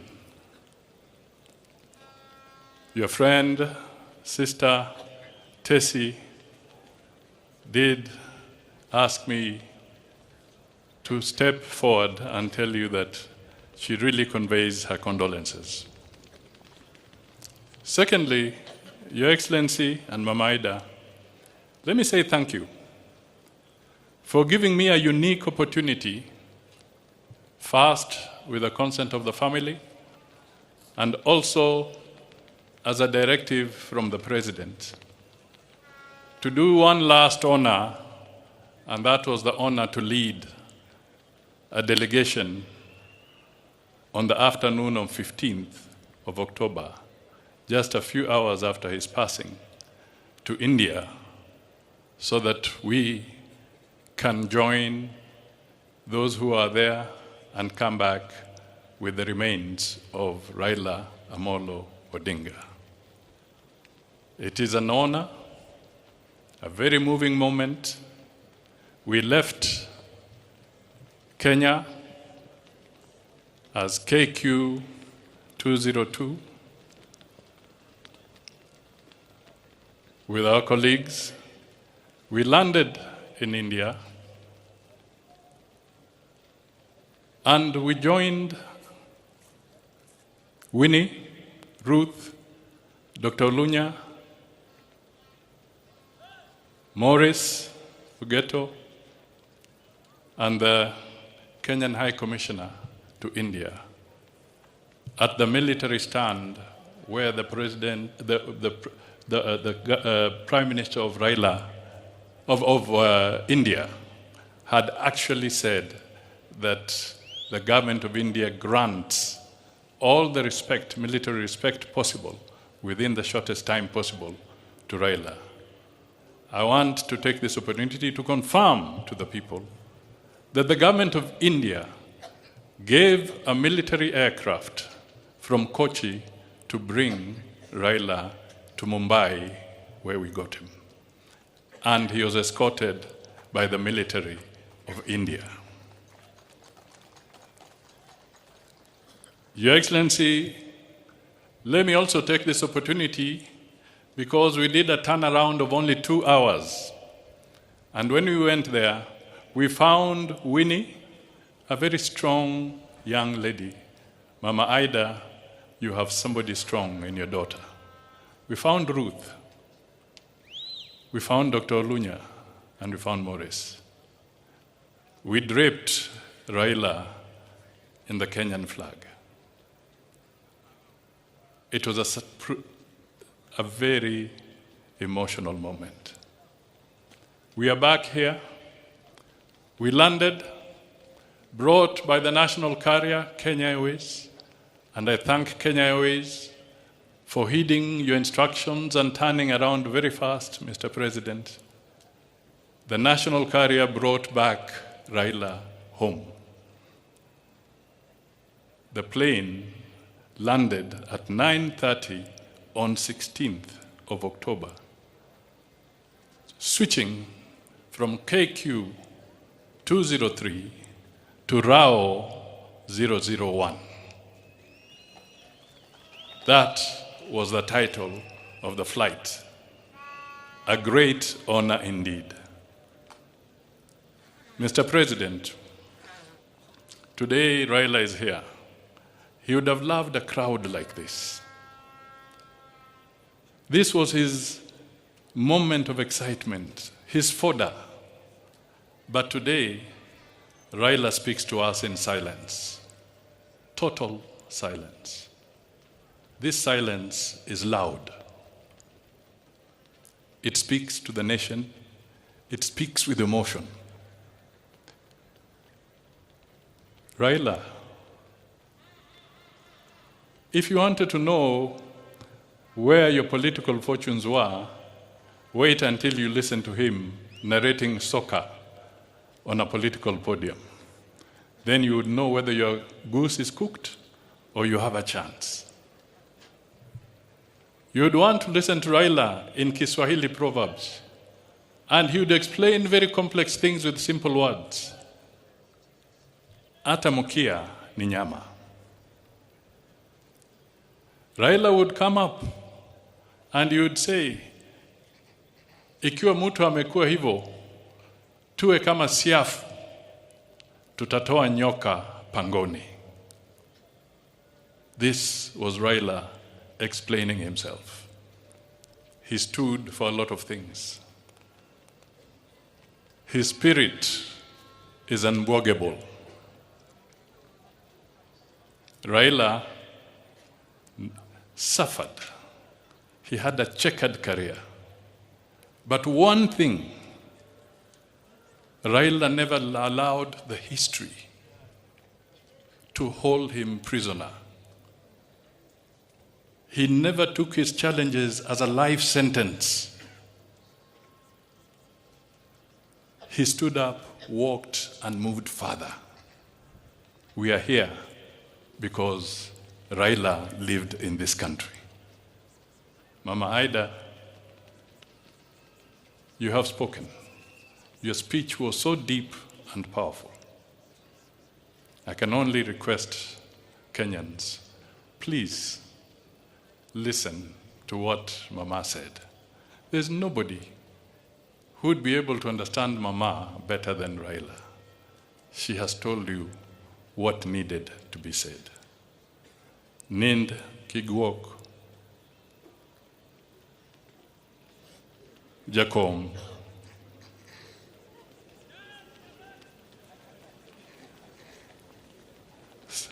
Rest in peace, Jakom. Nind gikwe. Nind gikwe. Nind gikwe, Jakom. Ward Mary. Nind gikwe.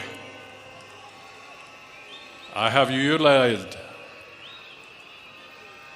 And in better times, Mr. Deputy President, I worked with Raila. And I remember when he brought fire into my belly, and I would go there saying, Nasa Hawa. We would say, Nasa Uhuru, Nasa Ruto. But today, while Raila lies there, I'm at Nasa Sisi Wote. May his soul rest in eternal peace. Thank you. Thank you. Asante sana, Prime Cabinet Secretary. I don't know whether this mic is loud enough. Thank you very much, Honorable Musalia Mudavadi. I am extremely sorry for the many people who wanted to speak, but they couldn't speak because of time. Allow me to report that we have received the condolences of President Yoweri Kaguta Museveni formally, and those condolences are with the President. And also, he has sent a delegation which is present here, consisting of the Right Honorable Dr. Ruhakana Rugunda, former Prime Minister of Uganda, and the Honorable John Mulimba, State Minister for Foreign Affairs. I also want to confirm what Stephen Kalonzo Musyoka said here, former Vice President, that we have other guests, but I assume we just recognize them for now. Kalonzo spoke on their behalf. Even me, I'm not going to make a speech. I've just been emceeing, and I want to end this role so that we can move and do the other ceremony, which is getting late. I therefore want to request now that very briefly we go presidential. We start with the condolences of His Excellency Uhuru Muigai Kenyatta, former President of Kenya, and the fourth President of Kenya.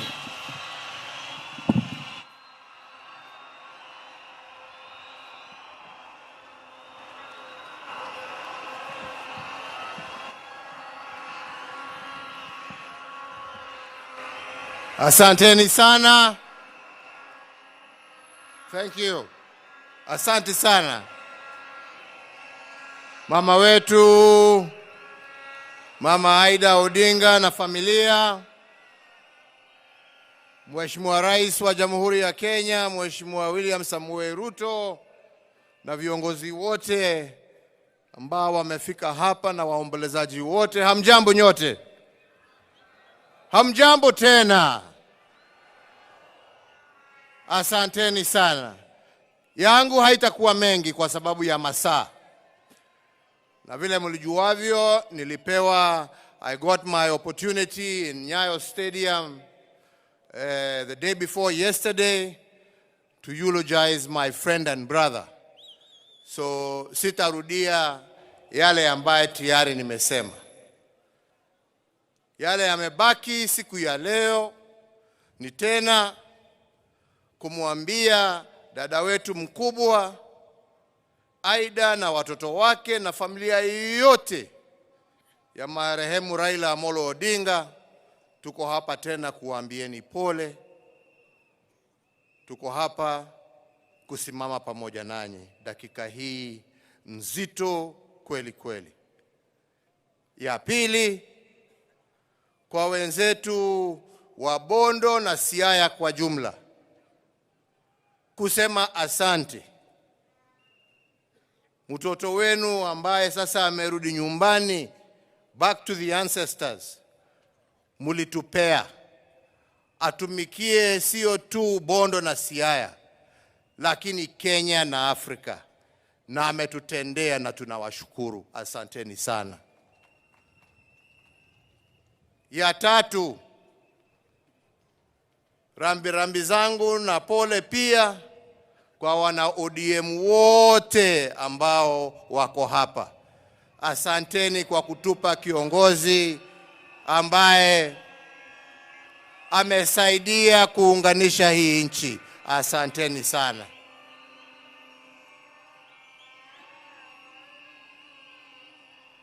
La mwisho ni kuombea ndugu yetu atembee safari ya amani. Mungu amuongoze.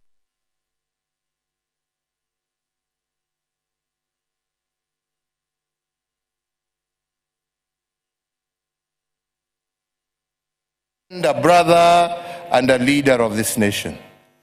We shall miss your insights. We shall miss your thoughtfulness.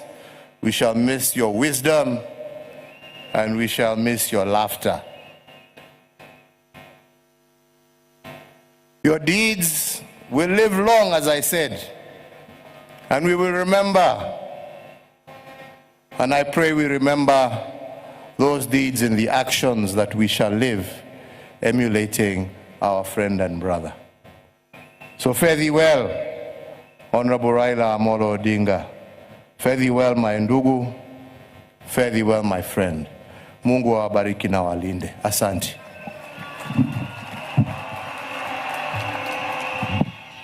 Asante Mheshimiwa Rais Uhuru Kenyatta.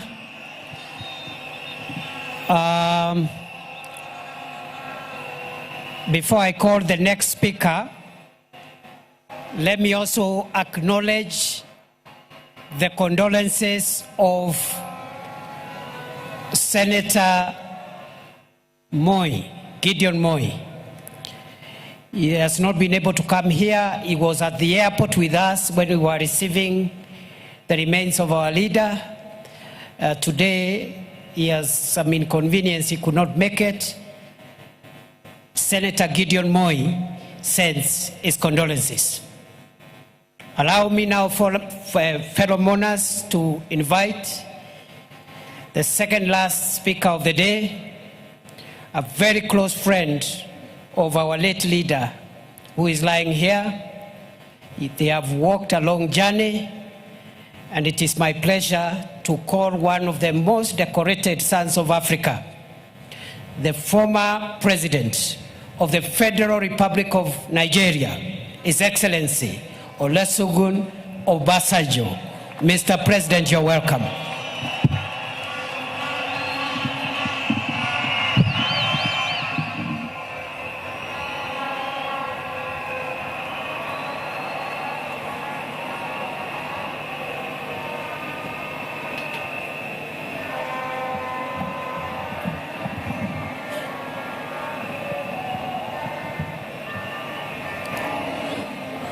Your Excellency, the President of the Republic of Kenya, my dear brother, Dr. Ruto, my dear sister, Your Excellency, Raila Odinga,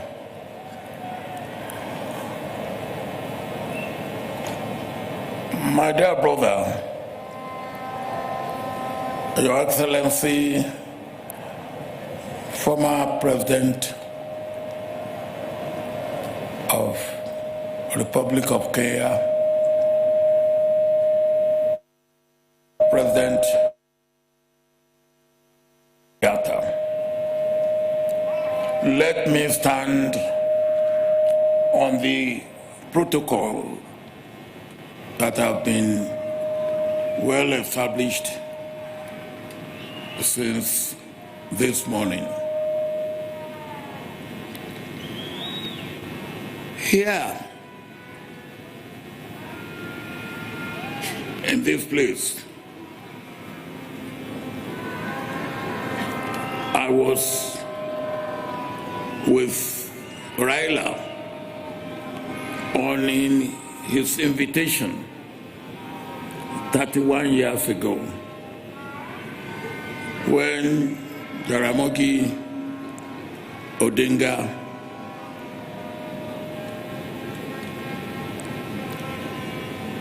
was buried in this place. I was the special guest of honor on that occasion. And the person who made it happen was Raila Odinga. Since that time, we have deepened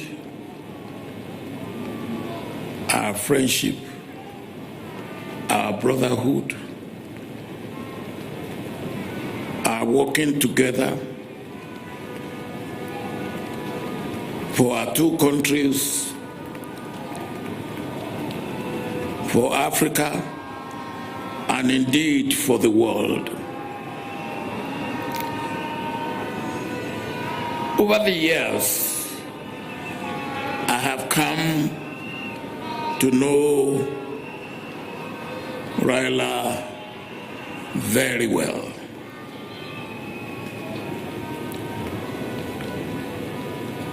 One thing that you could not take away from Raila is his love, passionate love for his country and for Africa.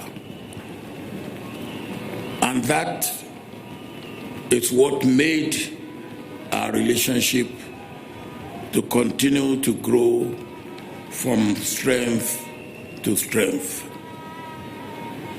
At this juncture, Mr. President, I want to thank you most sincerely for all that you have done to make this day a great day that it has been for our brother Raila Odinga, for the Odinga family, for the government of Kenya, for the people of Kenya, and indeed for Africa. Mr. President, the meeting we had in Mombasa, which brought you and Raila together, and which led to you making room for ODM and other parties in your government, is what makes this day a pleasant day that it has been for all the people of Kenya. And indeed, it is for me a lesson for all of us in Africa, a lesson of understanding, a lesson of tolerance, a lesson of love, a lesson of accommodation, a lesson that our nation, our continent, is bigger than any individual or group of individuals in our country. That is a good lesson that we must learn. One thing that I always like about Raila is his sense of humor. Anytime we met, no matter how serious the situation may be, you can be sure that Raila will turn the tension to something to laugh about. And for me, I've lost a brother, I've lost a friend, I've lost a confidant, I've lost a co-worker in the vineyard of Africa. Sleep in the bosom of your Creator. Adieu, Raila Odinga.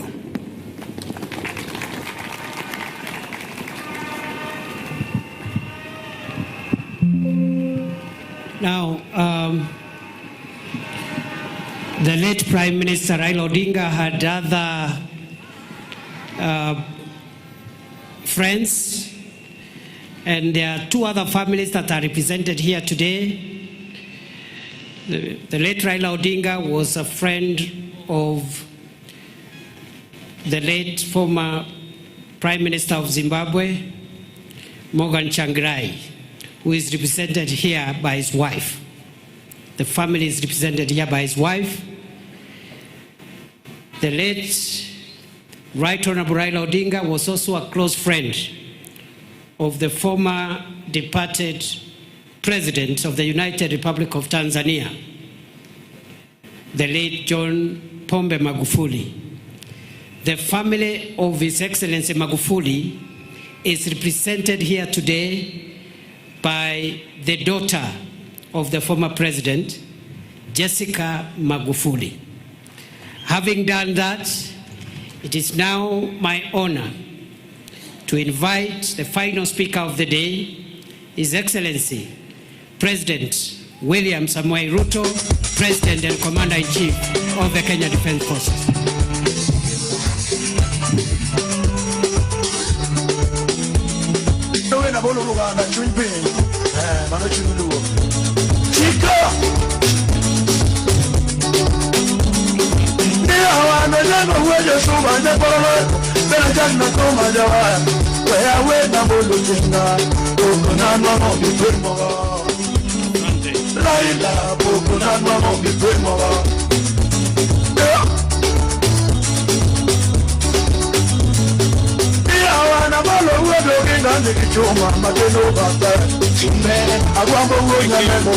Thank you very much. Asanteni sana. Asanteni sana. Mama Raila Odinga, mke wa ndugu yetu, rafiki yetu, kiongozi wetu, pamoja na watoto wake Rosemary Junior na Winnie. Familia ya Jaramogi Oginga Odinga kiongozwa hapa na Senator Daktari Oburu Oginga. Rais wa 4 wa Jamhuri ya Kenya, Rais wa zamani wa Jamhuri ya Nigeria, ndugu viongozi wetu wa dini, maaskofu na wananchi wa hapa Siaya na Wakenya wenzangu wote ambao mnahudhuria mazishi haya. Napenda kuwasalimu hamjambo. Amoso ujodurua. Amoso ujodurua. Jodurua unchie. Jodurua Bwana asifiwe. Mimi kwanza naleta rambirambi zangu za mke wangu na watoto na za serikali zima la taifa letu la Kenya kwa familia ya huyu shujaa, our brother, the leader of ODM, the foremost political engineer in our republic, as we have been told.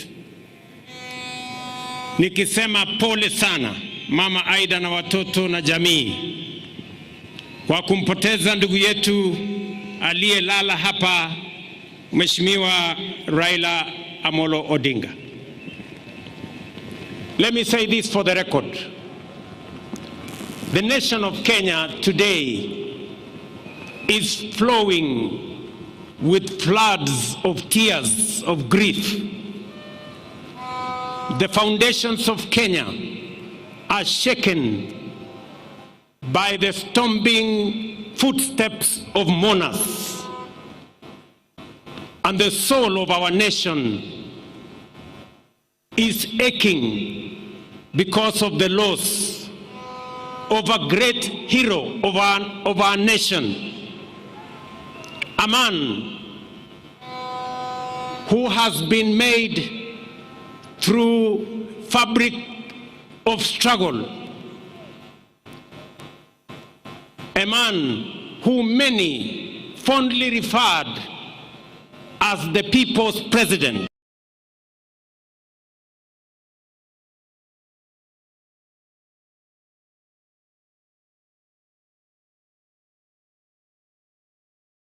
A lot of respect because of his contribution to our nation.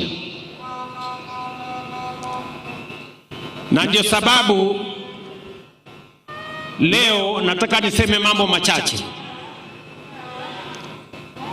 Mimi na huyu kiongozi wetu Raila Amolo Odinga nilijuana na yeye wakati nilichaguliwa kama mbunge wa Eldoret North in 1997. I came to meet him in Parliament. Baadaye tukawa na urafiki na ushirikiano mpaka tukatengeneza ile ilikuwa inaitwa cooperation siku hizo, mpaka Raila akakuwa Secretary General wa KANU. Baadaye nikaungana na yeye wakati tulikuwa na mambo ya katiba ya taifa letu la Kenya. Tukashirikiana katika kutafuta katiba mpya ya Kenya. Mimi nikuwa mwenyekiti wa kamati ya bunge ya katiba baada yake, na mambo yakaenda mpaka tukaunda chama cha ODM pamoja na ndugu yetu Raila Odinga akiwa ndio kiongozi wetu. Ndio nikashirikiana na yeye na nikajifunza kutoka kwake. I can confidently say, as Mama Aida has said, Raila Odinga was not just an engineer, he was a political engineer. And I can say here, among his many students in the class of political engineering was yours truly, William Ruto. And I am very proud today that Raila Amolo Odinga is being rested when one of his own students, a man he has mentored, is today the President of Kenya.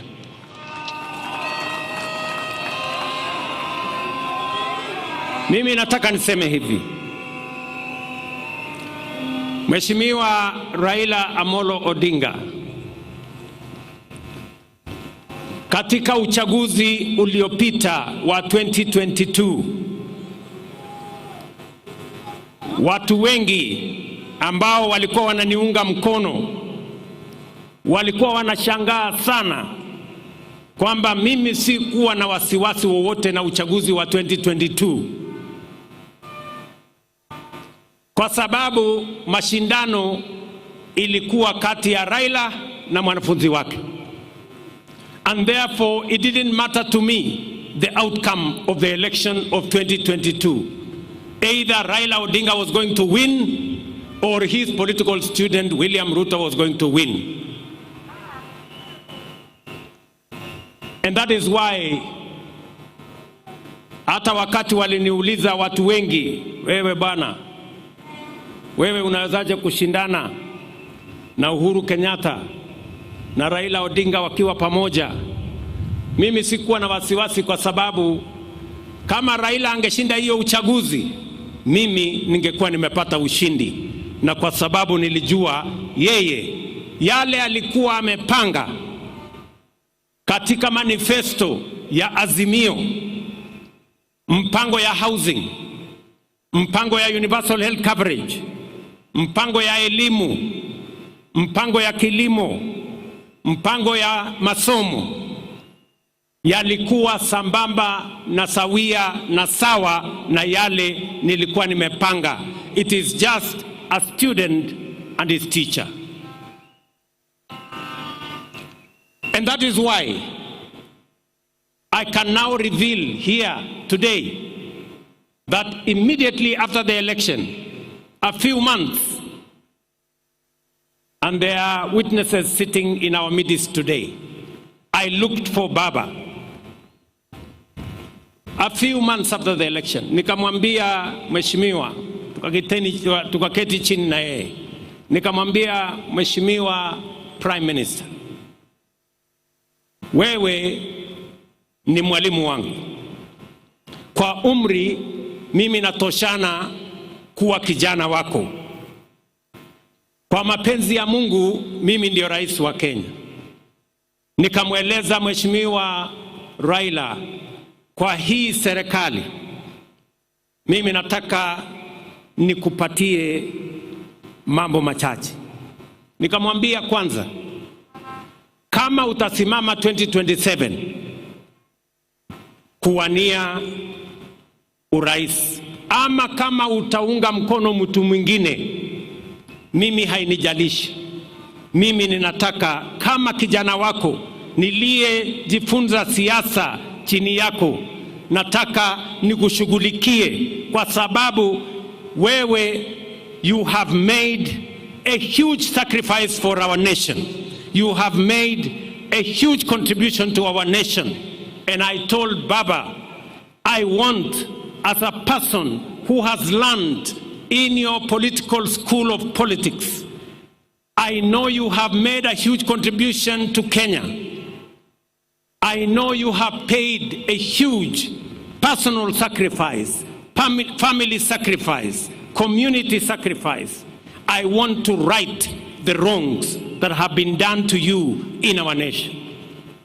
And we agreed with the former Prime Minister, and I told him without condition, I will do whatever he wanted me to do, especially to make sure that the sacrifices he had made for our nation, the contribution that he had made for our nation, we right any wrong that may have happened.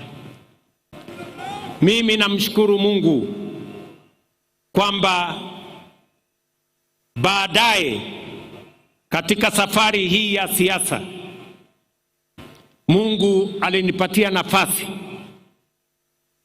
mbali na changamoto nyingi zilizokuweko, Mungu akanipatia nafasi nijumuishe chama ya ODM katika serikali ya Kenya. And I am very proud that today ODM is part and parcel of the government of the Republic of Kenya. Wakati baba nilizungumza na yeye, hakunipatia masharti yoyote vile ya kujumuisha ODM kwa serikali. Mimi ndio nilimuuliza, baba, mimi nataka waziri wa fedha wa kwanza wa kutoka Nyanza, mimi na wewe tupatie nafasi hiyo. Baba akanipatia huyu mungwana anaitwa Nyang, huyu John Mbadi. Leo I am very proud that Baba and I made the decision to have John Mbadi as the Minister of Finance of Kenya. Today, inflation has come down to 4% from 9.6%. Exchange rate has come down from 165 to 129. Today, our inflation, I have said, exchange rate, our interest rates have come down, and Kenya is now the 6th largest economy in the world, in Africa. This man, John Mbadi, anatosha ama atoshi? Wengine waliniambia ya kwamba hatoshi kwa sababu anatoka mahali fulani. Nikasema nitamfanya waziri nione what is going to happen. Na leo we have seen what has happened. I am very proud of the decisions that we have made. And so are all the other ministers that we are now joined together in this administration. Mimi nataka niwaeleze ndugu zangu. Najua ya kwamba mimi ni kiongozi wa chama ya UDA katika Kenya Kwanza. Lakini mimi nataka niwahakikishie wana ODM, kulingana na matakwa ya Baba, because Baba believed in political parties, he built the largest political party, ODM. I want to tell you, we will respect ODM. We will support you to hold ODM together. ODM must be strong as we go to 2027, because that is the way we are going to have a strong government. Political parties are the foundations of any meaningful democracy. And therefore, the future of ODM, the strength of ODM, the well-being of ODM matters a great deal to me, because that is how we are going to have a strong nation, by having strong, vibrant, national political parties. Kwa hivyo wana ODM, ile kitu mimi nataka niwahakikishie, kwa mapenzi ya Mungu, ODM will either form the next government or be part of the next government. Ile kitu siwezi kukubali. Ile kitu kwa heshima ya huyu shujaa wetu, ile kitu siwezi kukubali, na nitafanya juu chini, Mungu anisaidie. Ni wale ambao wanataka kung'oa chama ya ODM na kwenda kuchezea karata ya upinzani kule nje. Hiyo haitawezekana.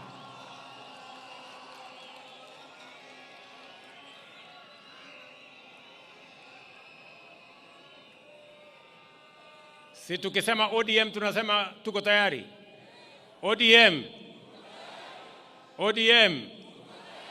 ODM. Muko tayari? Muko tayari? Tuunde serikali 2027. Mimi nataka niwaeleze hivi.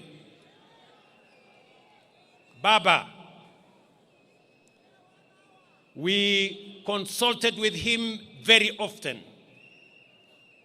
But the last 1.5 months were very difficult times, because every time I met Baba, his voice was hoarse, and he kept on telling me that I am weak because I am taking some drugs. And I was very concerned. He explained to me that he had gone to Dubai, and he had gone to the American hospital, and they had told him a few things about his health. And then he came back and went to Canadian hospital again in Dubai. And after he came back, his doctors, led by Dr. Olunya, who is his personal doctor for many years, administered some medicines to him. And when I went to New York for the United Nations General Assembly, I kept track with what he was doing. And I told him, I will come back, I will come through Dubai, I will also do a medical checkup, but when I come back, I want us to meet. Because his health was very concerning to me. So when I came back, I thought I would meet him on a Saturday, or was it a Sunday? But when I called him, he told me, William, Bill, actually, I have gone to Malindi. The doctors have advised me to go and rest in Malindi. I will come back on Tuesday. So I told him, it's okay. Let me go to the farm. I will come back on Sunday. I will wait for you on Tuesday. On that Tuesday, Baba called me and told me he is coming. And he wanted to come and meet me in the office. I told him, because you're not feeling very well, you go home, I will come home in the evening.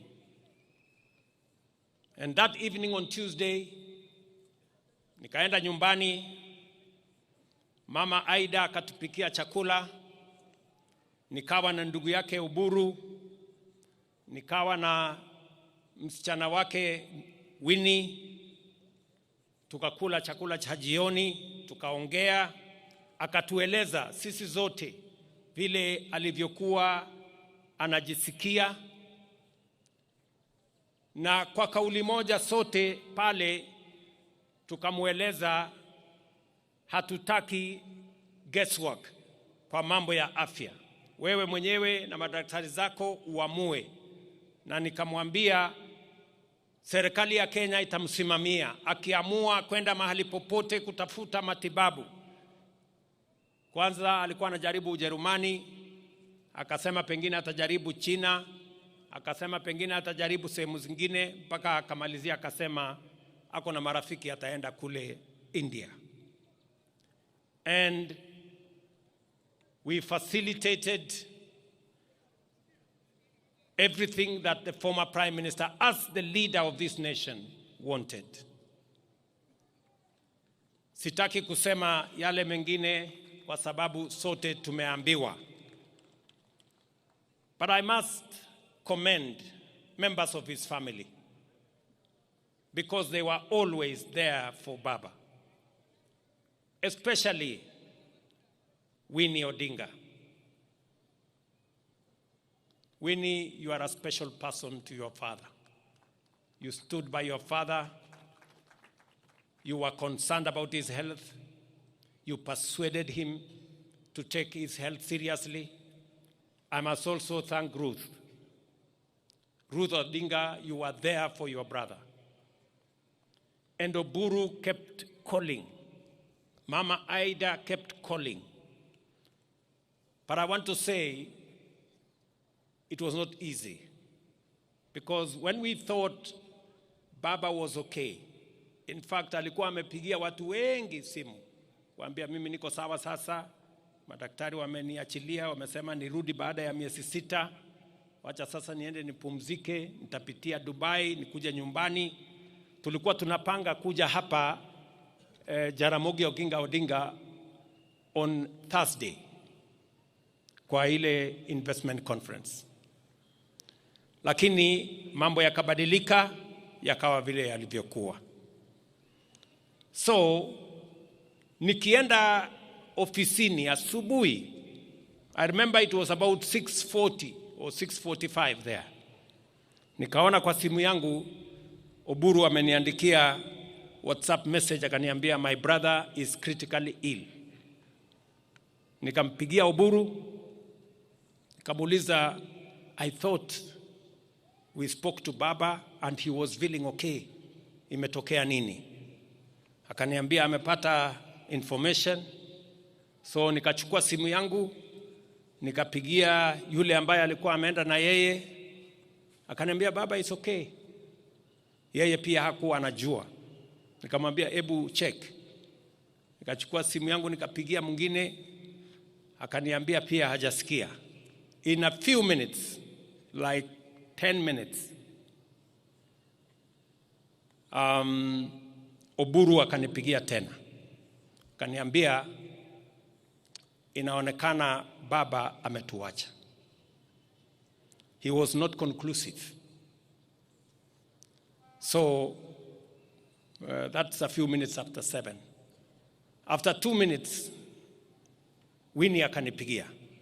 Akaniambia, first I told her, please Winnie, don't tell me any bad news.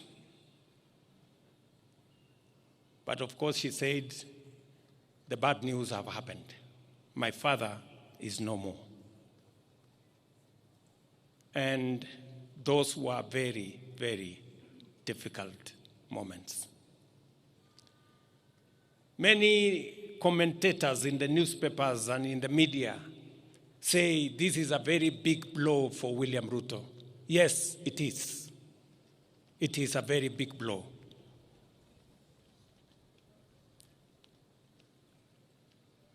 A few minutes later, we consulted with the family. I remember calling Ida. She could not talk on the other side.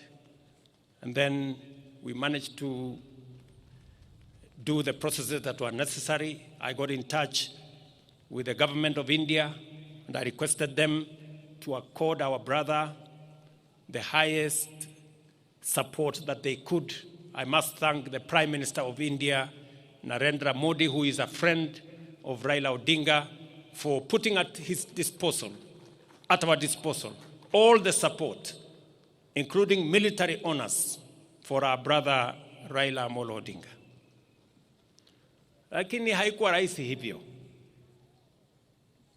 Baadaye jioni tukishapanga vile watu wataenda kumchukua mwili wake, usiku Winnie akanipigia. Winnie akaniambia, Mr. President, hiyo ndege ambayo inakuja kubeba mwili ya baba, mbona inaenda Mumbai? Mbona isikuje hapa mahali baba yuko? Sasa wewe unanifanya nisumbuke kupeleka mwili ya baba saa hii usiku. Ningangane naye niweke kwa ndege na nimechoka. Na hii kitu ni mzito sana kwangu. So I had very difficult moments there. Nikamwambia Winnie, unajua sasa hii ndege iko na watu wengine wanaenda kule Mumbai. Na turnaround yake tulikuwa tunataka kupunguza. But she could not take any of it. Nikawachana na yeye, nikapigia Ruth. Nikamwambia Ruth, please help me manage Winnie. Mwambie tu atulie kidogo, these arrangements we are making. But all in all, I must say the concern of the family, his children, the wife, his brother Oburu and all the others was amazing. Hapo katikati, wakati bado tunahangaika, nafikiri kama saa 3 hivi asubuhi, nimeona kwa WhatsApp Junior amenitumia message. Anasema wili ya baba inasema he must be buried within 72 hours. Huyu Junior amenitumia. And I am sending our lawyer to Mama to go and tell her what Mzee's will was. So hapo katikati sasa ikawa ni kizungumkuti. We are trying to balance between the will of the late, the reality of where he is, the requirements of culture, the state, the church. So there were tensions all over the place. That we are here Sunday to pay our last respects to Raila Odinga is an act of God. Na tunashukuru Mungu kwamba imetusaidia tufikishe hapa.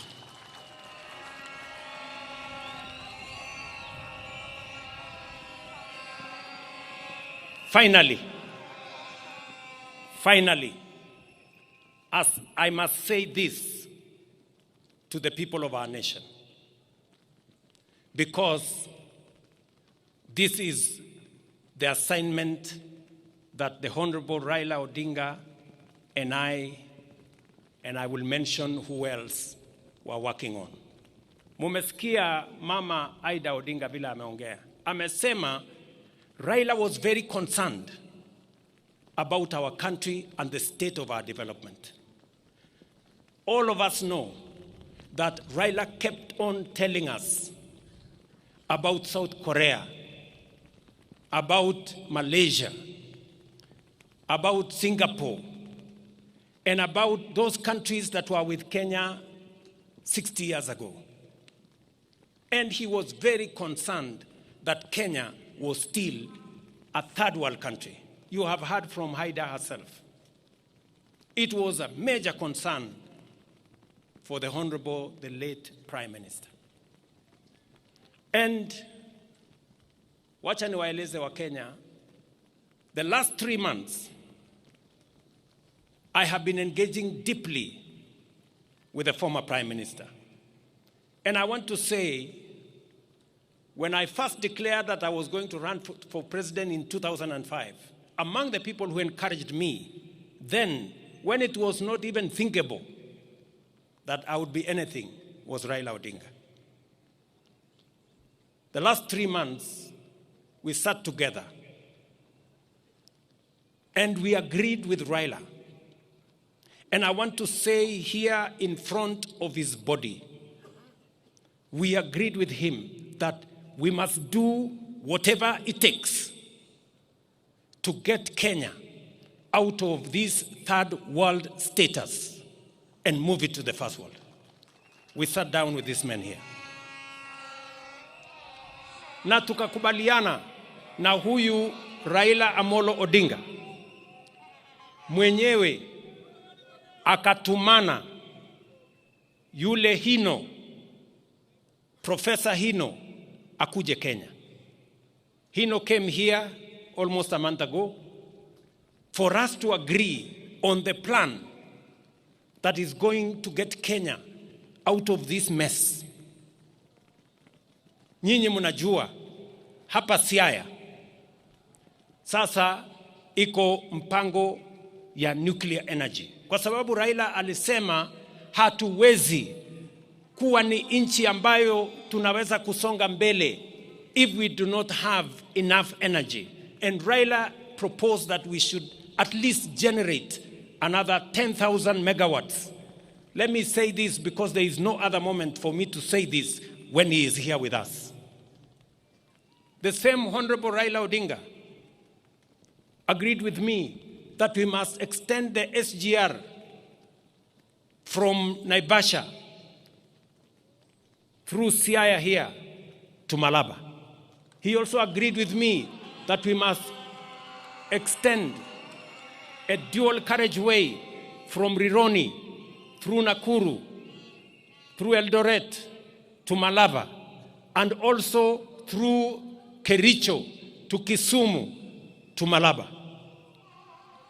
And we agreed with him on how we are going to build a new airport and how we are going to expand our infrastructure.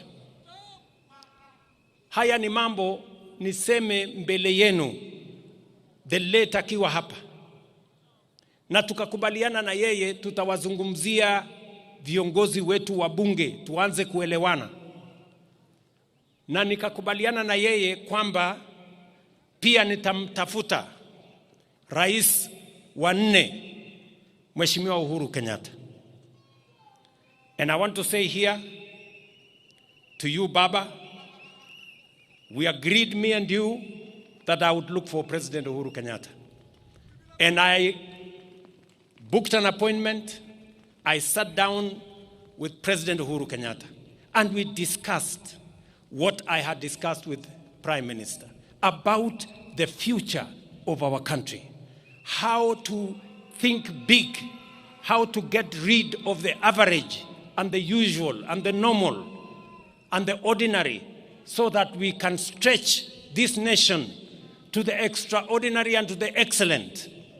And you remember, President Uhuru Kenyatta, I came to your office, I sat down with you, I explained to you what I had discussed with my brother, Prime Minister, and I want to thank you immensely that you shared in putting this country together, eliminating division and tribalism, and making sure that we can forge a unity that would lift Kenya from a third world status to a first world status.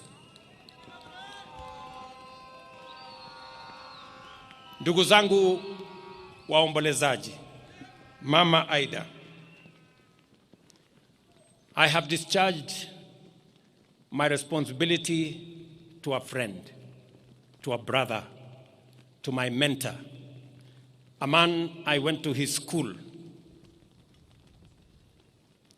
Wengi walijaribu kuniambia ya kwamba Raila hakukuwa rais, kwa hivyo heshima yake ishushwe chini kidogo. Mimi nikawaambia hata kama hakuwa rais, he was the people's president.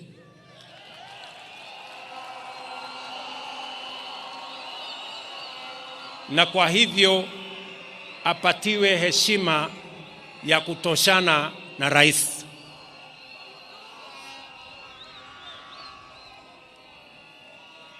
Ndugu zangu, mimi sitaki kusema kuzidi hapo.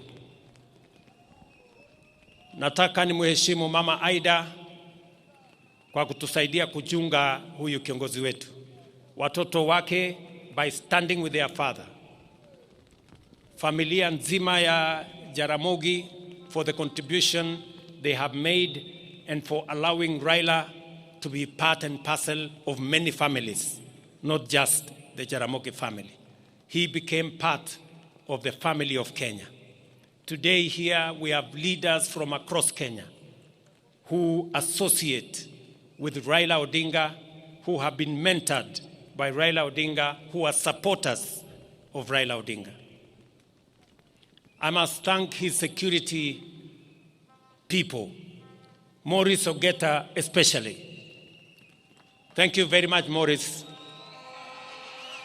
for standing with Raila always.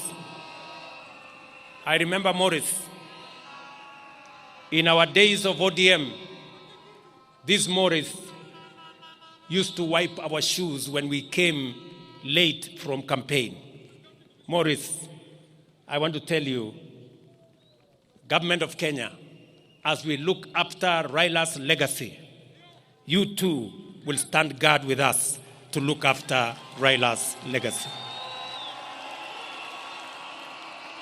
Together with all the other people who worked with Baba. To this community, I want to assure you that by God's grace, we're going to journey together in the footsteps and in the direction that our friend and brother Raila Odinga has pointed to us.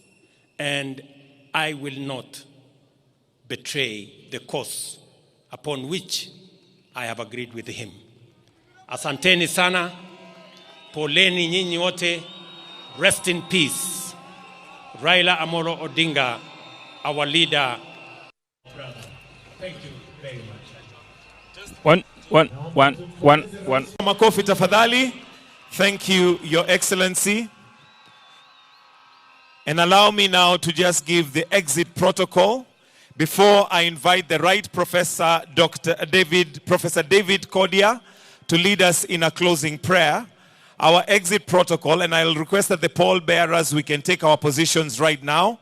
We'll have the clergy leave first, followed by the casket, and then family and His Excellency the President. At the request of the family, it is a private burial. Kwa hivyo wananchi tunaomba ya kwamba tafadhali tutizame kwa runinga. Tusiende pale nyumbani kwa sababu jamii imeomba ya kwamba iwe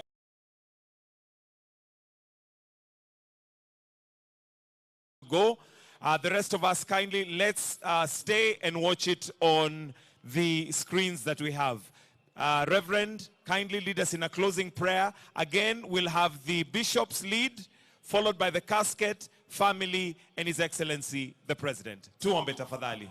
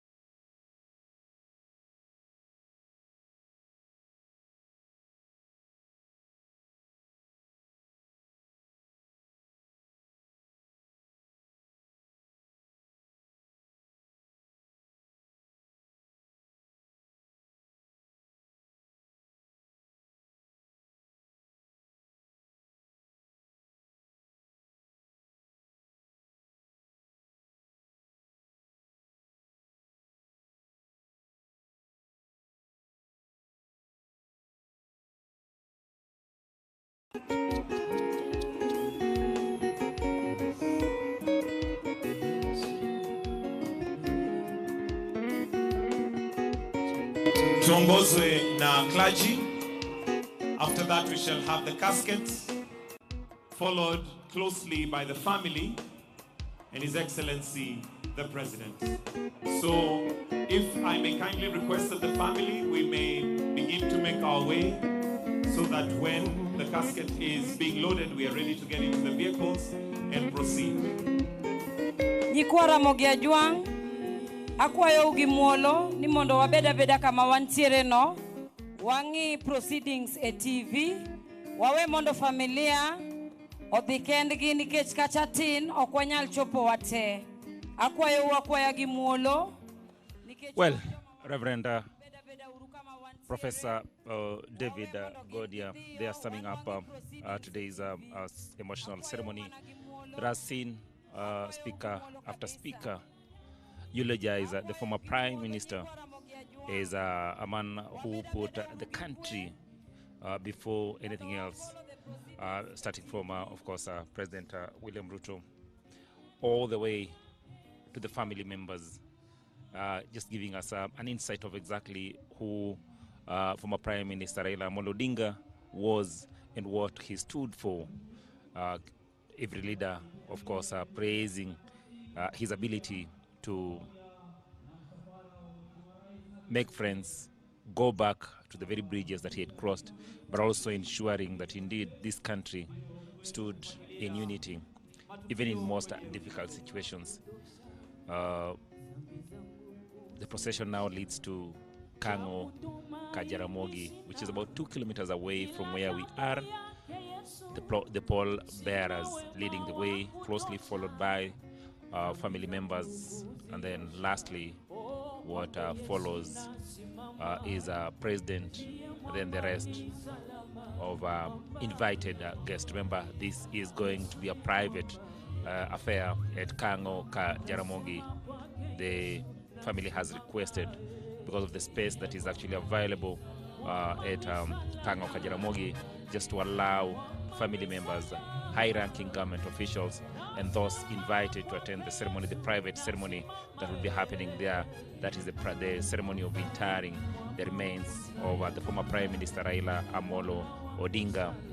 That has always been the case, even when his son Fidel Macarios